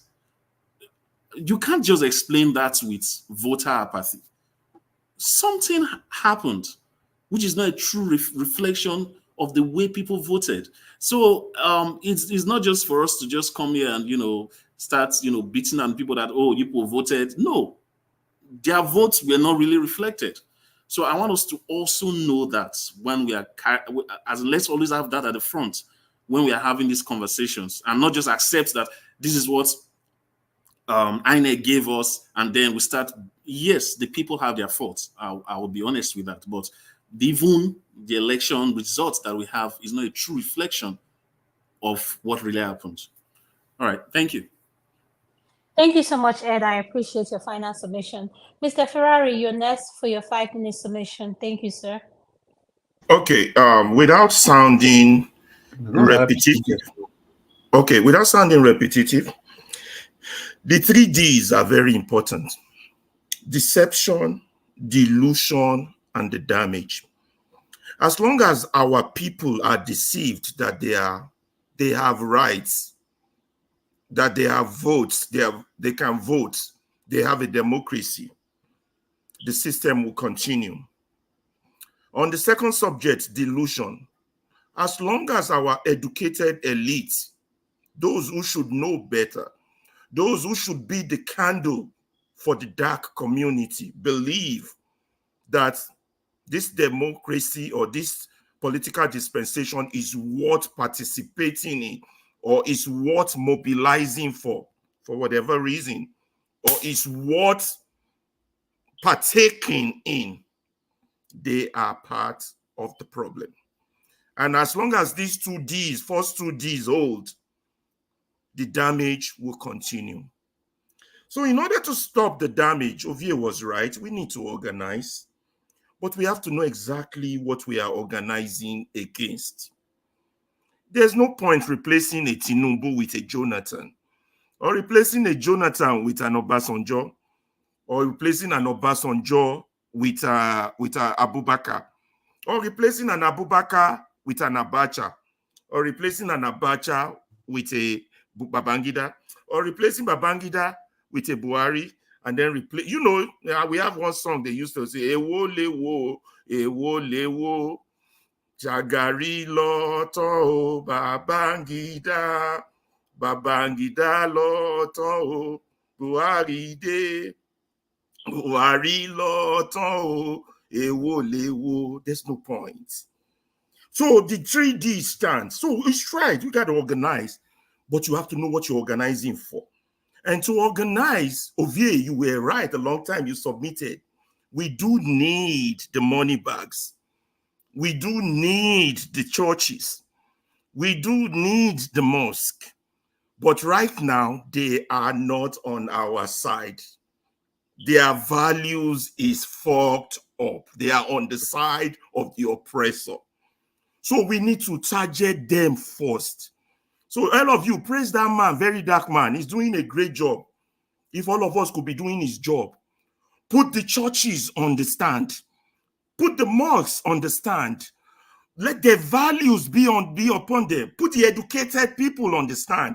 That way we start to contrast that value you hold of what they call it, gospel of prosperity is wrong. It's part of our problem. That value you hold of depending on an heaven while you live here on earth, that value of giving tithes, all these crazy values that substantiate our suffering. The suffering is serious, oh my people. We're looking at a system that literally turns us into slaves or thieves. I don't want to live with either one of those things because they end with VES, slaves or thieves. They end with VES. I don't want to be either. I want to be a man with dignity, a man with value. But if you are unfortunate to be born in that contraction, you have no other choice but to collect that money for that election. Blame them all you want. You have no other choice but to collect money as a prison warder and let Bobrisky go and stay in a VIP because you need that money to survive. You need that. You can put all the headlines you want. All the journalists can write all they want. You need that money to stay alive. They said, the Bible says, I don't like quoting the Bible because the Bible is part of our problem, but the Bible still says, righteousness exalts a nation. Not just righteousness, but man does not live by bread alone. We have turned our stones to bread in Nigeria. That value has to change. I don't have to be a pastor to preach that. I don't have to be You have 30 seconds left. Thank you. Yeah, I don't have to be Dele Farotimi to preach that. Now, when that value change, you will be surprised how much you have empowered the people. That's organization.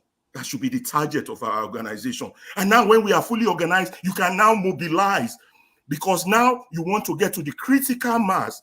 It is, like you said, it is only people who have the numbers that can change the society. You can now make demands. You want election reform. You want a new constitution. Why? Because you have the numbers of people who have values. Until then, we are just 1 year ball. We 1 year win. They blow for 1 year corner. And like fella said, I put my mouth for song. Thanks. Thank you, sir. Thank you. Mr. Moriri, your final submission. I'm going to give you 6 minutes because when you came in and you were going to be the next person to talk, so I gave you 1 minute more. Go ahead, your final submission, sir. Thank you. Thank you, ma. I appreciate it. You do not take it for granted. My greetings to Ferreira, Mr. Idi, and Jagun. Thank you. I think one thing I picked from today's discussion is not just about argument, but trying to suit our own selfish narrative based on personal aggrandizement. You've given me something today that is a sense of direction. You know, if you pick on any Nigerian, I've been to a lot of, I've been to the different forums where we discuss Nigerian issues. We all seem to agree on the multifarious and hydra-headed problem of Nigeria, no doubt. But when it comes to what's the way forward, what's the solution, you see people trying to change, trying to twin, trying to hook other people into their own selfish interests. They come with things like if you cannot beat them, I've had this long time ago. Even back when we were in school, in our school days as activists, they'll tell you if you cannot beat them, you join them. Policy is a dirty game. If you hazarded another one to die, it's a game of manipulation. You accept the status quo. You accept the norm. You don't see anything wrong with it. You want us to mobilize. You want us to organize. Organize for what? Organize for them because we cannot beat them. I don't get it. You're talking about people collecting money. Whether people collected that money or not, they will have still declared their result. It didn't stop them from declaring their result. It was a script, a written script. You know, it was a movie. They wanted to show it. People play along every time, every 4 years. I don't get it. Somebody talk about number. You talk about number. You believe in number. No few individual can be stronger than the power of the people. The power in the people, the power of the people is stronger and better than those in power. We all believe that. Now, you talk about numbers on one hand, and you don't see anything wrong in the mandate of those people, the wishes of those people be truncated, be stolen in a broad daylight. I don't get this where these controversies are coming from. You define politics as a game of manipulation because which means however you get it does not matter to you. It doesn't matter to you because so long as you have gotten it. I don't know where you move from one point to the other. You know, sometimes you come with a lot of conspiracy theories to make people look as if you are very learned and very sound. You know, contradiction, controversies everywhere. You know, if you believe in number, you should have allowed the number of Edo people. You believe Obaseki did not work. I'm not arguing that one with you. That's a discussion for another day. You know, he might not have worked up to your expectation. I'm not here as a Obaseki spokesman. I'm not here as his legal, as his defense counsel either. But you came up with something. We came up with beavers. Beaver had limitations. You came up with RF. From every unit, from every polling unit, as soon as they are done signing, you started uploading results up to 95%. It was going in one direction. From nowhere, you organized a press conference and what the RF man on channels saying what is on RF does not matter to them. Only the returning officer or whatever has the power to. This is the same thing you constituted. The same thing you spent billions of taxpayers' money to achieve, which would have been an improvement on the beef or the shortcomings of the beavers. You stopped that one midway. You stop people from have contested an election. So sometimes when I talk, I've opposed the system. I was an activist on campus. I left the campus with that mentality of having a better Nigeria. You know, people told us we could not participate in 1999. We have to be involved. We try to get involved. So when I discuss, I have a balance of almost everything I say. So now you put a stop to that. You're supposed to collect from ward level to local government level. At the local government level, you move to state level. Even before then, people have already gotten the result through the IRF. You put a stop to that. You go to the collection center. You drove away the agents of other people with the federal man, with the police on your side, with INEC on your side. You're talking about numbers here. How does the number matter in this your discussion? If you believe in number, that is part of the people. Until we return back to the people, the numbers will not count. You believe in number, but you have nothing wrong with what has just transpired in the door. It's a game of manipulation. However you get it does not matter to you. See, I think the problem is our leaders are bad, but we the people are worse than our leaders. We are worse than our leaders. There was a discussion that we started a discussion here. There is a leadership conspiracy against the Nigerian people, whether from the religious background, from the church, from the mosque, whether from the traditional background. This is the truth we find difficult to talk about. We say it's easy for us to attack Tinubu, attack the politicians, but the ones we shy away from are worse than what the politicians are doing to us. You saw the rate at which they rushed to Abuja during the bad governance protest. You saw the rate at which traditional rulers came back with reports on how people should not participate. I wish they could do the same to advise the government that people are hungry, that people are suffering, that when there is no equity, when there is no fairness, there cannot be justice, there cannot be peace without justice. So we are not lucky as far as leadership is concerned.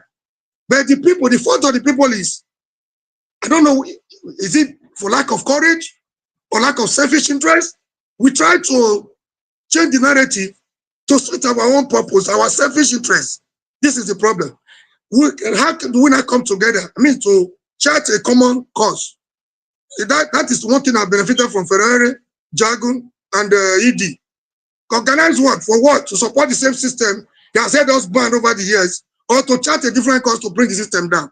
But we begin to, have the courage to speak the truth, no matter who is affected, whether our traditional ruler, whether our pastor in the church, whether our governor, whether our president, whether our mother, our father, biologically. Mr. Moyuri, 30 seconds. Thank you very much, man. Until we have the courage to speak the truth, no matter who else is God, we're not ready to move on as a people. Like I said, and I will continue to say it, our politicians are not as powerful as we think, but we, the people, give them the enabling environment. So we are accomplices in what they do to us. We make it easier for them, for the oppressors, to ride it, to lord it over us. Thank you very much, and God bless you all. Thank you so much, sir. I appreciate it. AY, I want to come to you next. I want to give you the final submission, if you don't mind. I want to give Ovie the next. I'm going to give Ovie 7 minutes. A lot of questions has been posted to him so that he can answer. So AY, is that okay with you? Yes, I'm okay. All right, Ovie, go ahead. You're next. 7 minutes. But if we Adama, Yes. Continue with your bias. Uncle Lokopi, can you trust me? Can you trust me? I'm the one in charge. You don't know how many minutes I'll give you now. Now you're talking now. You're going to make it bad. Hold on now. Do you know what I want to compliment you now? Like, well done. You don't want me to speak. Lokopi, don't get. You want me to see like Willy? Come get up from there. Thank you, sir. I really appreciate you, sir, Uncle Lokopi. Ovie, you heard the question posted to you. I'm giving you 7 minutes. Please cover Ed, Ferrari, Mr. Omoyuri. Please cover those questions. That's your final submission.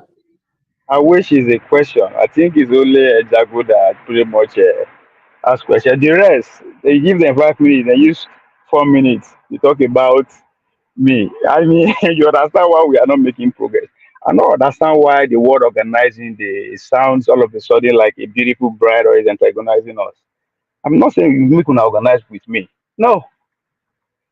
That's why I use that set analogy. They used to complaining, even when we see solution in Parliament area, we don't go no. Right? They criticize. If there's anything you have to give to Showore, if there's anything for him there to start a party, that is an organization. Omorui, all this energy, so if you focus on that AAC, all the solution you are looking for is right in there. We will come here, we complain about the system, we complain about the structure, we complain about the politics, we complain about everything. Then you turn around, you ask me, what are we organizing for? Like, which kind of you they do us? I don't understand. Take me out of the picture. That's why context matter. That script of Bible, there's time for everything. Look at the focus who I support. I miss the voter they talk. Don't organize with me. That can't not for your domain. No, don't organize with me. All you need is 20% of Nigeria, which AAC as an organization, as a party, is capable of doing. That's why I say all the solution you want is there. One of the most interesting events in track and field is 400 meters. Now, speed all through, but at 300 meters, fatigue starts to be setting. As rigorous it is, you know the most antagonizing thing about that event? Your starting point may be your finishing. That place where you bend down, so you will go on the stage and still come back there, right? The solution is right there. One of my Coach Latino Bishops, said God is not partial. God put the power of speed on the ground for everybody. It's very democratic. The harder you tap, the faster you go. Forget about me. Organize within your ideology. All you need is 20%, and you take over whatever you think you are organizing for. So the idea, what are you organizing for? I'm sorry, it's ridiculous. For me, want to hear what I believe we should organize for is freedom. We are not free people. And a lot of us don't want to accept that. That's why you cannot produce your own food. That is why you cannot run a successful government. That's why you don't have light. You don't have freedom. So people who are in charge of you, they direct you what to eat, where to go. Now be all those policies, how they do things. So organizing doesn't have to take the whole country. APC is an organized structure that take power. PDP is an organized structure. AAC is an organized. So organize and take whatever you think is wrong. But guess what? Your organization, my organization, Nnamdi Kanu organization, AB organization, Adana organization, no matter how differences it is, as Nigeria, we have one thing in common, which is the power elite, those who are in charge of power. You can call it the system, the structure, but everything are name. Now, Nigeria, 9 day, those people. If you say structure, now Nigeria, they form that structure. If you say Kaba, now Nigeria, they form Kaba. If you say institution, now Nigerians, they there. You either organize to take it, but for me, now freedom. Because even if you take power, if you don't have freedom, they will still take it back from you. That's what Tunaja is saying. Use the Arab Spring as an example. They took over power. It takes the organization of the Islamic Brothers, the socialist people, the military to take over power. But the majority who are the Islamic end up being the leader. But still, they still lost the power. So when you are organizing, this is where the solution, other solution, other idea will come. You will begin to form military department, legal department, intellectual department, mumu department, electing department. That's what organization it takes. It's just so Omaru, please leave me, forget me who I support. You have an organization, somebody has already found it. That thing is going to grow beyond Shewore. How do you use that structure to take over power? Forget about me, forget where I belong. Don't organize with me. If you want to have a, we say culture. No, culture is not a way of life. Just like we did, so we have a culture. We talk the same way. We argue one kind of life. That's culture. But if you are not free, you can't form your own culture.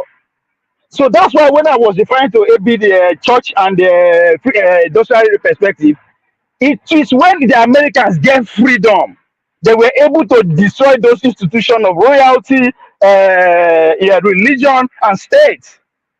Take power, be free first. Whatever you think that is hindering our freedom, start from home. Now, those people, we know them. Forget saying our structure. APT is a structure. Let's take it down. Let's organize and take it down if we think that is the problem. So please, the idea, now because of the focus on me, that's why you are missing it. Because the answer is in the question. What are we organizing for? Again, go back to what Loco was trying to say. Just answer me wrong. What am I? Forget about it. What am I organizing for? If you believe in organizing at all. So everything they were up, and again, we too they complain. That's why you go give Amoru in 6 minutes. You go use time to complain about me. I am not a public officer. I don't say make you vote for me.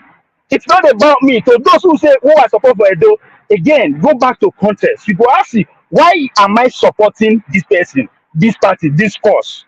I have a reason. That's what you should ask. Again, you got to put out what was the Edo election about? The election was about the intellectual elite and the poor people to which illiterate represents. That was what that election was about for me. I'm an Edo person. 99% of my family live in Edo. So you know my reason, you don't have to agree with it.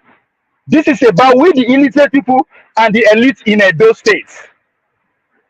You understand? So organize whatever you think is your. If you want to organize to shut me down, go ahead. That's also part of it. It's a practice. Revolution has to start with evolution. Small. That's why again I question the obedience. The victory that they achieve by winning some this, they don't they lose them. You understand? Because there is no continuity. As you thought, they say so. They are losing it because you question that organizing. What is their goal? So as you move with that organization, that's why I say it's a marathon. As you go along, you win some victory, you take them along. Because ultimately, so Labawe so much believe in American democracy. The major difference between that and Nigeria is that there is no dual sovereignty. The state doesn't have their say. That is a victory we should aim for. Immediate victory. How do we get states to be autonomous from the federation? You can organize against that. Showore is organizing against the structure, whatever it means to him. Obi is organizing that the production, we have to go from consumption to production. But the question we are not asking him, That production factor, who is going to control the production factor? Is it the state or is him and his friends? So take me out of the picture and stop asking me question. Answer that you have the question. What are you organizing for? It's a cliche. It's right there. Organize for freedom. Organize for changing of this kind of system of democracy, which is me and you doesn't have a say who emerge as a president. Do you ever think about that? It's not just in Nigeria, but in America. The ordinary people don't have a say who becomes the candidate of a political party. You know why? That ideology of who should control the production factor, the state and the people is still largely within the end of the reach. As Ebi was trying to point out, right? The power went from the state, the religious institution to what? To slave owners in the name of capitalism. He's transferring now to what? What they call cloud release. Those where they get the big platform, the YouTube, the Google, the Elon Musk. Now that where they control power now. That's the next group of people. So you have to identify who are the control of power within your state, your local government, and your country. In Edo State, those academic elites, those where they sabi for English, where they London, go everywhere, they hijack the power of the states. That is what we fought, we the illiterate fought for.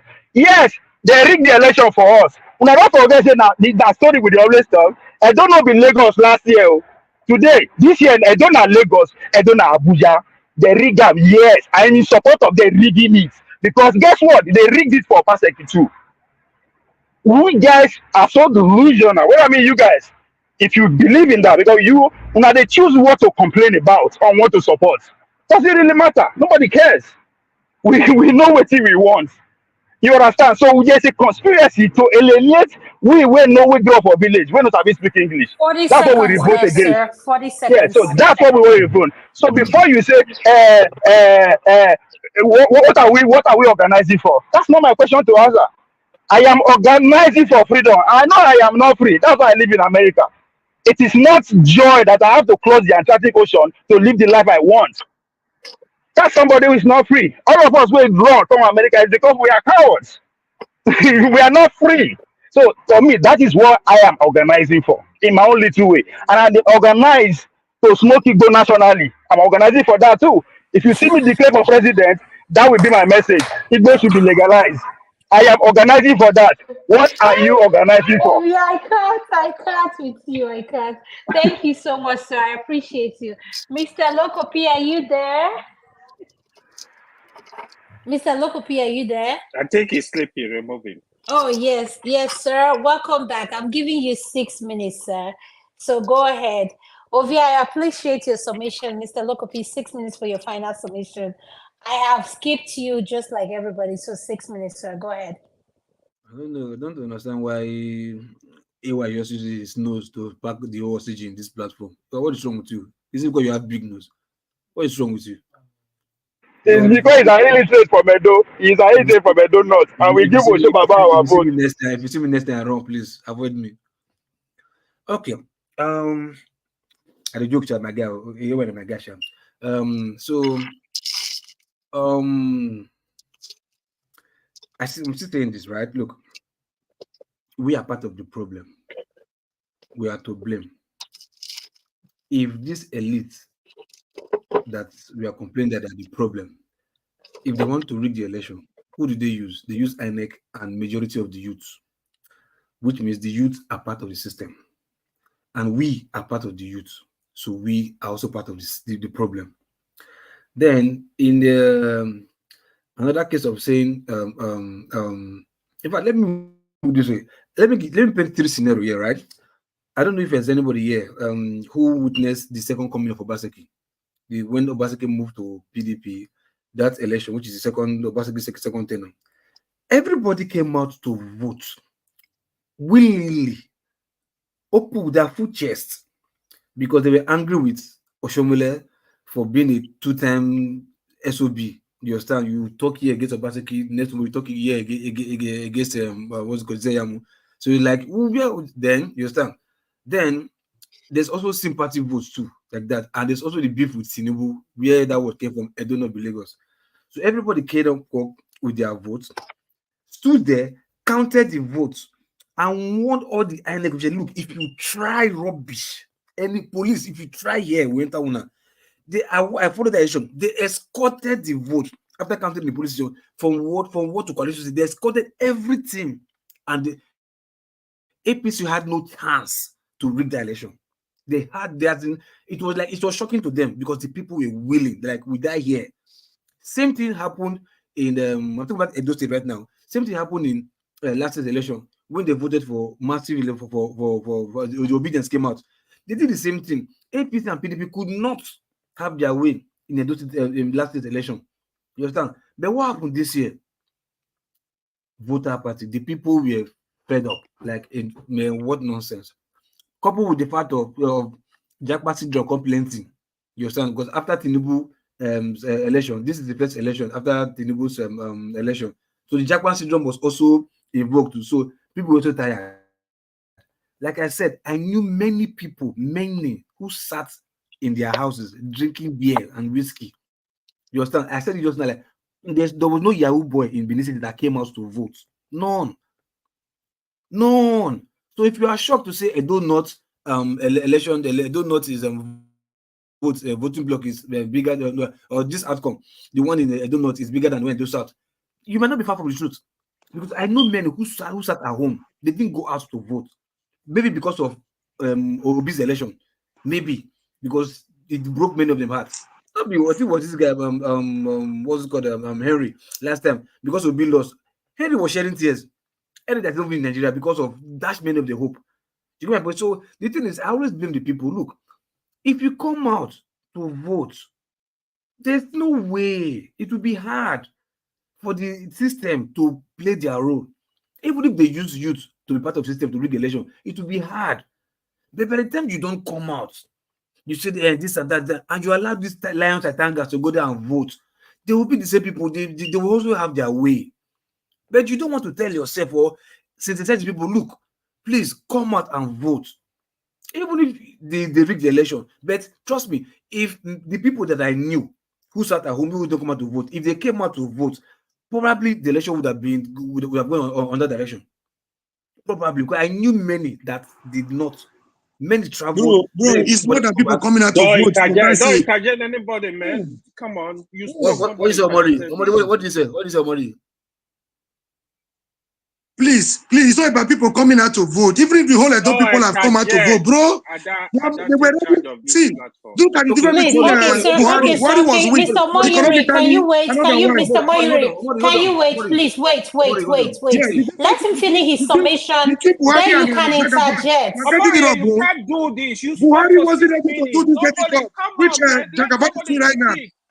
Let him speak. Please, Mr. Moyuri, can you respect me as the moderator, please? You will have time to respond. Let him. Yes, thank you, sir. Go ahead. Mr. Olokopi, 1 more minute to your time. Go ahead. Man, Jesus Christ. No, come on, man. Okay, in a nutshell. One more minute to your time. You have 1 more. Make I talk now. When you say it was a script, right? Trust me, even if they wrote the script, they made you that did not vote part of the script. You get my point? They made you part of the script. That yet these people will not vote. They are tired that will frustrate them. They will not come out to vote. Then they will not have our way. They made you part of the script for you, which is this voter party. You understand? You were part of the script for not even coming out to vote.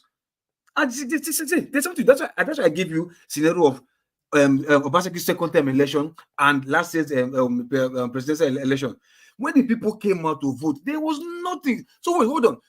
Don't you think APC would have loved to win the election? APC would have loved to win Edo State last year's election, or do you think or PDP don't want to win? They gave out money. They were paying 10,000, 20,000. I see them. But what happened? Labour Party stripped everything, gave them the vote because the people were willing. Sometimes you just think as if this is just people they call cabas or whatever, that they're so super powerful, they're supermen, that even when people come together, that look, I think there's one word in your language they don't say like togetherness is strength. You understand? People that said that they're not cowards, they're not fools. The people decide not to vote because everybody they form big boy. Why? Because they can afford their fuel, Even if you call them Yahoo or whatever, they can afford their fuel, they can pay their bills, they can their house to do everything. So what do they really want the government to do for them? Nothing. I bet look at my house, enjoy myself, Jerry. I give myself everything. They are forming big boys in the house. That's why I said, check.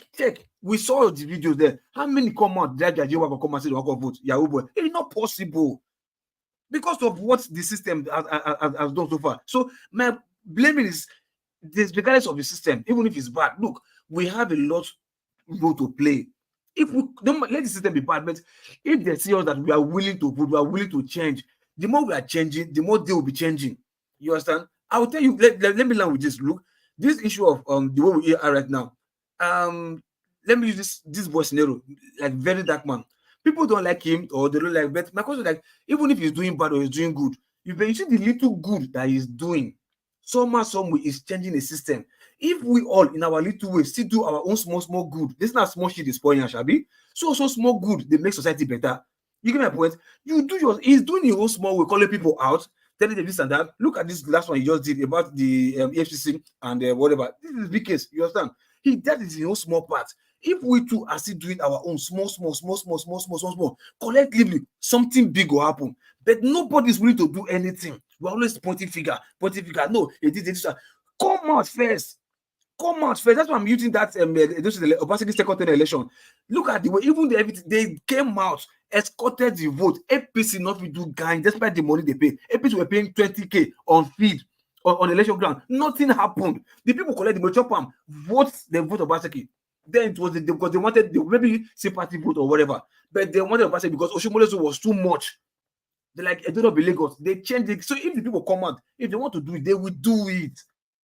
See, orient the people first, please. Let's change the mentality of the people first. 30 seconds. Yeah, thank you. The majority of Nigerians, trust me, they benefit from this nonsense Nigerian system that we have right now. They benefit from it. That's why many people are not really willing to come over there.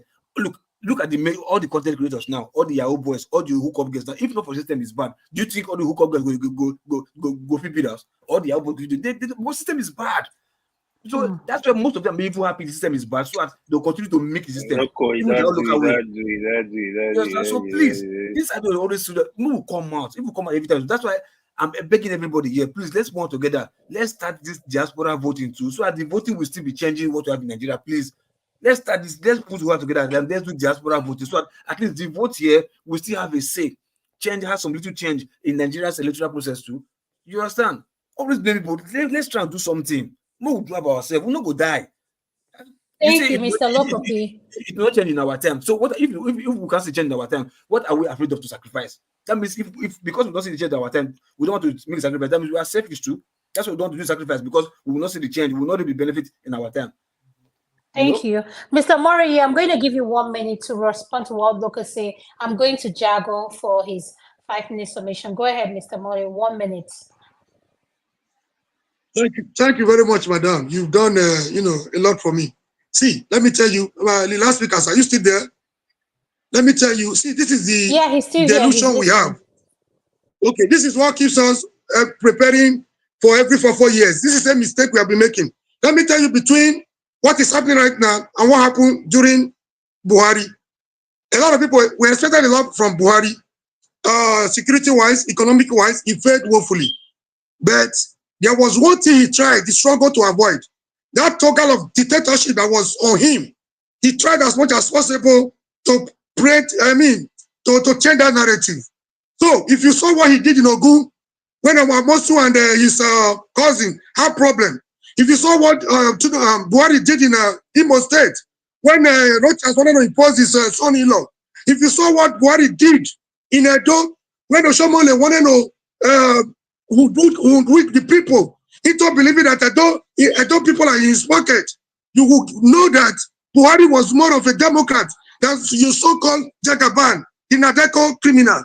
So this is the difference. It's not about how many people came out to vote. This is where you guys are getting it wrong. Even if the whole of Edo, 5 million something, had come out to vote for PDP or Labour, they would have declared the result. Get this right and know your peace. No, Maury, please, can I just use 10 seconds from Maury's time? Okay, hold on, everybody, hold on. Why you're going to close the show, so wait, hold on. Ed, 1 minute respond. Okay, Mr. Jago is red. so Loco P made some very dangerous generalizations. The first thing he said was that most people from Edo South did not come out to vote. And then he drilled that to most No, Yahoo please put in it. He said all the side chick, all the Yahoo boy. Yeah, That's a segment I'll have in with him so that he can connect me to those people that he knows. Exactly. Because he has some inside ground information. He's a married man that knows side chick. So he needs to come to the women's you heard him segment. wrong. You heard him wrong. You heard him No, wrong. I did You not heard him wrong. now. I mean, actually, you don't hear when he talks side chick. Why do they act like this now? I typed it on the chat. He said that most Yahoo boys, that's assuming that Yahoo boys are only in Benin, in the whole of Edo State. That's they're only in the Edo South. Wait. Then secondly, it's also assuming that only Yahoo boys define elections in Edo State. I have people in your circle of friends. You probably have Yahoo boys who did not vote. I have people in my university. I went to Uniben. I have people in my class. They all voted and they gave me reports. Don't make those generalizations. Before you go there, hold on. Before you go, Let him, Mr. Lokopi, let him finish now. When you are talking about your side chick, we did not interrupt you. Let him land. Don't make. No, hold on. Let me talk before I you don't go. know what with that chick. I don't like them. Now, what's that they tell you? I don't like them at all. Adama, you're the moderator, right? Please, Lokopi, please wait. Before you go insult me, I can't go vex. Before you go no, don't vex yet. Okay, just stop. He's not answering. He's just countering what you said. He's just countering what you said. If I know Yahoo boys, you see, hold on, look, I will warn you. If you are addressing, not simply because I know them, then you know people that when you finish your Uniben, you understand? Like saying I mean, that's not a matter of contention. So like I said, before you go, me not go insult No. Okay, Mr. Lokopi, can we? Let's not take this personal, please. Let's not take it. No. Let's move on, please. Go ahead, Ed. No, they did not come out. Did you say it or not? You said it. Ebi, no, that's not what he said. Ebi, don't look that side. Don't look that side, Mr. Lokopi, please. Can you guys listen to me, please? I'll give you 30 seconds. Go ahead, explain. Because the association of side chick, they are all here. Look at them. Roaming around, they know themselves. Wait. See, Ebi, this is Loco was making a point. Listen to what he's saying. Whatever his point is, was that most people that he conversed with, that he communicated with, did not vote. The people that I conversed with, that I communicated with, they all voted. Yeah, but wait, Thank you. Okay. Adama, 30 seconds. 30 seconds. What you should know is that before he said that, he was making a comparison between Edo North vote and Edo South vote. So he now said that if they thought say Edo North vote pass Edo South vote, he no go surprised because a lot of people no come out to vote. PPG, Yahoo boys. It makes so many examples to actually want to make that point. But you cut that part out, you want to push the part and say, oh, yeah, we know the vote. Okay, can we stop? Okay, let's move on. Okay, Mr. Lokopi, he has taken the correction. Mr. Jago, please, your final submission. Order interruption. Okay, go ahead. Finish your point. Go ahead. Make your point. I'm giving Mr. Jago 7 minutes so that you know. Okay, I actually have a couple of questions here. The first thing is to assume that the so-called Yahoo boys, they are only in Edo South. Then secondly, that it is Yahoo boys that define elections in Edo State. Then the third one is that there was very clear evidence that there were places where there were more votes than accredited voters. And even in the midst of all of this, before elections took place, the president clearly stated that this election is going to be for APC. So yes, I heard that. I support what you said. Where this president took this thing so personal, and all Edo people came out, and what Mr. President wanted is not what's going to happen. Is there a Thank you, Ed. Thank you. They will respond. Mr. Jago, 7 minutes to you, sir. Go ahead, sir. I thank you. I thank the panel. I'm not really going to delve into the Edo election and basic Nigerian corruption because I don't know what we expect generally. I'm not quite sure what our expectations are of a corrupt system, apart from argument and complaint, basically. So I'm not going to entertain all of that nonsense. What I would ask, if anybody saw the UN meeting over the last 2-3 days that has taken. I did. For you, I watched the speech from the South African president. His name escapes me right now. I watched the same thing from the Ghanaian president, Edo State or something. I then watched the submissions, great speech from Erdogan, the Turkish president, and I saw the speech from the Jordanian king. Finally, I saw the speech from Shetima. Now, to say I was disappointed is a shortfall. Shetima stood up in front of the world and used 45 minutes to an hour, and he said absolutely nothing. I bid you all go and watch. Then Ramaphosa of South Africa, he was quite alert, he was quite punchy, and he directed his speech about the UN and the imbalance of the UN and the fact that we need to have an African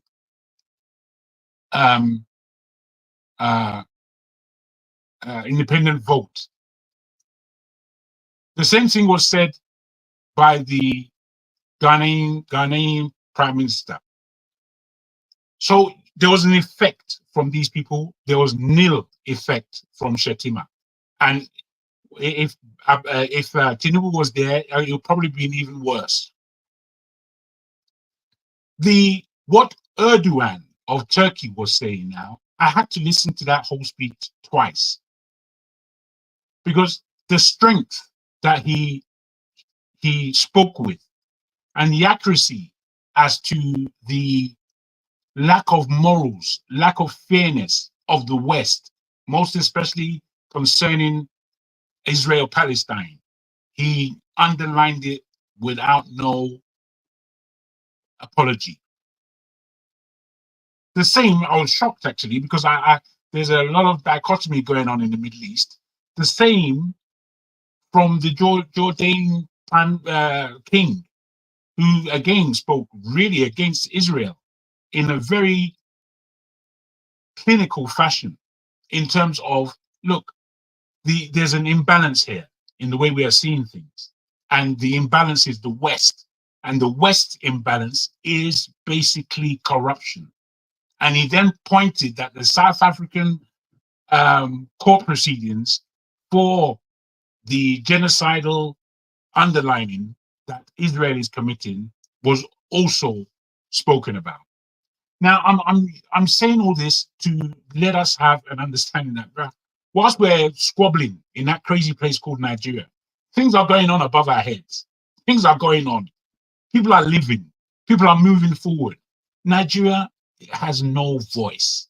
Nigeria has no power on the global scheme, even though we as Nigerians are all over the place. If we're talking about Africans, we're number one, whether we like it or not. But we don't carry any responsibility for that number one. And we can't do so because our country is a country of myopic idiocy. And a lot of our people carry this myopic idiocy where they cannot be accurate. You know, there's a way that we speak that has to point to accuracy. And then this platform, when I listen to it, the level of inaccuracy that people have in their spirit is mind-boggling to me. You need to be accurate. It doesn't matter if you're being insultive. It doesn't matter if you're speaking about a particular subject. You need to be accurate. You can't just say anything because your spirit is in pain or something. I hear it all the time on this channel. Now, that is one aspect of what's going on above our heads. Nigeria in itself, we are a lumbering giant, lumbering. I hope you hear what I'm saying when I say lumbering. It means that we move in such a way that really we're not going to get to our day. We're not going to get there. We may think of it, we're the king of giant of Africa and all that bullshit nonsense that we speak. Meanwhile, when we look at the country, it doesn't measure up to the giant of Africa. When I myself think about what I can do in that country, me as an individual, if given the allowance, I know what I can do in that country in terms of development, in terms of capacity building, in terms of economic rebalance and rescheduling. There are so many ways that Nigeria can make big money. And I'm not talking about our natural resources in terms of what's on the minerals. I'm talking about we, the people, how we can make enormous amounts of money. And I am ready to go back home and lend my hand, as I believe many people on this platform are. Now, I'm saying all this to let us know that the squabbles that we maintain here on this platform, be they personal or otherwise, we just need really to look for what is accurate. That is the only way we are going to find any agreement amongst ourselves. I don't have to like anybody on this platform. I really don't. And nobody on this platform has to like me. However, if the truth is coming out, let the truth land. For God's sake. These are my headaches on this channel. Let the truth be the one. Forget my personality and your personality and all the rest. Forget it. You know, I have many people that love me. I don't need anyone on this platform to love me. I really don't. You know, the reason I'm here is to see where my intelligence can balance with somebody else's intelligence and we can grow our intelligence. That's the reason I'm here. Sometimes I'm here listening and thinking about how can we go anywhere when this is us? This is Nigeria. Look at the higgledy-piggledy nature of the way we discuss things. Look at how, even in insult, we don't insult accurately. Me, if I'm insulting you, I can do it in such a way where I'm not even dealing with your personality. I'm dealing with what comes out of your mouth. I'm dealing with the rubbish that somebody is speaking. I'm dealing with the inaccuracy and the void of imagination that we have. All I'm saying is that there are things going on in this world that we cannot avoid to miss. We cannot help to miss it. We somehow have to join in. Yes, I sir. believe that given 5 years, Nigeria can turn itself around. That's my belief. My deep belief. I believe it can happen, and I would want to lend my hand to that happening. For who? For me, for my children, and the forebears that follow after us. Because I've led a life of wishing, hoping, talking, praying for Nigeria to be well. And in all of my life, I have not seen it. Having said all of this, Nigeria is something that can't die. I'm telling you this for nothing. Nigeria, somehow it can't die, even though everyone would like to kill it. I tell you this for this reason. Every time we go into an economic downfall, God alone knows how he's blessed us, but there will be a triumph or a push or a resurgence of our economy. Now, Yes, sir. Given this terrible government that we have at the moment, I don't know if you're aware of the economics of the last quarter and what's taking place in Nigeria economically. In the last quarter, Nigeria has turned over 14 trillion naira. Naira, yeah. I don't know what that is in sterling, but I looked at that figure and I thought, look at this, man. Even when we're not even trying, yet this is happening. So I'm asking us to really wake up. I'm asking us to really wake up. You're not going to like everyone. Yes. I don't need to like Tinubu if he's the man. I don't need to like his personality. But if he's the man, I'll support him. Thank you. I'll just man. And I thank you, Adana, for the time you've taken to compare our discussion here. And I thank you properly in that I believe that whatever is between me and you, I let it be there. But I have nothing between you, Mr. Jago. It's just, it's Jago, I nothing love personal. No, man. very You good. are the man, man. Yeah, thank you. Very good. Thank you. Well, what Thank I will you. say is I appreciate the fact that Thank you are comparing without premonition or without looking to carry anything forward. I really, Yes. really mean that. Thank you. So Thank that you. is my last statement. Thank you. Thank you. Yeah, well, I'm going to have you give 8 minutes, and after your summation, I'll give Mr. Ferrari, Mr. Moy, and Mr. Lokopi as the elder in the platform to close us out. Adama, please, can AY, you go tell ahead, them 8 nobody minutes. should interject me? Can you just tell them? Because I have a But you like ready. I don't. interjecting people, so I will tell them, please don't interject AY. Please, let him Okay, talk. thank you. Okay. Jago. Jago, I love you, man. You know, but Before you start, tell him not to misfire. So AY, they say don't misfire because you're not the only Edo person here. So don't misfire. I'm not even Edo. Let me say this, right? I want to start from the punchline of Ovie. Ovie said, "Una they pick what to complain about." That's a very powerful statement. You see, when people come here, when somebody is truthful, when somebody wants the goodness of the country, when somebody wants the goodness of any state, I know. I really know.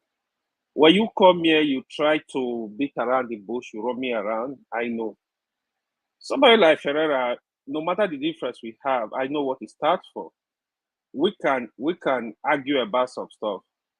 Somebody like Jaguar, I know what it stands for. When he tried to, we can argue about keep our differences. Just like he said, you don't need to really like the leader for you to give support. Because, for example, in Nigeria issues today, I don't really think I have anything to gain from Nigeria apart from just fighting for the life of the people to be good. I don't think, to be honest with you, the highest maybe travel to Nigeria and want by security. That's a good thing. That's why I'm fighting for the country to be good. The reason I'm saying that, right? Ed was here. I would have really loved Ed to be here. He said he's from Edo. I wanted to ask him what is the performance of the governor for 8 years. Somebody like Mr. Moruye, he's gonna come here. I'm actually disappointed when he's speaking because he's somebody that associate with Showore. I thought it was a progressive, really. It was on the right path. But no, I'm wrong. Because when you come here, you are supporting a governor that ruled for 8 years without any meaningful development. The only thing they tell you, oh, he laid foundation. Foundation of what? You have a governor for 8 years. He cannot point to you. I started this capital project and completed it, and you are all like defending the person. You want to deceive us and tell us, oh, you are progressive. The other people, bro, we need to calm down. What you need to do is to come here and explain this governor has done a lot for the people. Look at what he did, look at what he did, look at what he did, look at what, then people will listen to what you're talking about. Let's stop deceiving the people. Local P rightly said, the people from the south, which Ed was complaining about, they didn't come out to vote. There were a lot of issues in this election. Obaseki disappointed from Benin to Esa to Edo North. He did nothing. Now, you have a governor that came into power that promised the people a seaport, signed all kind of MOUs, nothing was done. You have a governor that promised Edo Industrial Park, signed all kind of MOU, even invited the vice president to lay a foundation, nothing was done. You have a governor, 2 markets were burned down in Benin. He promised the women was going to rebuild the market. Nothing was done. You have a governor that promised an airport in Edo North. Nothing was done. No new structure in schools. Our schools are dilapidated. You have a governor that go erect a signboard and telling the people of Benin that this is a federal road. The state road, what are you doing with them? And though when it trade in Benin, Benin is like River Niger, all across. Your motor get damaged easily. But when you see somebody is talking about independent power, that's a private project. So you have a governor that is fighting everybody from Benin to Edo Central to Edo North. All the politicians, we're all working together to make sure you have to go. The people were hungry all across the state. I'm not denying the governor is not innocent at all. You have a governor that denied 14 members of House of Assembly the right to represent their constituency. You have a governor that denied to swear in lawyers. You have a governor because his deputy was contesting against his preferred candidate. He instituted impeachment. He impeached the deputy governor. Even till today, when the court recited the deputy governor, he refused to allow him to have access to do his job.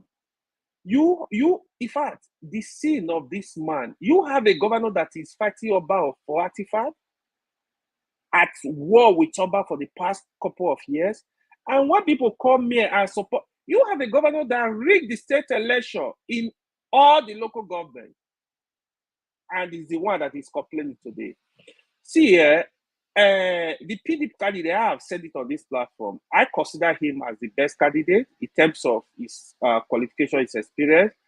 But unfortunately, the sin of the governor, we're just running after him. Unfortunately, hopefully he's going to try again. I really like him. But when people come here to defend Obaseki, it is sad. How are you different? How are you different from people supporting Tinubu today? We have serious issue. Let's stop selecting. Let's just stop selecting who to pick. PDP, APC, as long as I'm concerned, this party, the people involved, they are just evil. They don't want, just like somebody rightly said, they don't want the good in the country. What we get them out, the people need to come together and fight these people and get them out of power. There is nothing more. The PDP and APC, they are not different. They are one and one. They are not different. The only thing is, this one will grab power, the other member of the other party will move to this area. That's what happened. That's what happened. The Labour Party that we were even hoping on, look at what is going on with the leadership of Labour Party. They are not different too. They've collected money. So what I see, I'm really fed up about the whole thing now.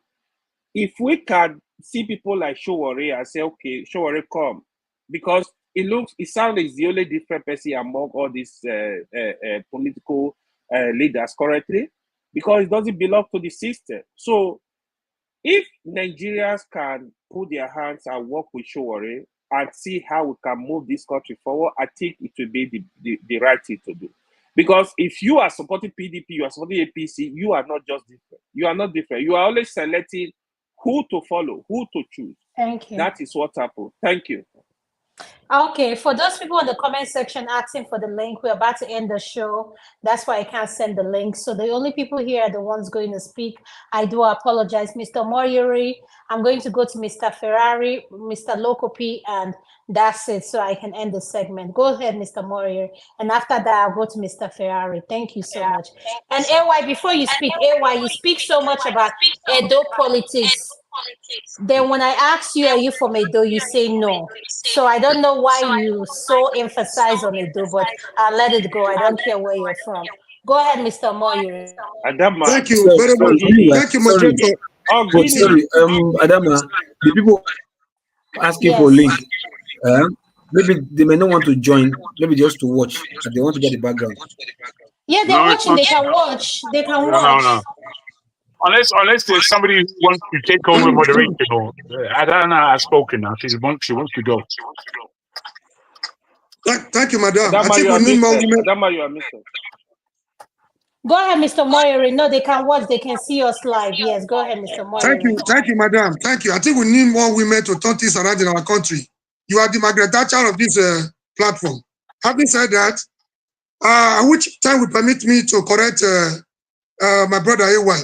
You cannot be more Catholic than the Pope, and you cannot cry more than the bereaved. We are the people of Edo.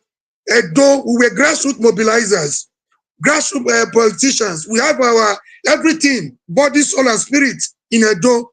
So you coming to tell us what is happening in Edo?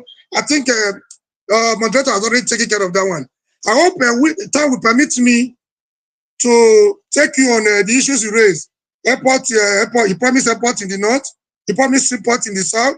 Fighting politicians, 14 member elects that were never sworn in. Deputy governor, greedy, that greedy. If I call him greedy idiot, I don't think that would be enough.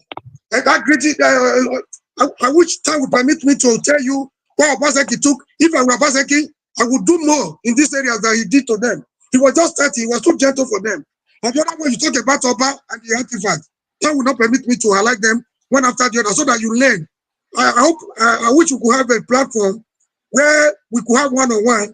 I will tell you what Obaseki has to do. Yes, we have a debate, Mr. Moyer. There's a debate coming up tomorrow. So those people that have the comments, yes, tomorrow come in with your facts and everything. Yeah, let me land my Yes. point, man. Let me land my point. You got me very wrong. I'm neither for APC nor for PDP. I always say this. I don't think you got me wrong. I will neither defend Obaseki nor defend APC or PDP. If there's any party I hate in Nigeria, I think it's even PDP. So anyway, I'm talking to you because of this. I started by telling you I wasn't a spokesman for Obaseki, but you guys trying to hide under Obaseki's lack of performance. They try to bring Oba into politics, try to bring politicians, he fought the politicians, he did this and that, because to me, to justify the evil, to justify the rape of democracy, to justify the aberration you call election in Nigeria. That is my point. I'm not here to defend Obaseki or PDP. So my point is, you cannot hide under the Oba. So we know what is going on there. I've been warning you that I don't want us to come out to the public market square to naked ourselves. Because if I go into that area, I don't think you will have the courage to appear on the platform on the same platform with me. I don't want to go against my tradition. I like my traditional institution. But when tradition is not okay, religion is not okay, politics is not okay, we must have the courage to say it the way it is. So stop bringing your Oba into your dirty politics. I don't feel comfortable with it, number one. So I don't want to open that chapter because that will be another thing, another ball game, another scandal, couple warm altogether. So my point is, it's not about Obaseki. Why truncating the process? Why shifting the goalposts at the middle of the game? This is the point you're not getting. You talk like a politician. I'm not like you. I don't come here to defend APC, PDP, or even Labour. You know, I want a better Nigeria. I want a better society for the people.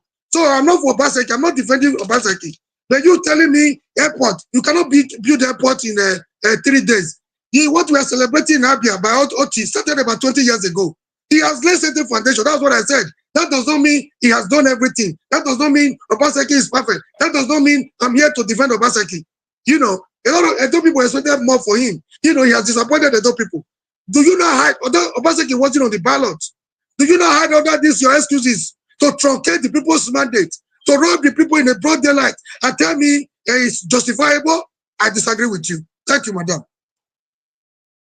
Thank you, sir. I appreciate you. Mr. Ferrari, you're next. Go ahead, your submission.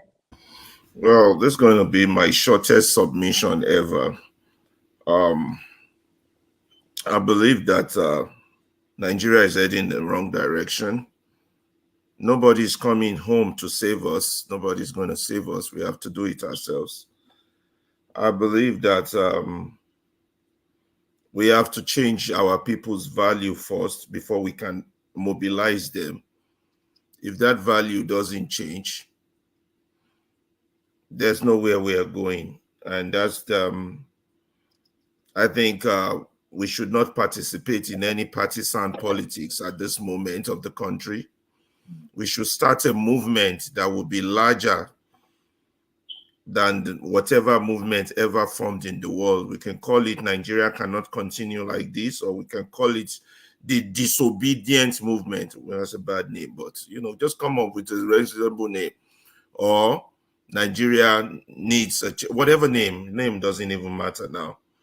We should recruit, get numbers, and when the numbers has reached a critical mass, I don't believe we will have 50 million or 30 million members. We cannot make demands. We have, luckily, a lot of people feel the same. A lot of people are sleeping. A lot of people are disgusted.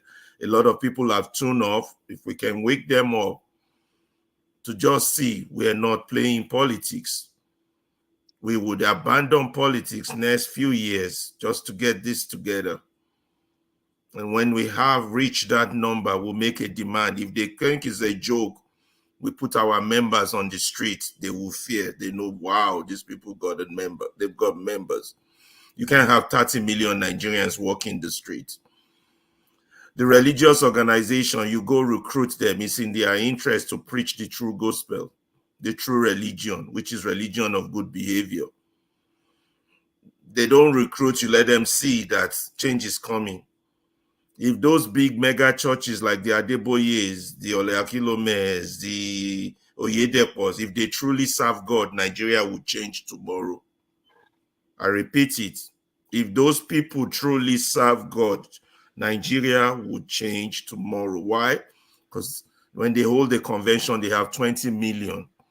And you put 20 million people on the streets, the government listen. If the government is deaf, the world listen. You're going far, Mr. Ferrari. Go to Jerry's this thing.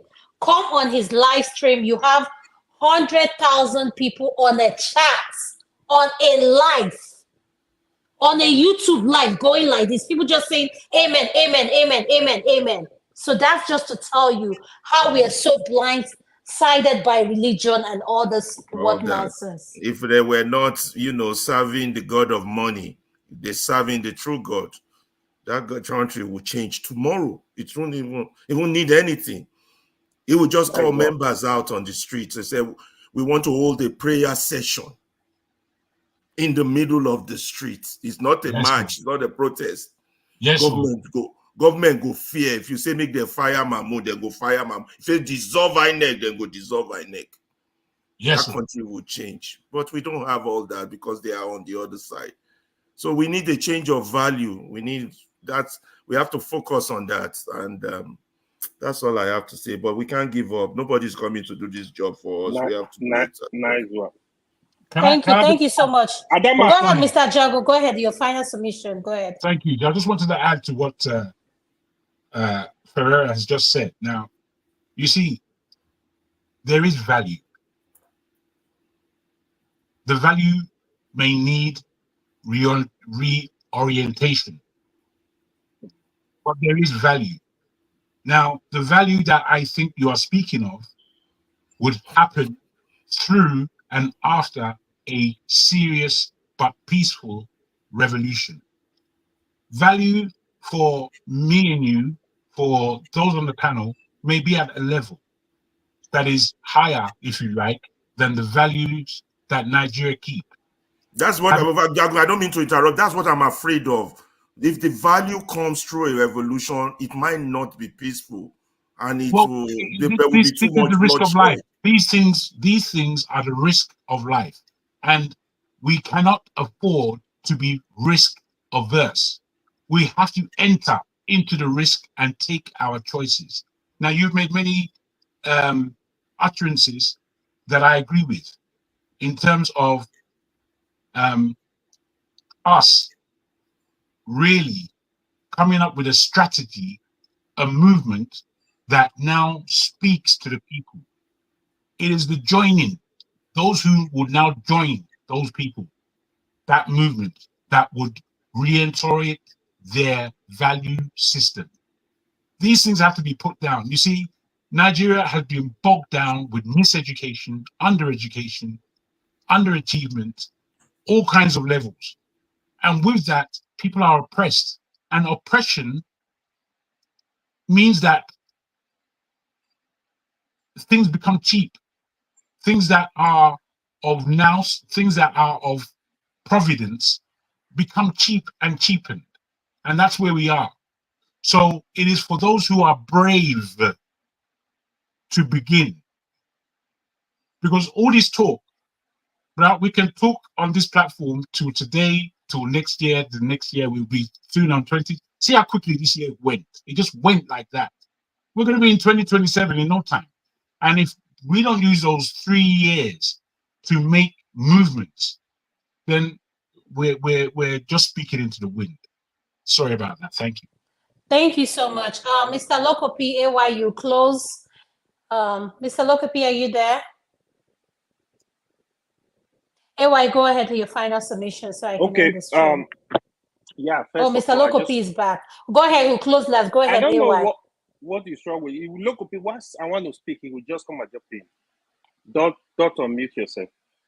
So, Ada, today, I mean, I've been listening, to be honest. You did a very good job today. I mean, I want to give you some flowers today. And the other good thing, I heard Jagu, make you real peace with you. That's my Jagu, man. So, you, Jagu, Ferreira, you see, you have a lot of ideas. But sometimes I feel you also distract yourself. When you come with attack with people stop listening. I want you to kind of tune it down, Always come. I'm fully in support of your argument most times. When you try to fight people, nobody is gonna listen. It becomes like you distracting yourself.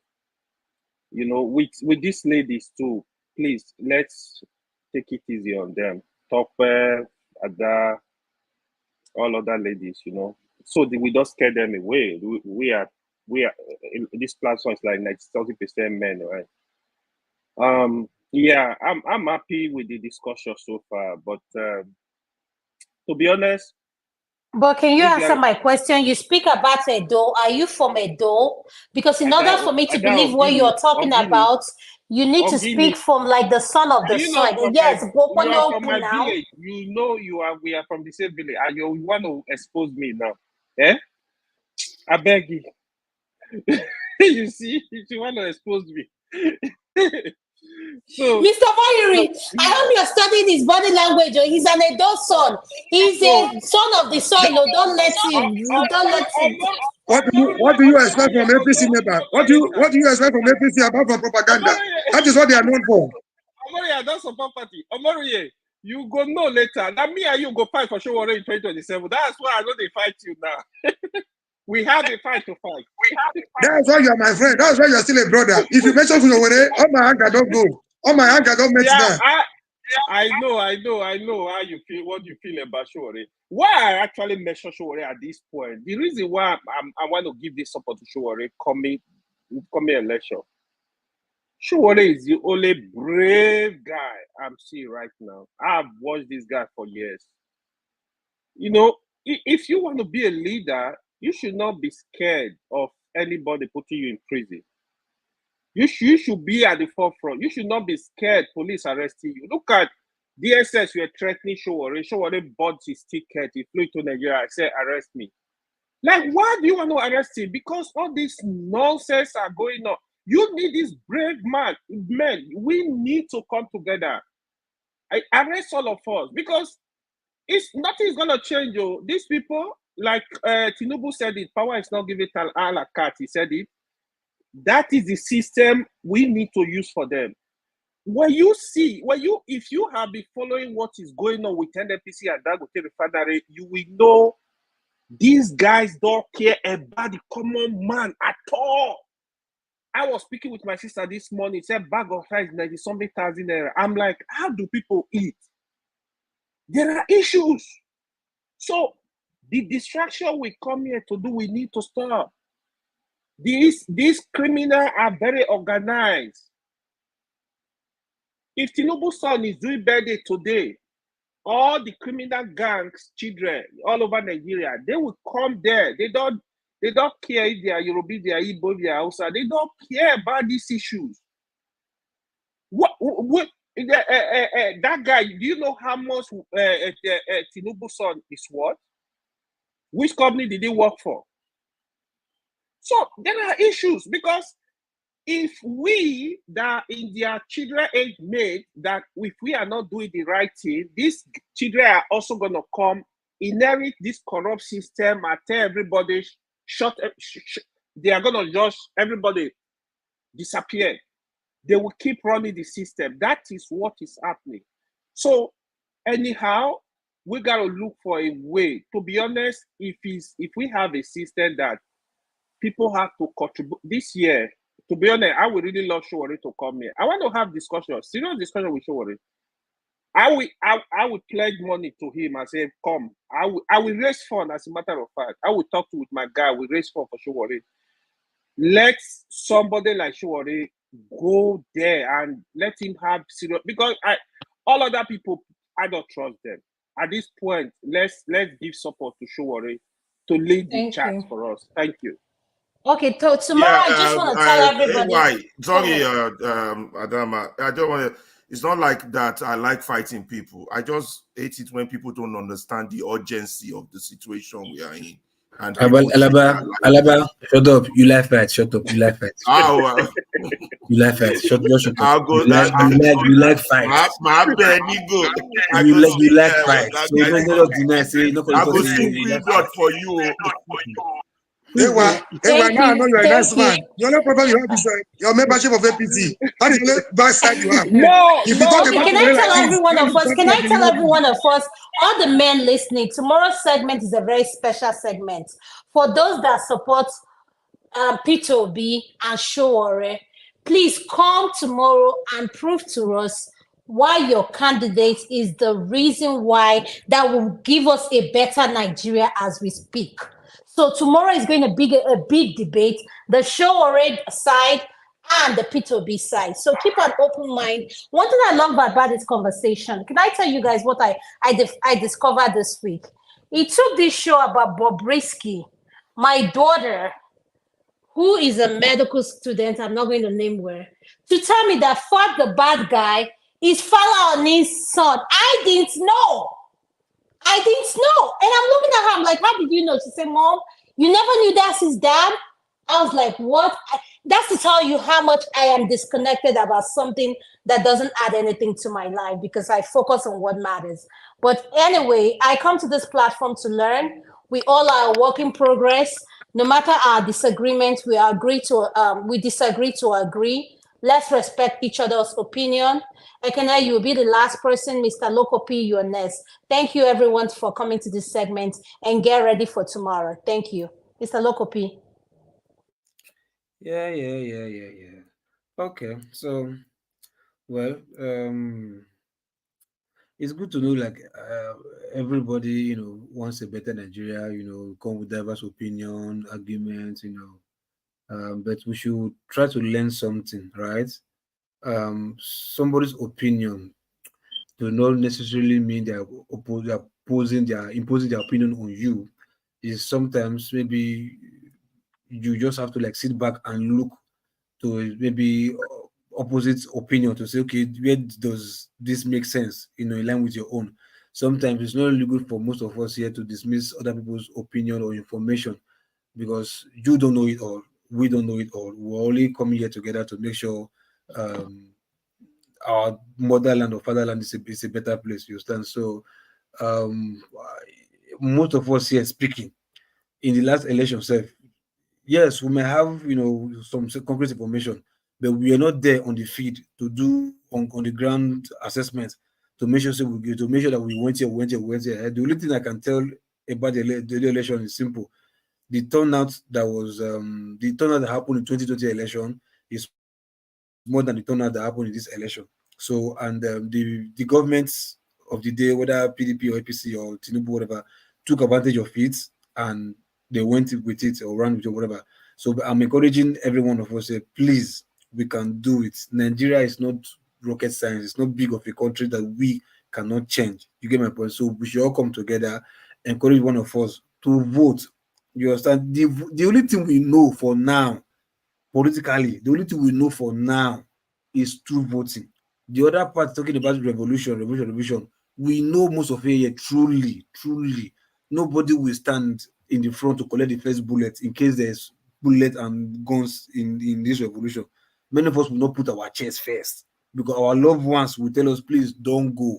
You understand? We Nigerians, we blacks, we are emotional people. We can't get it. We're not like whites that hey, they can ready to die for anything. We are emotional people. We want to live and enjoy well. You understand? So please, I'm encouraging everybody, both people listening in the house, at home, come out, vote. We've seen this work before in the 2020 election. It worked.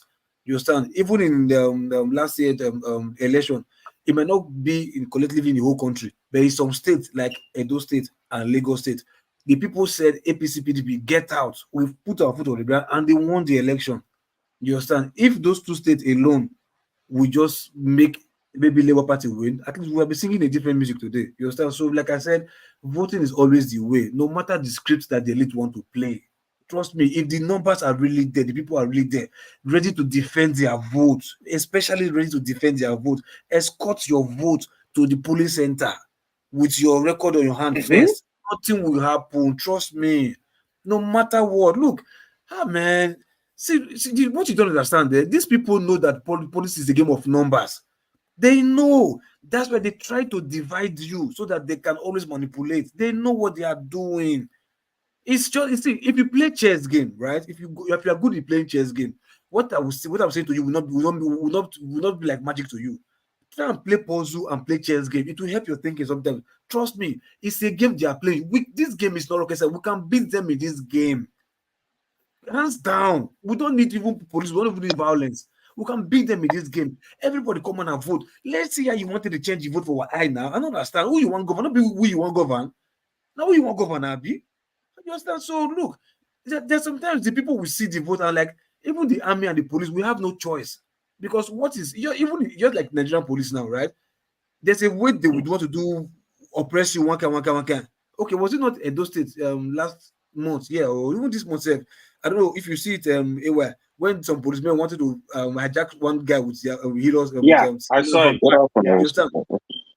You saw everybody came out to like, what do you do? Just like the people just silently left the guy. They slightly left the guy the form. Okay, then the stupid Adejobi Muyiwa said they are going after murder suspect. How can you say murder suspect? And you call the murder suspect just because of shot of people? They did not touch you. They didn't fight you. They didn't harass you.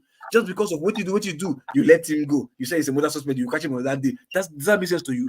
That's to tell you the power of togetherness. It's simple rocket science, but people just docility just because we've been in this kind of docile lifestyle for over and over. It's not become part of us. We not think is the way forward. Trust me, change the mentality, statistics. It's not hard. It's not rocket science. It's just chess game. Play chess a lot. You learn these things. It's not beat them to their game. I don't understand. Thank you, Mr. Lokopi. I really support what you said. When Prince came last week on 90 Minutes, I logged on specifically to ask him what the current administration has for we in the diasporas, how we can vote, and how I believe our vote can make an impact. And he looked me straight up in the face. He told me there's no plan for us. He was honest. He said there's no plan for us in the diaspora. And I asked him why. He said, we are very opinionated, we have the money, and we know what we want. He said it straight up. So if you don't believe me, there's a record. One thing I like about our segment, everything we do is recorded. Go and watch it so that you can learn from yourself. Ekene, you're next.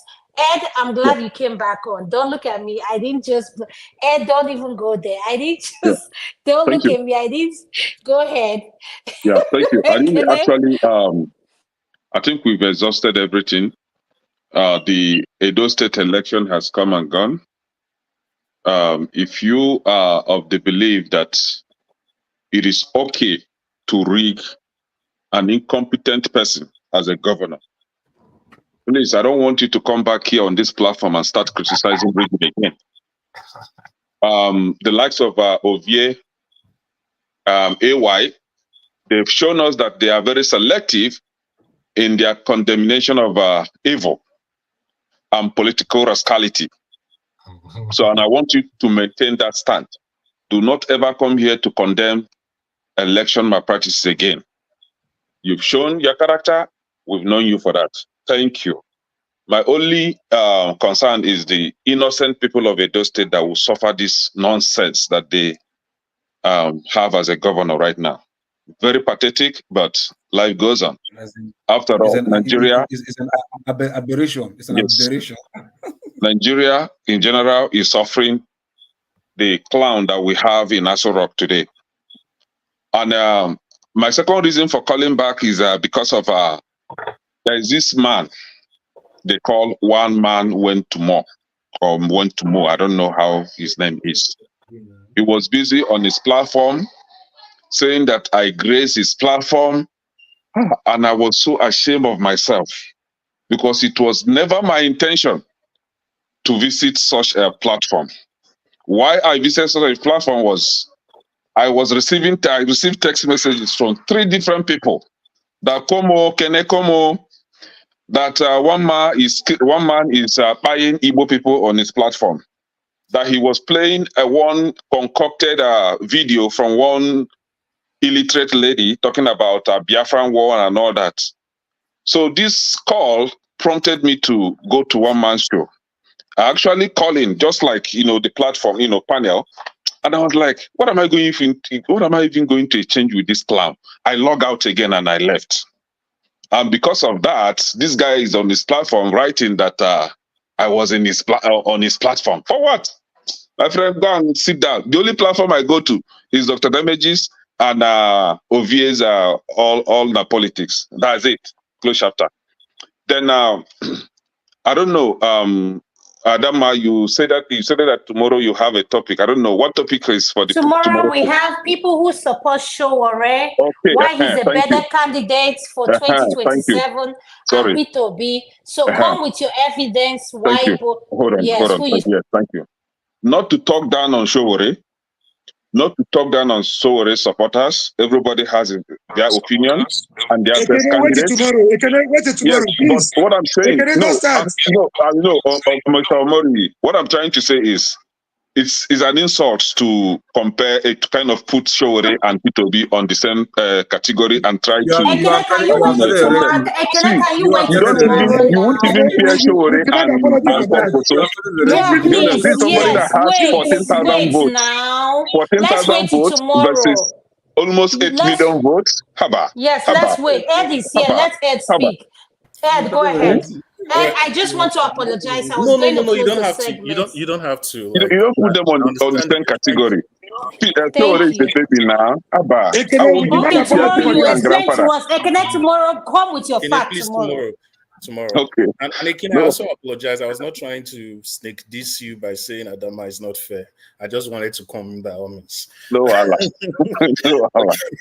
Okay. That being said, let me start by apologizing to local peace. I think. So you read your way in. You read your way in. Yeah. No. I had to go through my history to look for the link.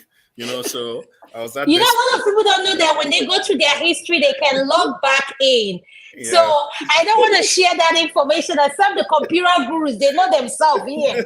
They know how they come back in. They know they are smiling. Look at the one smiling there. He's talking. Look at him. You get propaganda. You get propaganda. I have another secret. Even nobody can log in. I can log in, no matter what. Okay, go ahead, Ed. Welcome back. I just wanted you to know that it wasn't personal. I just wanted you to wait till tomorrow. I apologize. I didn't try. I wasn't trying to impugn you or make you say that your circle of friends were of particular character. I'm sorry if that's the way it came across. My point really was that you're talking from your own perspective, that I also have a different perspective. And the point really is that in that election, for me, I went back to Nigeria in 2022. I went to Benin. Let me just be honest, it wasn't as beautiful as it was during Oshiomole's time. But that being said, I still believe that, I don't want to seem like I'm defending the governor. There were some things, there were some groundworks that guy did that, if those things materialize, they will be better. They will be good for Edo State. But the truth is, Edo State happens to be like a state that's is an intersection state. So when people come into that state, the first thing they want to see is the state of the roads. And during Obaseki's time, it wasn't the most aesthetically pleasing. So I can understand that point. But I'm not going to say that it was totally bad, but I'm not also not going to support him. For me, what are those stuff? Can you educate the us? greater no, let me What are those stuff? the greater imperative in this election was, are we going to, incentivize this current federal government? Like, it was like rewarding Tinubu by giving him Edo State. That's one. Secondly, if you were going to look at each of these candidates on their merits, even Ewa here, as much as you want to oppose, you clearly stated that Aswe was the one that has the best in terms of competence. I've always said that. Yeah, that's exactly. True. So my point with you is that Omoruye, I've always said that, right? Me and Omoruye will be on platform like 3 times. So when we come here and say the outcome of this election is not reflective of the people, I don't like the fact that you just jump quickly to say, oh, because we are supporting Obaseki. I don't care about Obaseki. I never said it. I never said you were supporting Obaseki. But you said that. No. I said if we are here, we ask you the performance of Obaseki. But then you're insinuating that I'm making my judgment based on Obaseki's performance. That judgment will go. Come on, man. No, it does not follow. There are 3 candidates. Okay, let me land. Let me make my point. Let me make my point. I'll take your question. Right? Let me just say this. In politics, the party in power, they are always judged by the next performance of the incumbent, their successor, their performance. Yeah, they are always just okay. But that same argument can be made on the performance of Oshiomhole. That was hard. Okay, can I also say this? That same argument can be made in terms of federal incumbency. You understand? So people don't just no. Can you let him let his point, please? Please let him land. We know the history of Edo State with the person who is at the helms of affair in Nigeria. Why was it not a fight against Oshiomole in 2020? Why did Obaseki make it a fight against Tinubu? So you see, there is history behind this thing.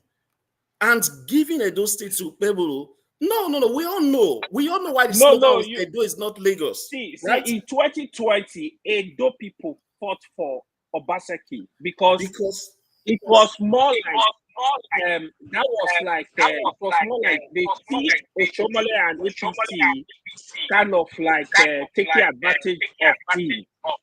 That was the message. But after the vote for Obaseki in 2020, he refused to do the right thing by the people. It's more than that. It's more than that. Even the reason why we succeeded in 2020 wasn't because of our vote, because Buhari wasn't willing to do what Jagaban just did. This is the point you guys are missing. It wasn't because of our effort.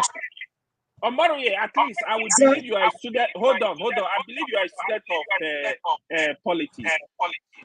Seriously. There is this saying, all politics is local. Have you heard that?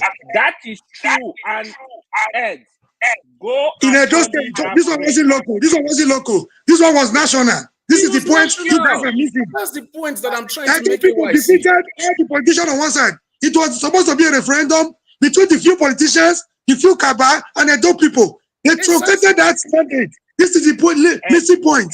Omori, you make a good point. And let me also tell you one thing, AY. I'm not in support of godfatherism at all. You know, most people who voted against Aswe said they did not want Obaseki to be a godfather. But let me tell you, the people that will be godfathers. Wait, let me land. The people that will be godfathers to Bewolo, Wike, Oshiomole, Tinubu, and a lot of local godfathers in Edo State. So which one is worse? Yeah, was not a case of cutting your nose to spite your face. After 4 years, and those people will judge Monday, not any other Really? person. So You think hold on. APC will allow you? Hold Let's not on. be naive now. When APC will- hold on. If Edo people can defeat Almighty and then Oshiomole is too small to be, trust me. You don't know the history How of. did you think Aneni was defeated? Aneni was one that brought Oshiomole in. You don't know. Yes, exactly, bro. No, that's not correct. Bro. That's not correct. Yeah, let me explain to you. I was the part and parcel of that arrangement. Can I explain to you why? Can I explain that to you? Don't worry. You see, don't worry. I'm a politician. Go ahead, be politician. Don't worry, we know. We are all from Edo State. Thankfully, we all represent. Oshiomole cannot be distributed by those people so long as he has a Abuja connection, Abuja support. He can't. When we got 2021 because of power, it was because Buhari refused to give them the federal might. That is it. Not because of what we did.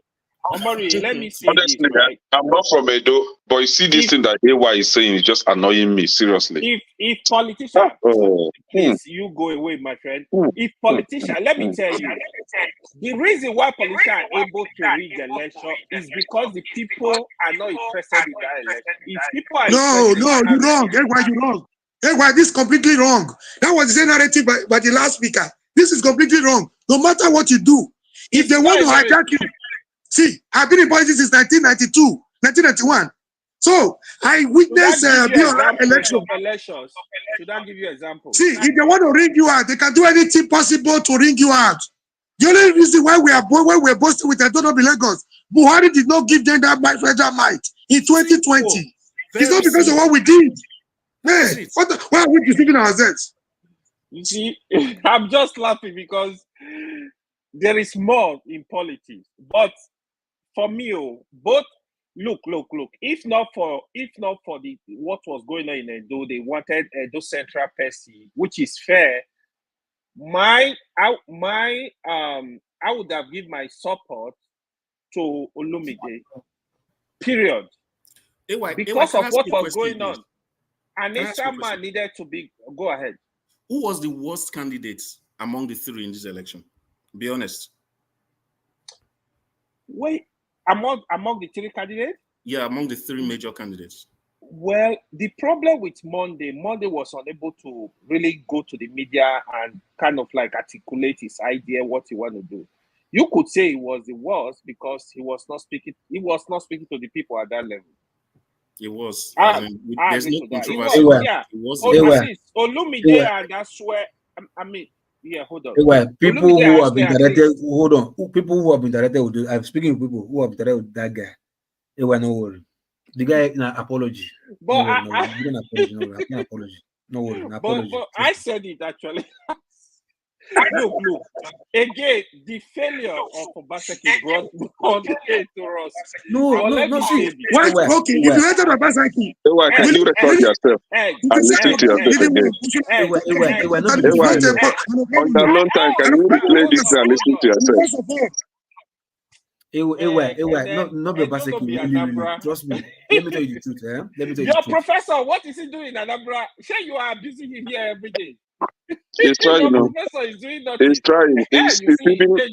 No, my expectations of him when they just elected him, I didn't even expect that he would be able to achieve anything. But it seems he's exceeding my expectations of him. He's actually doing better. Yeah, honestly. Yeah, we should make him it's on his way to APC. Okay. Almost on his way to APC. That would be his downfall. Serious downfall. Because they're going to kick him out straight. If I was in APC, if I was having a lot of strength in his senatorial district, but who is defining? The terrorist. The terrorist. Okay, I just want to ask everybody. There's an election. There's an election coming up. Bad boys. He was using bad boys. Okay, there's an election coming up. Does anybody know what is going on with the upcoming election? Where? I believe one of the Yoruba state. If you're not, I'm hearing myself speaking back. Can you mute? Can we mute, please? And that is Ondo State. Ondo State. Yes. So, what do we know about the upcoming election? No magic, no magic. You said template of Edo with a pity sign there. Write it down today. Okay. Jago is here. Jago can speak. Okay, Jago is your state. What do you know about the upcoming election? Truly, I must admit that whilst it's my state and I have all these, I don't like Nigerian.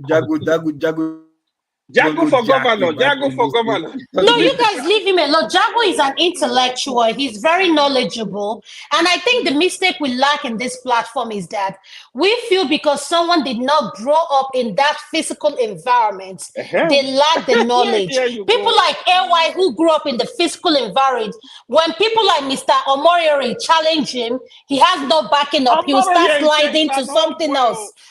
So, moderator, are you saying that AY doesn't know anything at all in Edo State? You and him are the same thing, just like you speak about Anambra, you don't know anything. Both of you are Gen Z, the Gen Z of the platform. Yes, Jago, go ahead, sir. I really, you know, I must say, where Nigerian politics is concerned, I am unconcerned because I think if I look around, I'm older than everybody here. That doesn't say anything. Apart from the fact that I've lived this before. Since 1970s, I've been paying attention. I got thoroughly confused throughout the years. Come the end of the 90s, I left the politics alone and I just watched. And in my watching, all I see is corruption. So what we're going to have in Ondo State will be very similar to what they already had in Edo State, in that it will be corrupt and corrupted. Doesn't matter.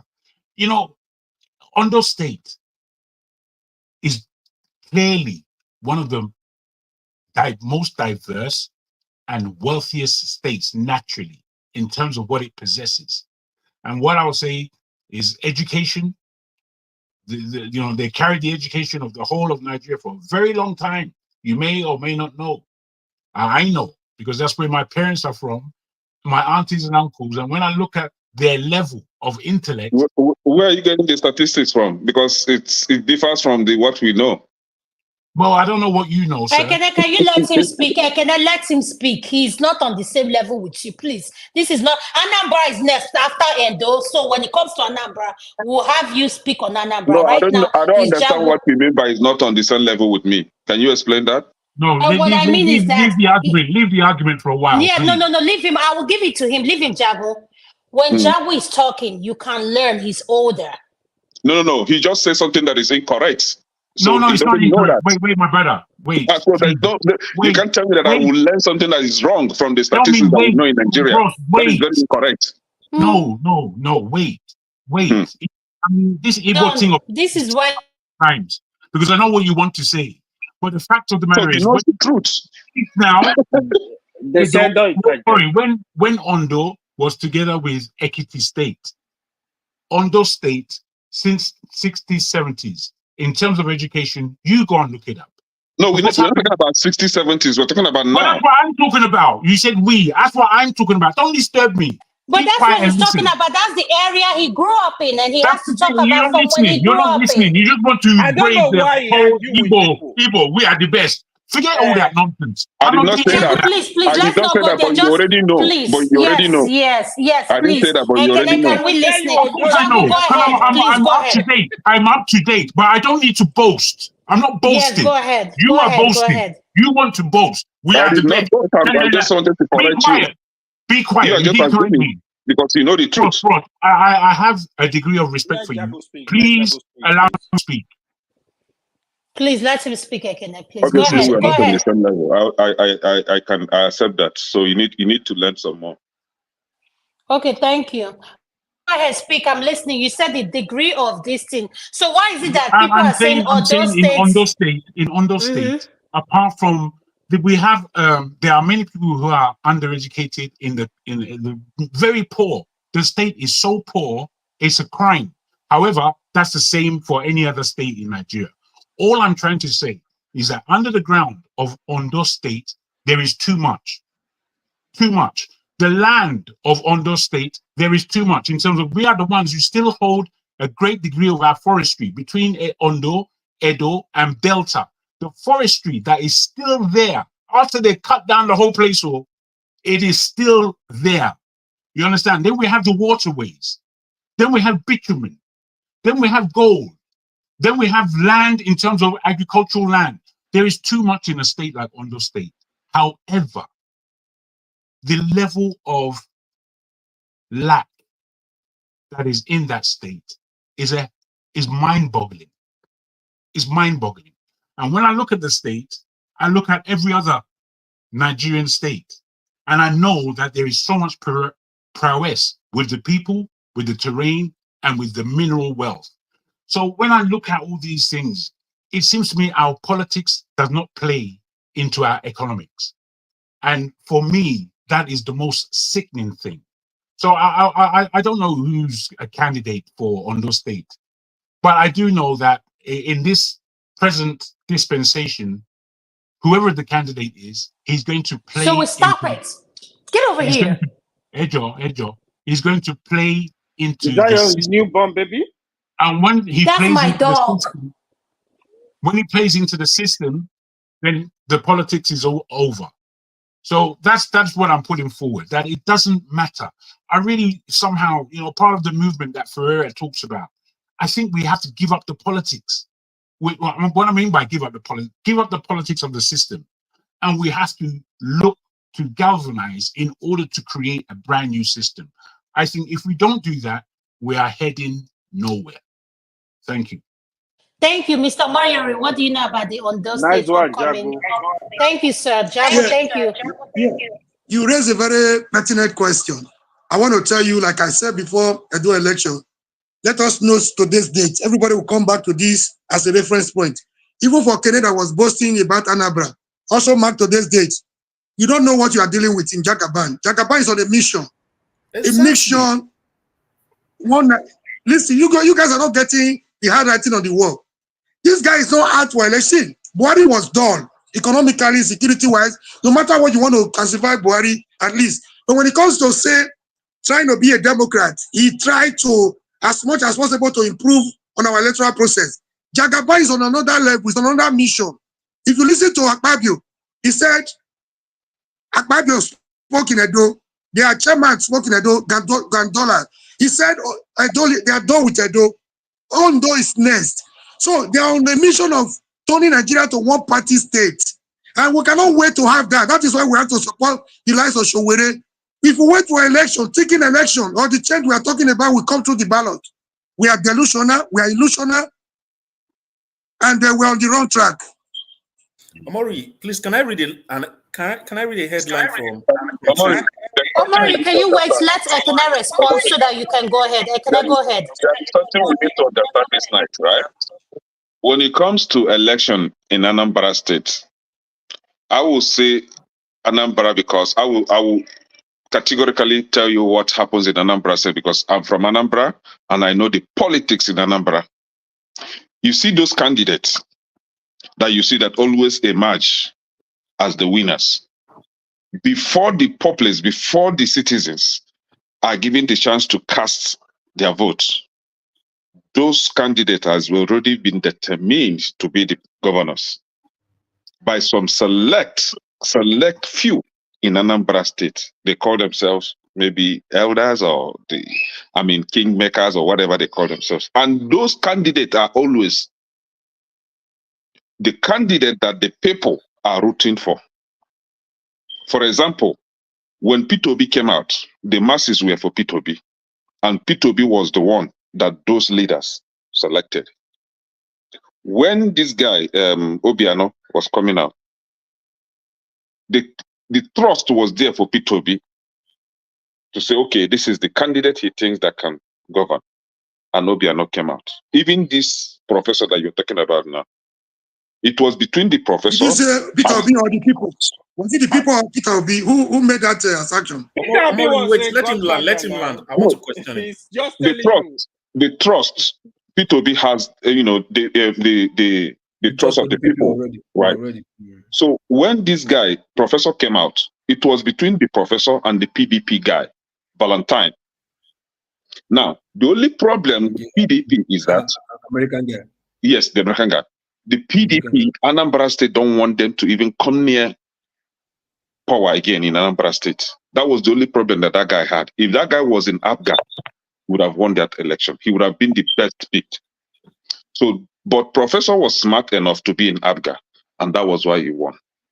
So when he's coming to Anambra, I am not boasting. I'm just telling you how our people are kind of wired differently. If you're not in Abga, forget it. Just go. Just forget it. Just forget it. You're not going to win. Assuming Soludo moves from APC, what do you have to say about that? Assuming he becomes of APC, and he has the backing of federal might. Okay. If Soludo moves to APC, Soludo is not coming back for the second time. Trust me on that. Can I ask you a question? He won't come back. When Peter Obi lost, right? Was it the Yeah, choice the of president. those elders? When he lost, and I mean, what I mean lost, he lost the election and had to go and reclaim his mandate. When he lost, in quotes, was he the choice of those elders? No, he was not. He didn't lose the election. This is what happened. I know he did not lose it. He reclaimed it, but when he was declared, in quotes, the loser, was he the choice of those elders? Of course. It was, right? So Yes. do you think it's possible that the choice of those elders might win, but did you see what? Did you see what played out at the end of the day? Let me land. INEC Hold on. another candidate. And then it will be a matter of going to court. And you know the court that Obasanjo was the president over. It's not the court of Tinubu. Okay. Exactly. Have you forgotten that when he was kicked out, Obasanjo was the president, and those guys that took over were Obasanjo's boys, right? No, but Obasanjo did not interfere with the judiciary. No, we know, but he was they were his boys. He didn't actually interfere fiscally, or he was in the background, No, but the right? judiciary was more independent then. That's what I'm trying to say. Kind of. So you are right on that. But I don't know what will play out here. This time, such a thing happened. I'm not sure. I'm not sure of that. The point we are making. So the point everybody is making that no, I'm not sure. the point everybody is making is that what makes you think that Anambra State is immune from what is going on in other states? You make it seem like there is something special about Anambra space. I just table it down, and they came back from the legal aspect now, which I just told you that if such a thing happened, I wouldn't know the outcome. But when it comes to voting, the initial voting system, if you are not in Abgaf, just forget it. Anambra is not for you. That's a very good democracy then. They must be probably the best democracy in the world, in Anambra. But it's working for us. The leader but it's working for us. The Abga or nothing.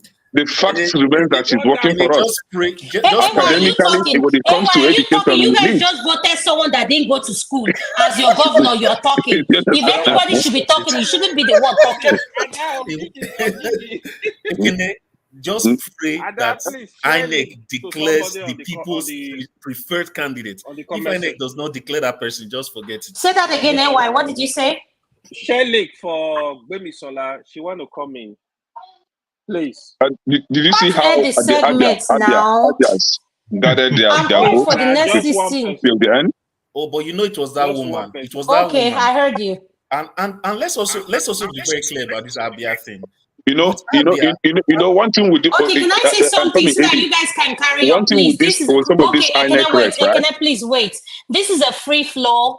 I'm going to be on the background. Let's enjoy it, and I'll send the link. Please, let's be respectful to one another and allow each other to speak. Thank you. Exactly. Eddie, one thing with some of this no, I'm going to spend time with my dog. When they collect the money from the back door, and they know that you guys are not going to do anything to them, that is when they will rig that election. But if they know that if they collect that money, including him, his family, nobody is safe. They don't they will collect not money. there. The INEC is APC. They don't No, need to hold on collect now. money. No, but the state resident electoral officer he will be from Anambra, right? No, he has family in Anambra. He lives in Anambra. Usually not from Anambra. Usually not from the state. Well, I thought maybe I think they are It mostly was Wike's cousin that from was another the state. Normally from another state. It's someone from another state. That is the problem. That is where the problem. There's something you guys are not problem getting. Can you let me point this one out to everybody? We have to be careful with this guy in charge. The man in charge is not just a regular politician. He's a mafia. You know what he wants to do? 2027 is a done deal. Let me tell you the mathematics. They have succeeded in making INEC, the judiciary, part and parcel of APC. So they have infiltrated these institutions. So whether you talk of INEC, see, even you know what they are doing as they are living, they are planting their sons, their daughters, their cousins, their aunties behind. So no matter where you go, APC has different wing.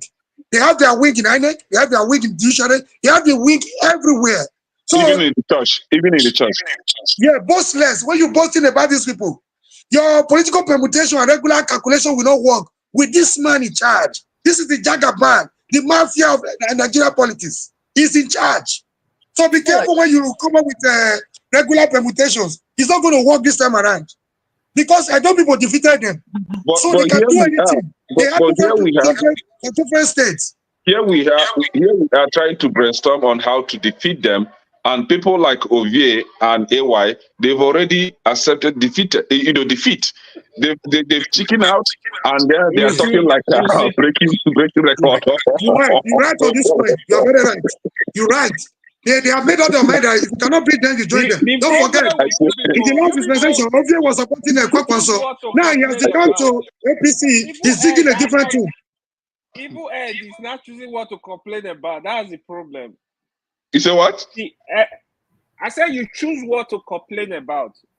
No. I think Edo election, to be honest, if you look at Edo election, there were issues. You need to table them. If you are not a politician, you are not going to. There is no excuse, man. You will not say because of Obaseki, and then you now enjoy your it's not my problem leg. now. Okay, hold on. Why do you think Kamala Harris is collecting trashing Trump? Because by the work, right, the economy is good. That's why Trump is strong. No, it's not true. Which economy is good? Another discussion. Have a good night. Where are you living? You are very far from reality. You know, come here today. You go into Republican. Very far from reality. We are working for sure. God bless you, sir. God bless you. Everything what you don't do, your things are forgiven. Go and see your mom. You're my best friend. You're my best friend. But I think people like Showore, the SDP guy, even Peter Obi. See, we need everybody that we can. Let it be clear. But the problem is that they can't work together. Their pride. Because of people like you that is dividing them. They can't work together because of people like you dividing them. We need to build this platform, not dance, not condemning and castigating Showore. Showore is a human being. We need all of them. We need all of them on board. Yeah, we need to be on the opposition. All of them need to come together. The progressive, in short, they have to have a discussion. They don't want in to Edo have. State, They need to sit down. One unpopular opinion, which I think was very good. I don't know who gave that opinion. I think it was on the Twitter space that even in Edo States, the PDP and LP, they should just forget all this their unnecessary sanctimoniousness. They should have come together. Yeah. Because what is at stake is too much. Ed, you are even talking. Sometimes you need to work with the devil. Sorry, Kenneth. A bigger demon. Sorry, Kenneth. Even the PDP as a party was divided into many parts. True. All the PDP bigwigs, they left PDP and joined APC just to get rid of because just it's the same thing as what you're doing right now. Okay, no. Hold on.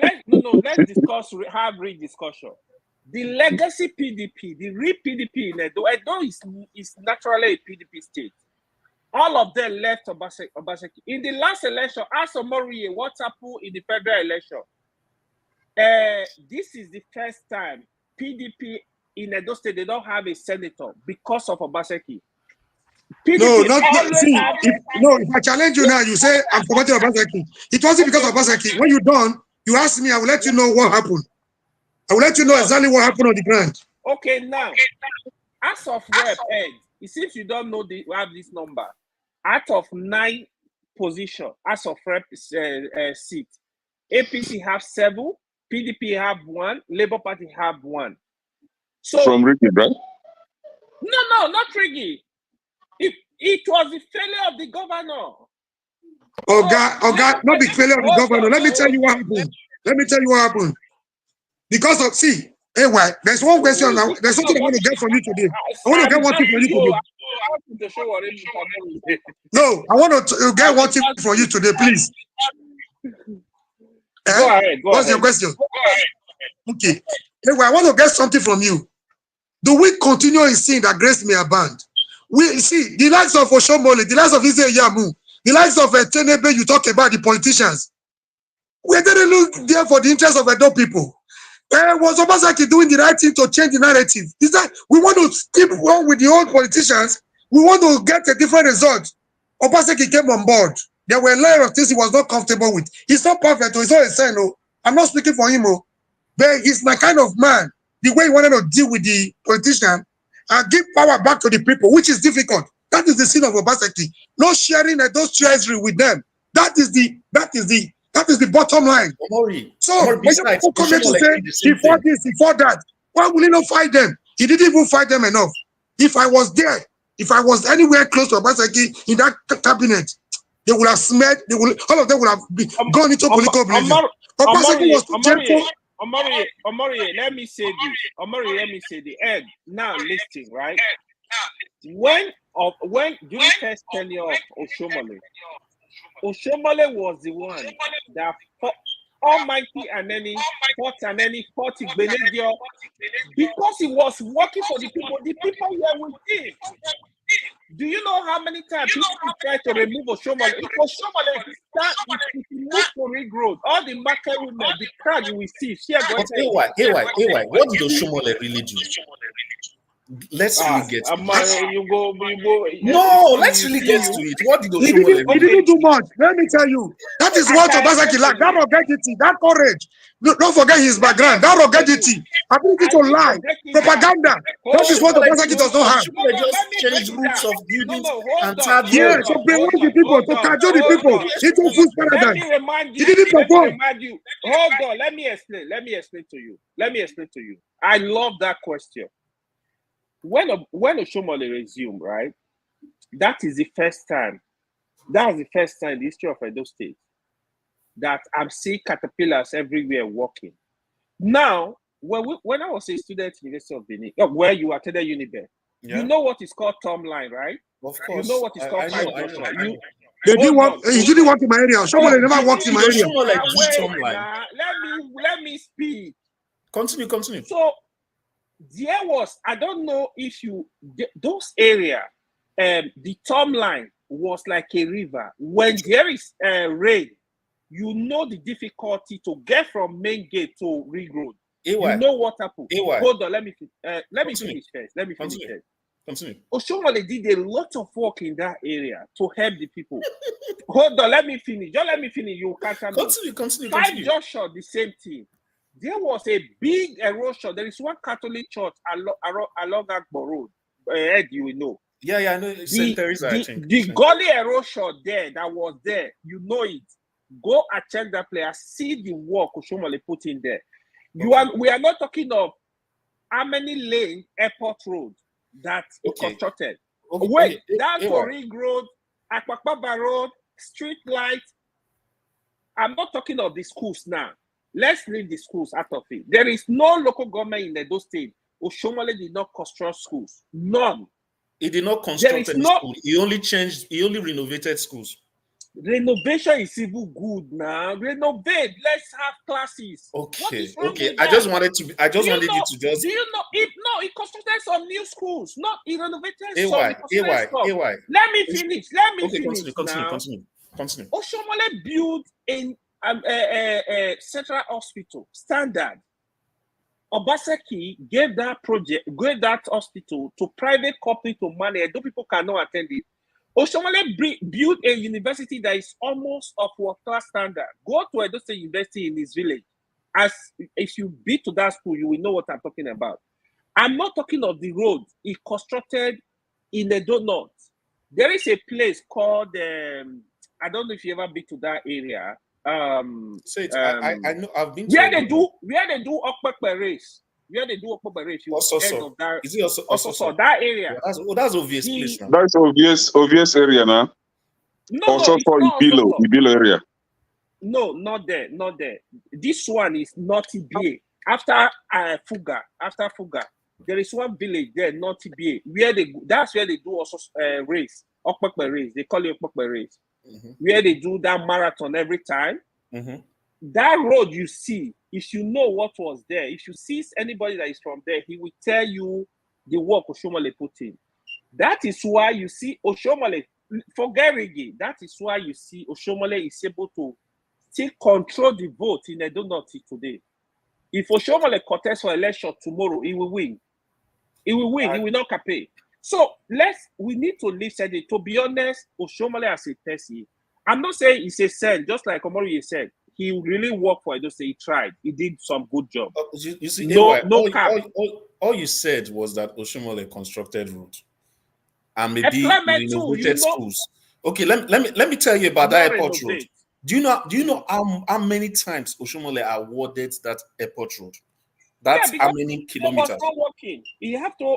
No, he was making money on every single time he awarded that contract. It's possible. I don't know, but let's leave that done road. Anyway. You talked about Tomline. Anything that is Benin Lagos road, the only thing Oshiomhole did was the shoulders. Until tomorrow, that thing has been there for over 14 years. I mean, the Tomline. It should be about let's say about 11 years that those roads have been there. Don't forget the Benin water stop project. Sure, that is an eyesore when you enter Benin. He did not cover, as in only those shoulders that he did. He did not cover it. Till today, anybody that passes through Benin, it's like an eyesore. So that road you are seeing, it was good luck. It was good luck that constructed that road because that's the fair. Hey, well, you raise another issue. The Benin water stop project. You know how much they embezzled there? Nobody is stopping them. Are you asking about $30 billion that was involved in that project? I mean, 30,000 billion naira that was involved. You just raised another issue. Would approve him and say bring the money. So why are you raising it? Was he a plus or a minus on Oshiomhole's side? No.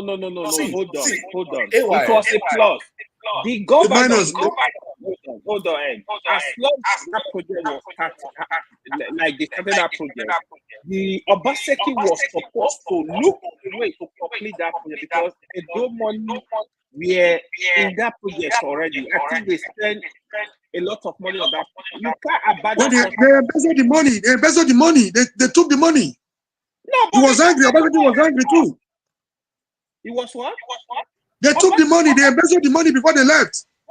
Don't forget, Obaseki was a member of Oshiomhole. Nah, you want to rob Obaseki in. Now you live in Obaseki. You live in the house. You live in the object. You want to pursue the shadow. You want to live Oshiomhole now. All right, thank you. Let's have our final summation so I can end the stream. Let's have our final summation, please. Let me tell you what Yes, Obaseki please. did. He digitized. In short, I hate what I'm doing now because I really don't think Obaseki was perfect. But let me just say some things that I've seen. I don't know if these things are real, but let me just say it. The first thing is that he digitized Edo civil service. Everybody knows, everybody says that. Edo civil service, Edo's education, like the educational system of Edo State, he actually brought it to par. Right? I know of a friend of mine. I know of a friend of mine whose mother is a teacher that said that he gave all the teachers, technology to teach in the classroom. I have a sister that is a teacher. Can I finish? The truth is that these are things that I've seen, but I can't. To be honest with you, because I've not been in Benin, I can't tell you they are 100% fact. Bad You know what, Professor Waleka? Okay, can I ask a question? Can we all listen to? Can we listen to one another, please? Wait. This is my question. This is one state. This is one state. Okay, This is one state, and we have 3 people from Edo who don't agree.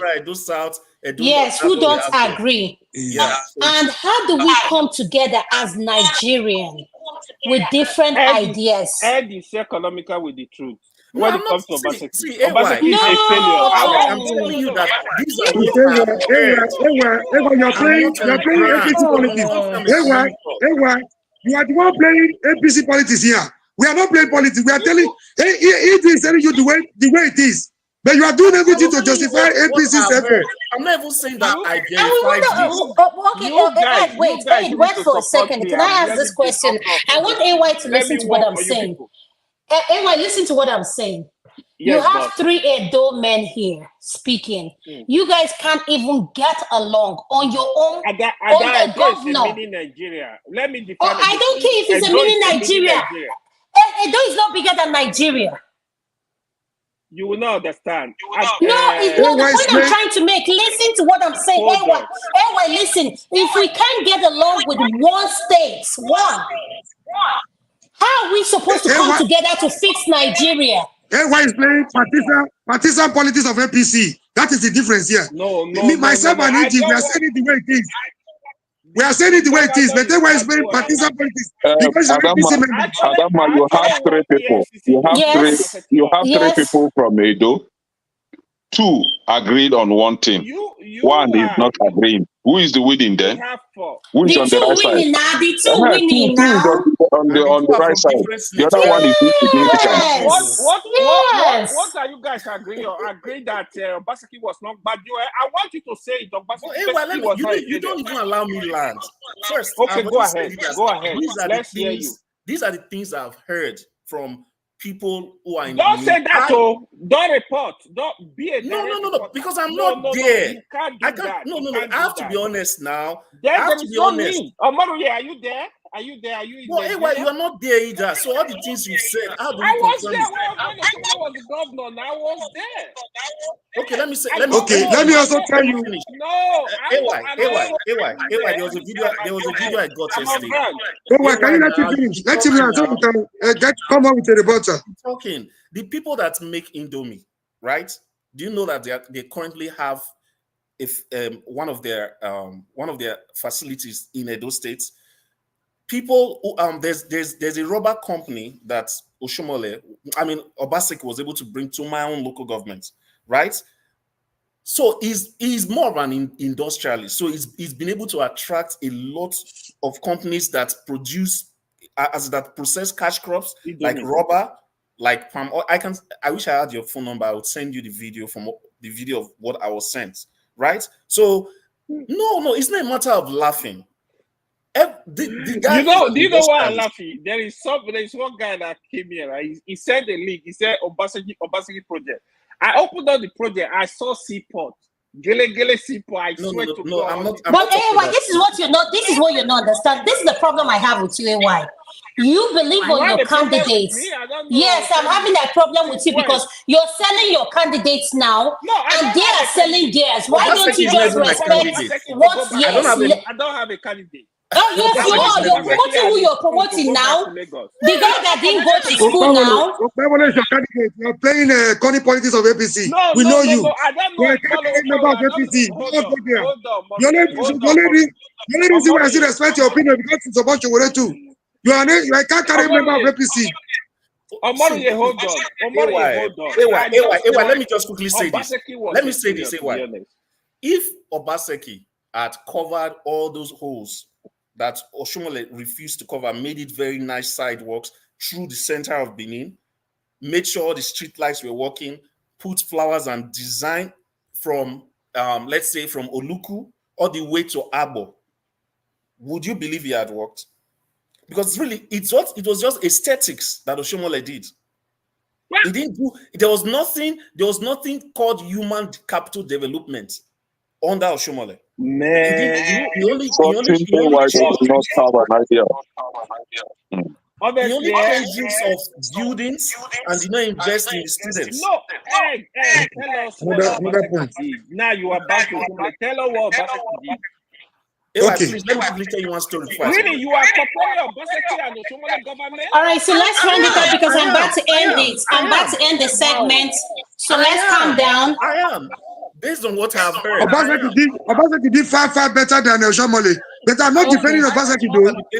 Even the little achievement of Oshiomole. Even the little achievement of Oshiomhole told us Obaseki was the brain behind his little achievement. Yeah, so why are you what did concentrating he the man? do? What did he do? Tell us what Obaseki did. Okay, AY, hold on, Mr. Warrior. I'm going to give you 2 minutes, your final submission. Let's make it so I can end the stream, please. Please, because this Okay. I give up. I give up. Go ahead, Mr. Warrior, 2 minutes. Yeah, can they give me my time? Yes, Can you let me have my 2 minutes? Collected balance from Obaseki. And the way I'm seeing this matter. Yeah, number one. Obaseki is the real bad joy. Can you let me have my 2 minutes, please? See, the difference is that you are playing a partisan politics. We are not. We tell you the way it is. Obaseki, people expected a lot from Obaseki. Has he done enough? The answer is no. Did he try his best? Yes, he's on his way out.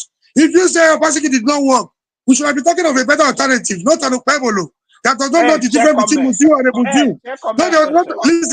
Listen. Not an Okpebolo that does not even know that we're in 2024. Not an Okpebolo that does not know how to guarantee 24 power supply by bringing poles and transformers. Not an Okpebolo the difference between. Can you let me land my 2 points? 2 minutes. You're taking my 2 minutes. Let me land. Don't interrupt. Let him have his summation. We're closing, please. Not an Okpebolo that does not know the difference between power generation, distribution, and the national grid. Not an Okpebolo that does not know the difference between security and insecurity. So, if you say Obaseki did not work, I agree with you. It's your opinion. Opinion is free, but fast and circumstance. You should have given us a better alternative. Not an Okpebolo for Edo State. A state like Edo. Wait. Let me land my point. Let me land my point. So, you are here defending Oshiomhole that built an hospital. When he was leaving office, he borrowed equipment from Lagos to give us the impression that the hospital was a world standard. The following day, they removed the equipment back to Lagos. You are here defending Oshiomhole. They have built schools with a red roof, but there was no content in the classroom. You are blaming Obaseki that came to put content in those children in the classroom. You are blaming Obaseki. Take it easy now. We are not fighting. Take it easy. No, that is my voice. I'm sorry about that. I apologize about that. Go ahead. You know, Go I ahead. thought like Wike, but I'm not related to Wike. So you are here blaming on Obaseki that has the best civil service in Nigeria as it stands today. Wow. You are here blaming on Obaseki, who has been able to put. You can say somewhere in Benin now, I have a free access to internet. You are blaming on Obaseki that believes that the future human capital development is the gain of the future. Is the future of Edo State. You are here blaming Obaseki that has been able to come up with a Edo hub to train those that are not able to go to school with talent. You are here blaming Obaseki that has been able to bring the youth to that wanted to take power from the old politician and give it back to the people. This is the sin of Obaseki. You are here. You are blaming Obaseki that wanted to defend this money, protect those money from the old politicians. That is the sin of Obaseki. Okay, if you keep interrupting him, I'll keep giving him more minutes. So let him land. Let me land my point. Let me land my point. In less than 1 minute, I'll be done. I don't know seaport airport you talk about, and the Gelegele seaport you talk about. It's not something you do overnight. Not even within 4 years. Not even within 8 years. There are basic foundations you have to lay. You have to deal with federal bureaucratic bottlenecks to get the license. They will not allow you. You see, there is nothing wrong with the port in rivers, but because of selfish interest in Lagos port, they don't mind the congestion there. So he has to deal with a lot of things. What you celebrate in Abia, the electricity is celebrated in Abia, was a project of about 20 years ago. A project of about 20 years ago coming to fruition now under OT. Thank you. So you don't expect Obaseki to just send a new MOU.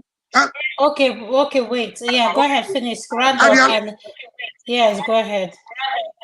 Yeah, I'm done. He won't allow me to speak because he knows where I'm going to. I'm not playing politics. No. I'm not He's not going to speak yet. He's not going to speak yet. I don't play partisan. Mr. Lokopi is the one going to speak. Please, AY, wait. I need to go. No, please wait. Mr. Lokopi, are you there? Have a good night. It's not here. Okay, go ahead. Have your final submission. So let me say this, right? First of all, I want all of you to look at the comment section. See, there are a lot of Edo people here. Kene, please read comments. Then you will figure out what the problem Edo people are facing. Just read comments. There are different names. Like people are here. Your point is what? What is your make your point? That's I'm just making the point. Read comment. I want people to read comment and see what they are saying. I know you Ben see, Aroko is from have, Edo State. John is from Edo State. Hold on. Some of them live there even if they are not from there. Hold on. You see, honestly, when Omoriye is talking about this stuff, what I will tell you, wait, after Obaseki tenure, when EFCC pick him up, you will not hear all the news. Obaseki, he failed Edo people, period. No two ways. The reason why Obaseki wasn't even on the ballot. Hold on. Like Ed said earlier, right? Benin have the highest vote. In fact, Benin vote is more than the other two senatorial district votes. Benin people refused to come out to vote because of failure of Obaseki. In 2020, you saw what happened in Edo State. I know local people said, see, they are some Yahoo, no great vote. No. I don't believe that. The failure of this time largely come from the palace. This failure of the Edo South, the Benin speaking tribe, that the low turnout, apart from the fact that because I will tell you at the craze, I go give my vote to APC for what? Abema Chila Jare. Abema Chila Jare at the craze. But another influence to that vote is because of the palace. Because I know that. I don't know why Ed is running away from all this facts. I don't know. Hold on. Local people understand the fact. This is a governor that had disagreed with you now. Hold on. No. We don't agree on everything, right? This is a governor that was fighting Oba for the last 4 years, right? Like you gotta have. But I've not said I support that now. I've not said I supported that. But no, now. How did he fight the Oba? How did he fight the Oba? For saying. How did he fight the Oba? Mr. Morayi, please, can we wait? We need decorum here. Let me. Please listen to me, please. Have your final summation. You said you're getting ready to leave. I'm getting ready to end the stream. Please, let's have our final summation. Yes, Go boss. ahead. Yes, boss. So I need to educate Ed. You see, in every election, right, there are issues that actually determine what happened in that election. The sins of Obaseki were just too much. After Obaseki was voted in 2020, do you know this man was demolishing people's houses, collecting the land? Why will you do that? You are not aware? No, local people will tell you was aware. Omoriye was aware if he's not going to support him blindly again. Now, these are all issues. You are fighting Oba looking for artifacts. The work you will not do. And those people were tired of you. Now, for me to tell you, right, I'll be on the same panel with Omoriye like 3 times now discussing this issue. I always said, in my own assessment of the candidate, Aswe was the best candidate. But Obaseki's sin was his problem. I didn't deny it. And I rightly said, in fact, there was a day I saw APC, I said, it's a shame in Edo State, is somebody like Monday Okpewolo, they are able to it's an alternative they are able to bring to Edo people. I'm not in line with that, but I'm waiting for what he will do. I pray he's able to deliver. Obaseki was a complete failure. When you are defending him, it's like, you know how Nigeria will say, if you are defending APC, you go turn to like Mumu. That's the way you when you are defending Obaseki, try to defend Obaseki, you turn to something else. It's better you allow that man pack his load and go back to Lagos. Also, if he's ready, he can come back next 4 years and test the water again. I mean, Obaseki have literally destroyed PDP, except people are going to come and rebuild the party. He destroyed PDP in Edo State. So the truth is, he was really, really a failure, to be honest. I'm not going to... I can't support failure. He was a failure. You know? Local P, what's your point? Okay, Adam, I need to... Thank you so much, AY. So come back tomorrow. For those of you that like Peter Obi, Showore, There is a debate of two panels, those that support Peter Obi and Showore. Please come with your facts. You're not just going to give us, Honestly, words. if I could have an input, I would prefer that thing is about how they can come together. All this dividing does not help, to be honest. What can I say? Because Nigeria, I look know. at you can't even get along with AY saying that is it me that will convince you now about Nigeria? Then, Mr. Lokopi, you're next. Tomorrow should be issue based. There should be no insult on any candidate. It should be issue based. Oh no, tomorrow is going to be well mannered. Well, we are going to be in our best behavior because everyone, if you believe in Peter Obi, come with your facts. If you believe in Showore, come with your facts. Why he's the candidate for 2027? That's what we are asking for. The last of take notes. No slander. I'm not coming tomorrow. No insult. I will not come tomorrow. Mr. Lokopi, you're next, sir. You're next, sir. Go ahead. Lokopi, you get food for Benin. Just be honest here. Between Obaseki and Oshiomhole, who did better? Okay. Now, there's better has definition, right? Okay. You see why Nigeria is not where it said better has definition. No, hold on. They say just pick words. No. Hold on. Trust me. Don't mind. It goes on a better definition. You know why I said so. Let him give context. Everything. Yeah, I'll tell you.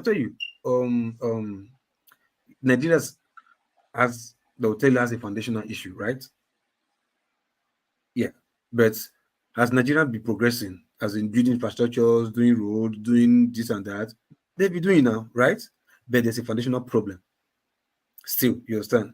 So, but until that foundational problem is solved, Nigeria cannot take that leap of faith, that frog jump leap. Nigeria cannot take it. You always be having baby steps of, hey, I do roads today.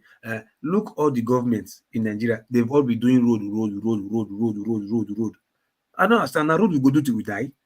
Then you do one building, commissioner. Okay, that's it. You carry 20 vehicles. Who was better? Stop. No, hold on. I go somewhere now. I go somewhere. Leave story. You want to lie. Just no, you now. know who is better. Stop. You carry 20 vehicles. You carry 20 vehicles. We want to know. There is no need. You know who was better. Who was better? Now, say it depends on who is better. Now, hold on. Now, what I'm going to say, look, you see Obaseki. What Obaseki did is for this internal. Truth be told, right? It was foundational problem that is solved. If Okwebolo if he gets sense, work on this structure where Obaseki's foundation was set, Okwebolo goes bless say work past Obaseki. Bless say work past Oshiomole instead. If Okwebolo work, I tell you what it on ground. The truth is just right. The truth is just you are used to start project. I do Oshiomole go say what you know. You do red roof. You do red roof. You not build school. You only renovate school. I do red roof. Red roof is popular, but because the Benin or the Edo State have not seen that kind of stuff before, massive red roof, to them it's like it did something. Now lucky I just spoil everything. Exactly. Now lucky will be idiot. Can make Oshiomole be like saint. I tell you. You get the point. So now lucky will be good dance. Now make Oshiomole be like saint. You get the point. So like I said, it depends on what you see better. If Okwebolo get sense, if he work on the foundational structure where this guy sets, I swear, Oshiomole go be like beans or Okwebolo. The Okwebolo don't know anything, he go work well. Just like this, the structure where they go say the work today, that template of Tinubu, not be say because say maybe in middle of Nigeria, he put us okay, yes, there's enough money to eat and make money, give it to me, but you can still work shine because the money is there to work. You understand? Not be beans that they do blue rail line and red rail line. Now tax play money. I mean, not this money, but the money is enough to chop. Then you do. You understand? But what I'm trying to tell you simply is this, right? Okwebolo, like I say, it depends on what you see better. If you really want to go to like, no, let's repair the states. I would also okay, look, Obaseki, I will call and say they better because now foundation, the next step, the foundation what Obaseki do, nobody will ever see that place as problem again.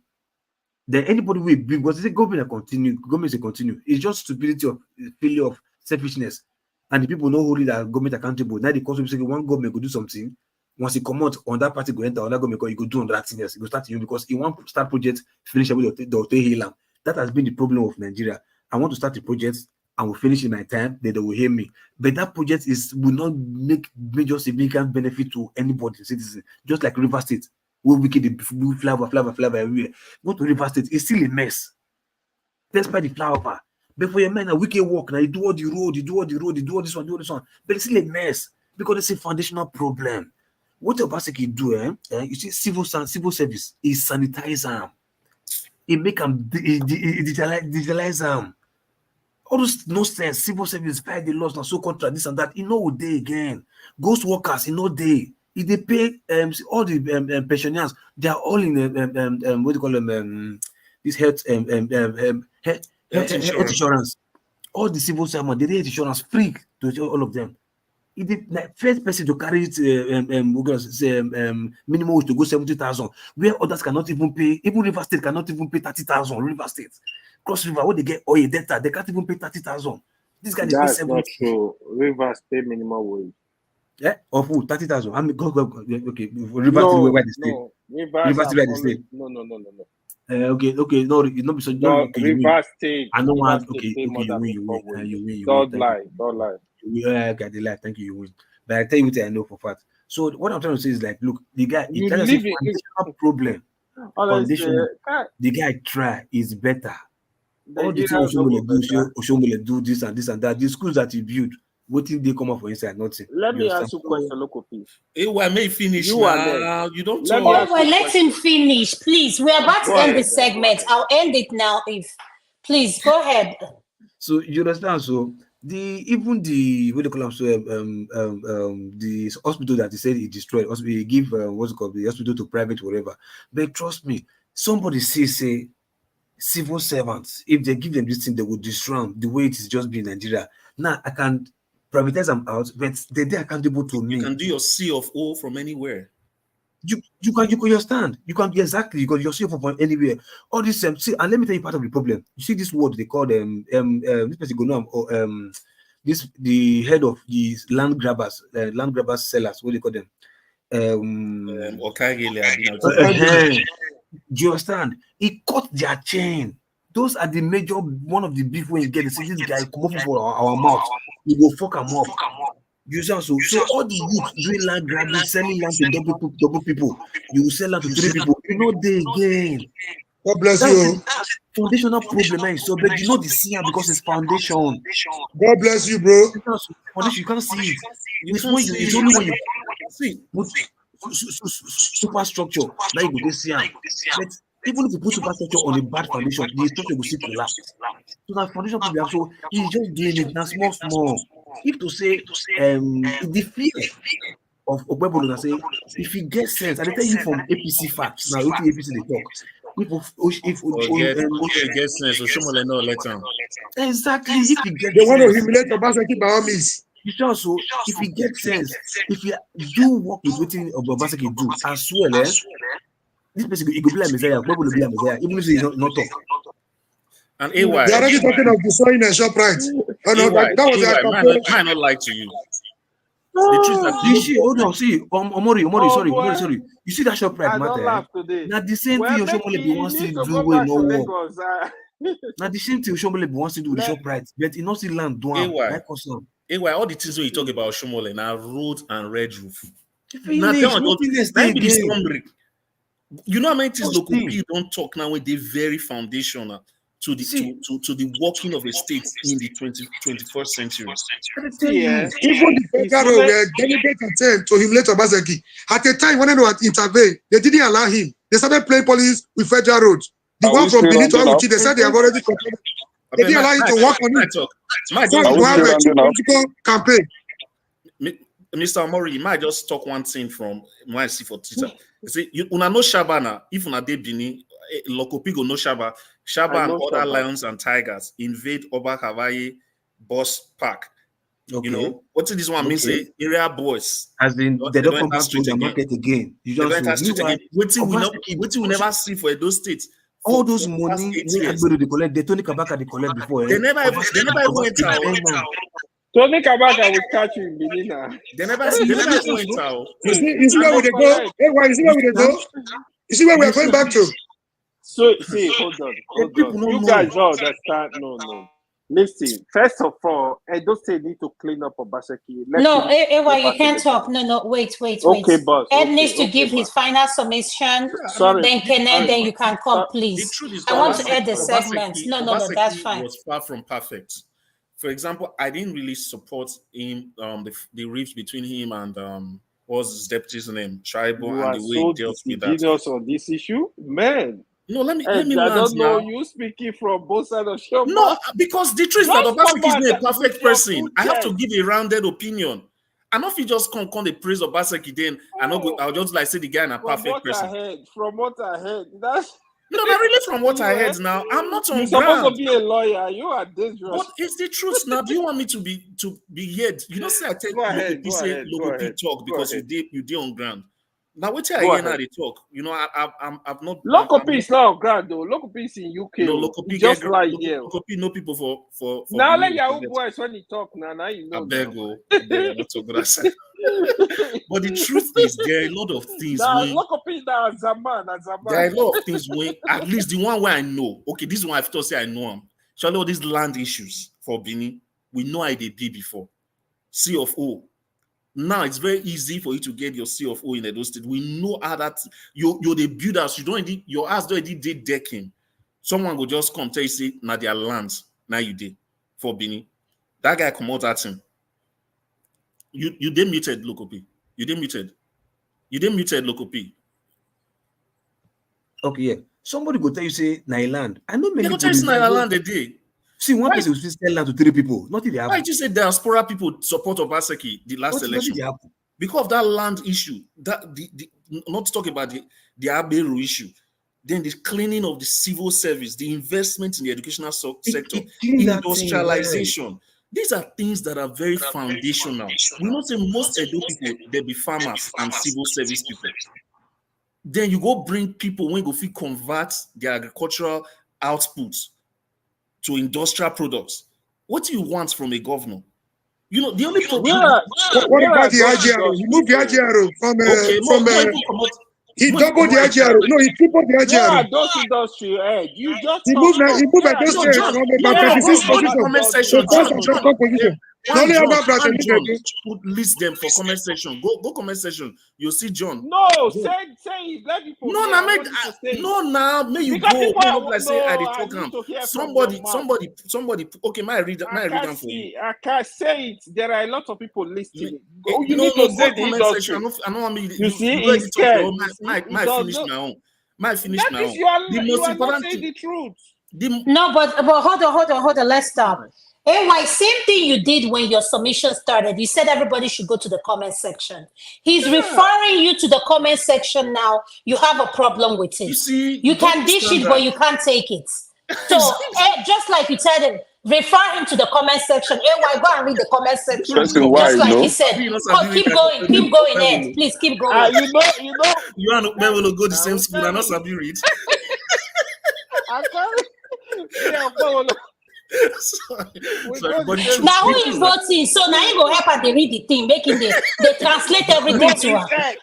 Even when you say about not your family when I they give us. You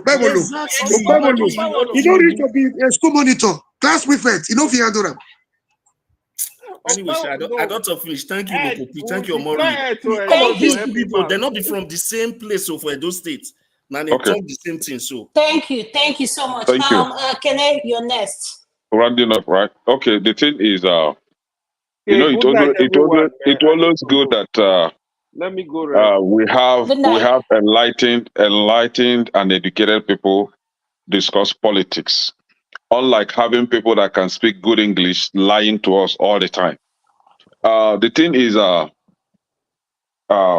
we're talking about the performance of Obaseki. I'm not from Edo. I don't live in Edo, but I always track a governor's performance with 3 key things. 1, the economy of the state, education, and healthcare. So when it comes to Edo State, the healthcare, I may not say more about much about the healthcare because I could not track his performance in healthcare. But when it comes to education and economy, he tried a lot, like tremendously. he was able to bring Edo State to number 3 when it comes to education in Nigeria. And when Oshiomhole was there, it was in number 20s, but he brought it up to number 3. So I give 35, it we're to him. 35th on the list. We are not second. Exactly. The only state leading us is Anambra, your state. Exactly. So now, and that is why when Jagun was talking, telling us, he started off by telling us that he was watching the politics in Ondo State since 1970s. He even made mention here that he is the oldest here. And because he is the oldest, he has been watching the politics in Ondo State since 1970s. Now, please help us to fact check. Ondo State was created in 1976. Now, when I interrupted him by saying, hey, you are not saying the truth. He now said, oh, when Ondo and Ekiti were together, that they were trumping in education. Ekiti State was created out of Ondo State in 1996. Now, of all this, Ondo State, together with Ekiti State, from 1976, and when they separated in 1996, Ondo has never come to top 10 educationally advantaged states in Nigeria. Has never top 10. It has never make the list of top 10. So when people come here to lie, please allow us sometimes to ask them to prove, like show us proof. Let's check them. Can I interrupt you? No. I'm sorry. I think where he's coming from is in terms of intellectual output of the state. When it comes to like professor per capita of most states, Ondo and Ekiti actually has a lot. No, you go to Ekiti then. I think that's where he's coming from. You now go to Ekiti and Igbo State. Professor. I will give it to Ekiti and Imo State. What I'm trying to say in essence is the election of Edo has come and gone. Like I said it earlier, we're here giving ourselves headache. People like AY will never, they would never agree with the facts. It is only their way or highway. But what you're saying is we'll continue to educate them, though they are not receptive of that education. But we'll continue to try our best. One day, maybe Holy Spirit will befall on them. Just the same way the Holy Spirit is getting into one man.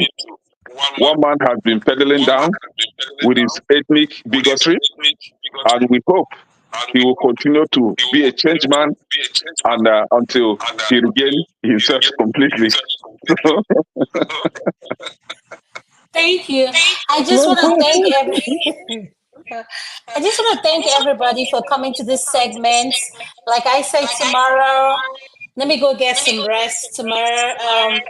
Those that believe in Showore and those that believe in Peter Obi, please come with your facts. We're going to have those two sides of debates. So keep an open mind. Mr. Moyori, thank you, sir. I enjoyed you. Mr. Lokopi, thank you, sir. And I love you. It's the one love. Kene, behave yourself when you come tomorrow, please. Thank you, man. Thank you. I'm sorry, Ed and Mori. You know this format that Lagos State government is even doing, asking workers to come 2 days or 3 days of the week, whatever. I think that it was Obaseki said that we started this. Yeah, that was the template. The template they got that template from Edo. That Lagos is even using. No. Even some African countries are coming to Edo to borrow the template. Yeah. Ibinedion abused us too much. That's why Oshiomhole has that high value in the site. Exactly. It was lucky that just felt like so. And that time, even the palace do not even know how much was coming from federal government to the Benin Traditional Council. It was Oshiomhole that, in order to buy their support, decided like this money is coming from federal government. Lucky is diverting some of it to give you small money. What Oshiomhole do? Oshiomhole just give them the full money. You understand? And the palace said, not even the king now, the palace like, boy, this kind of money they come for federal. Now you keep up, man. So Oshomole know how to hoodwink people. Exactly. Propagandists. You know, He knew what if you look at those states, the place where we get the most intellectuals now Esan. To say for a long time, Esan never produced governor, and when they want to bring person come out from there. We can't preach this don't do this don't do. No, bring na Dennis na Denko na Oshomole support. I know, but when they reach Abuja, the power for Abuja come supersede them, man. You don't get option, you don't get choice at all. Comply. Yeah, exactly. The truth now say, the truth now say, you see, even the from the Edo Central, they still have small problem of the unity never did like that because of their small number. They never really want to think and say, okay, we get small voting block, and no matter what, it will happen. But now when the people don't say, okay, now turn, they would have sat among themselves to like, okay, look, we want to bring who be the best when it will fail us. But they didn't do that. They were still following the PDP APC pattern. No, a lot of them settled for Aswen Godalo. That was the popular candidate among the Esan people. I saw the riot. I saw the fight in burning tires and that, like, no, that they their money. Not just about you, also Esan West, everywhere. Even the Esan Central, when the comes from. So the popular candidate was Aswen, but there was nothing he could do, no matter, even if everybody from north to south go for them. They will still read what they want to do. They were on a mission to kill, to destroy, and to consume. So people are not getting that's what I was telling you earlier. No, bringing weakest cousin to Edo was for a purpose. Bringing the commissioner to Edo from Rivers, former classmate and former staff of Wike, they were on a mission. The police commissioner, they were on a mission. He cahoot with her neck. So I mean, there was nothing Aswe could do. There was nothing Edo people could do. So anybody that is saying we are not like Lagos, not because Buhari did not give them that support. If Buhari had given them that support in 2020, we will vote our vote and they will have their way. That is my submission. No. That Togba crusade was big. No, the Togba crusade was big. It was big, but it was still cast, brother. So if see, look, brother, Benin politics is different from Nigeria politics. I know what I tell you. So bro, Benin not be. We're not different anyway. I go to election when my opponent get ballot paper 3 days to election. You know what they call a federal might? At the election, my opponent have ballot paper. As material as sensitive as ballot paper. They had it on Thursday. Election was supposed to be on Saturday. They are telling me they for do this, they for do. Not the way Benin people for do. We are not special. Because that tactical support did not come from Abuja. If you look at it, but we are not special. Exactly. We are aware. Politically, we are aware. But when federal might say, when the federal might comes calling, there's nothing or nothing you can do. My brother, take this or leave it. That is the true position. Thank you. Let me thank our viewers. Thank you for tuning in. The people in the comment section. Tomorrow we'll be back again. You all have a good evening, a good night. Kene, Mr. Oromeyi. I don't know if I pronounced his name there. No, the people that do they do them donation. Also, please. Oh yeah, that's true. Thank you, sir. You see, I'm so tired. This baby solar guy will just deal on my case. Tamak, Dr. Alexandra Gomez, Tamak again, Oscar Blackstone. He's a sick guy. He's very sick. He's what? He's a very what? He's sick. He's sick. No, man. Okay. Maybe he needs love. He needs all the love. All right, thank you guys. Please, I'll see you guys tomorrow. Have a good one. Have a good night. Thank you. Thank you, madam. Thank you, sir. Good night. See you tomorrow.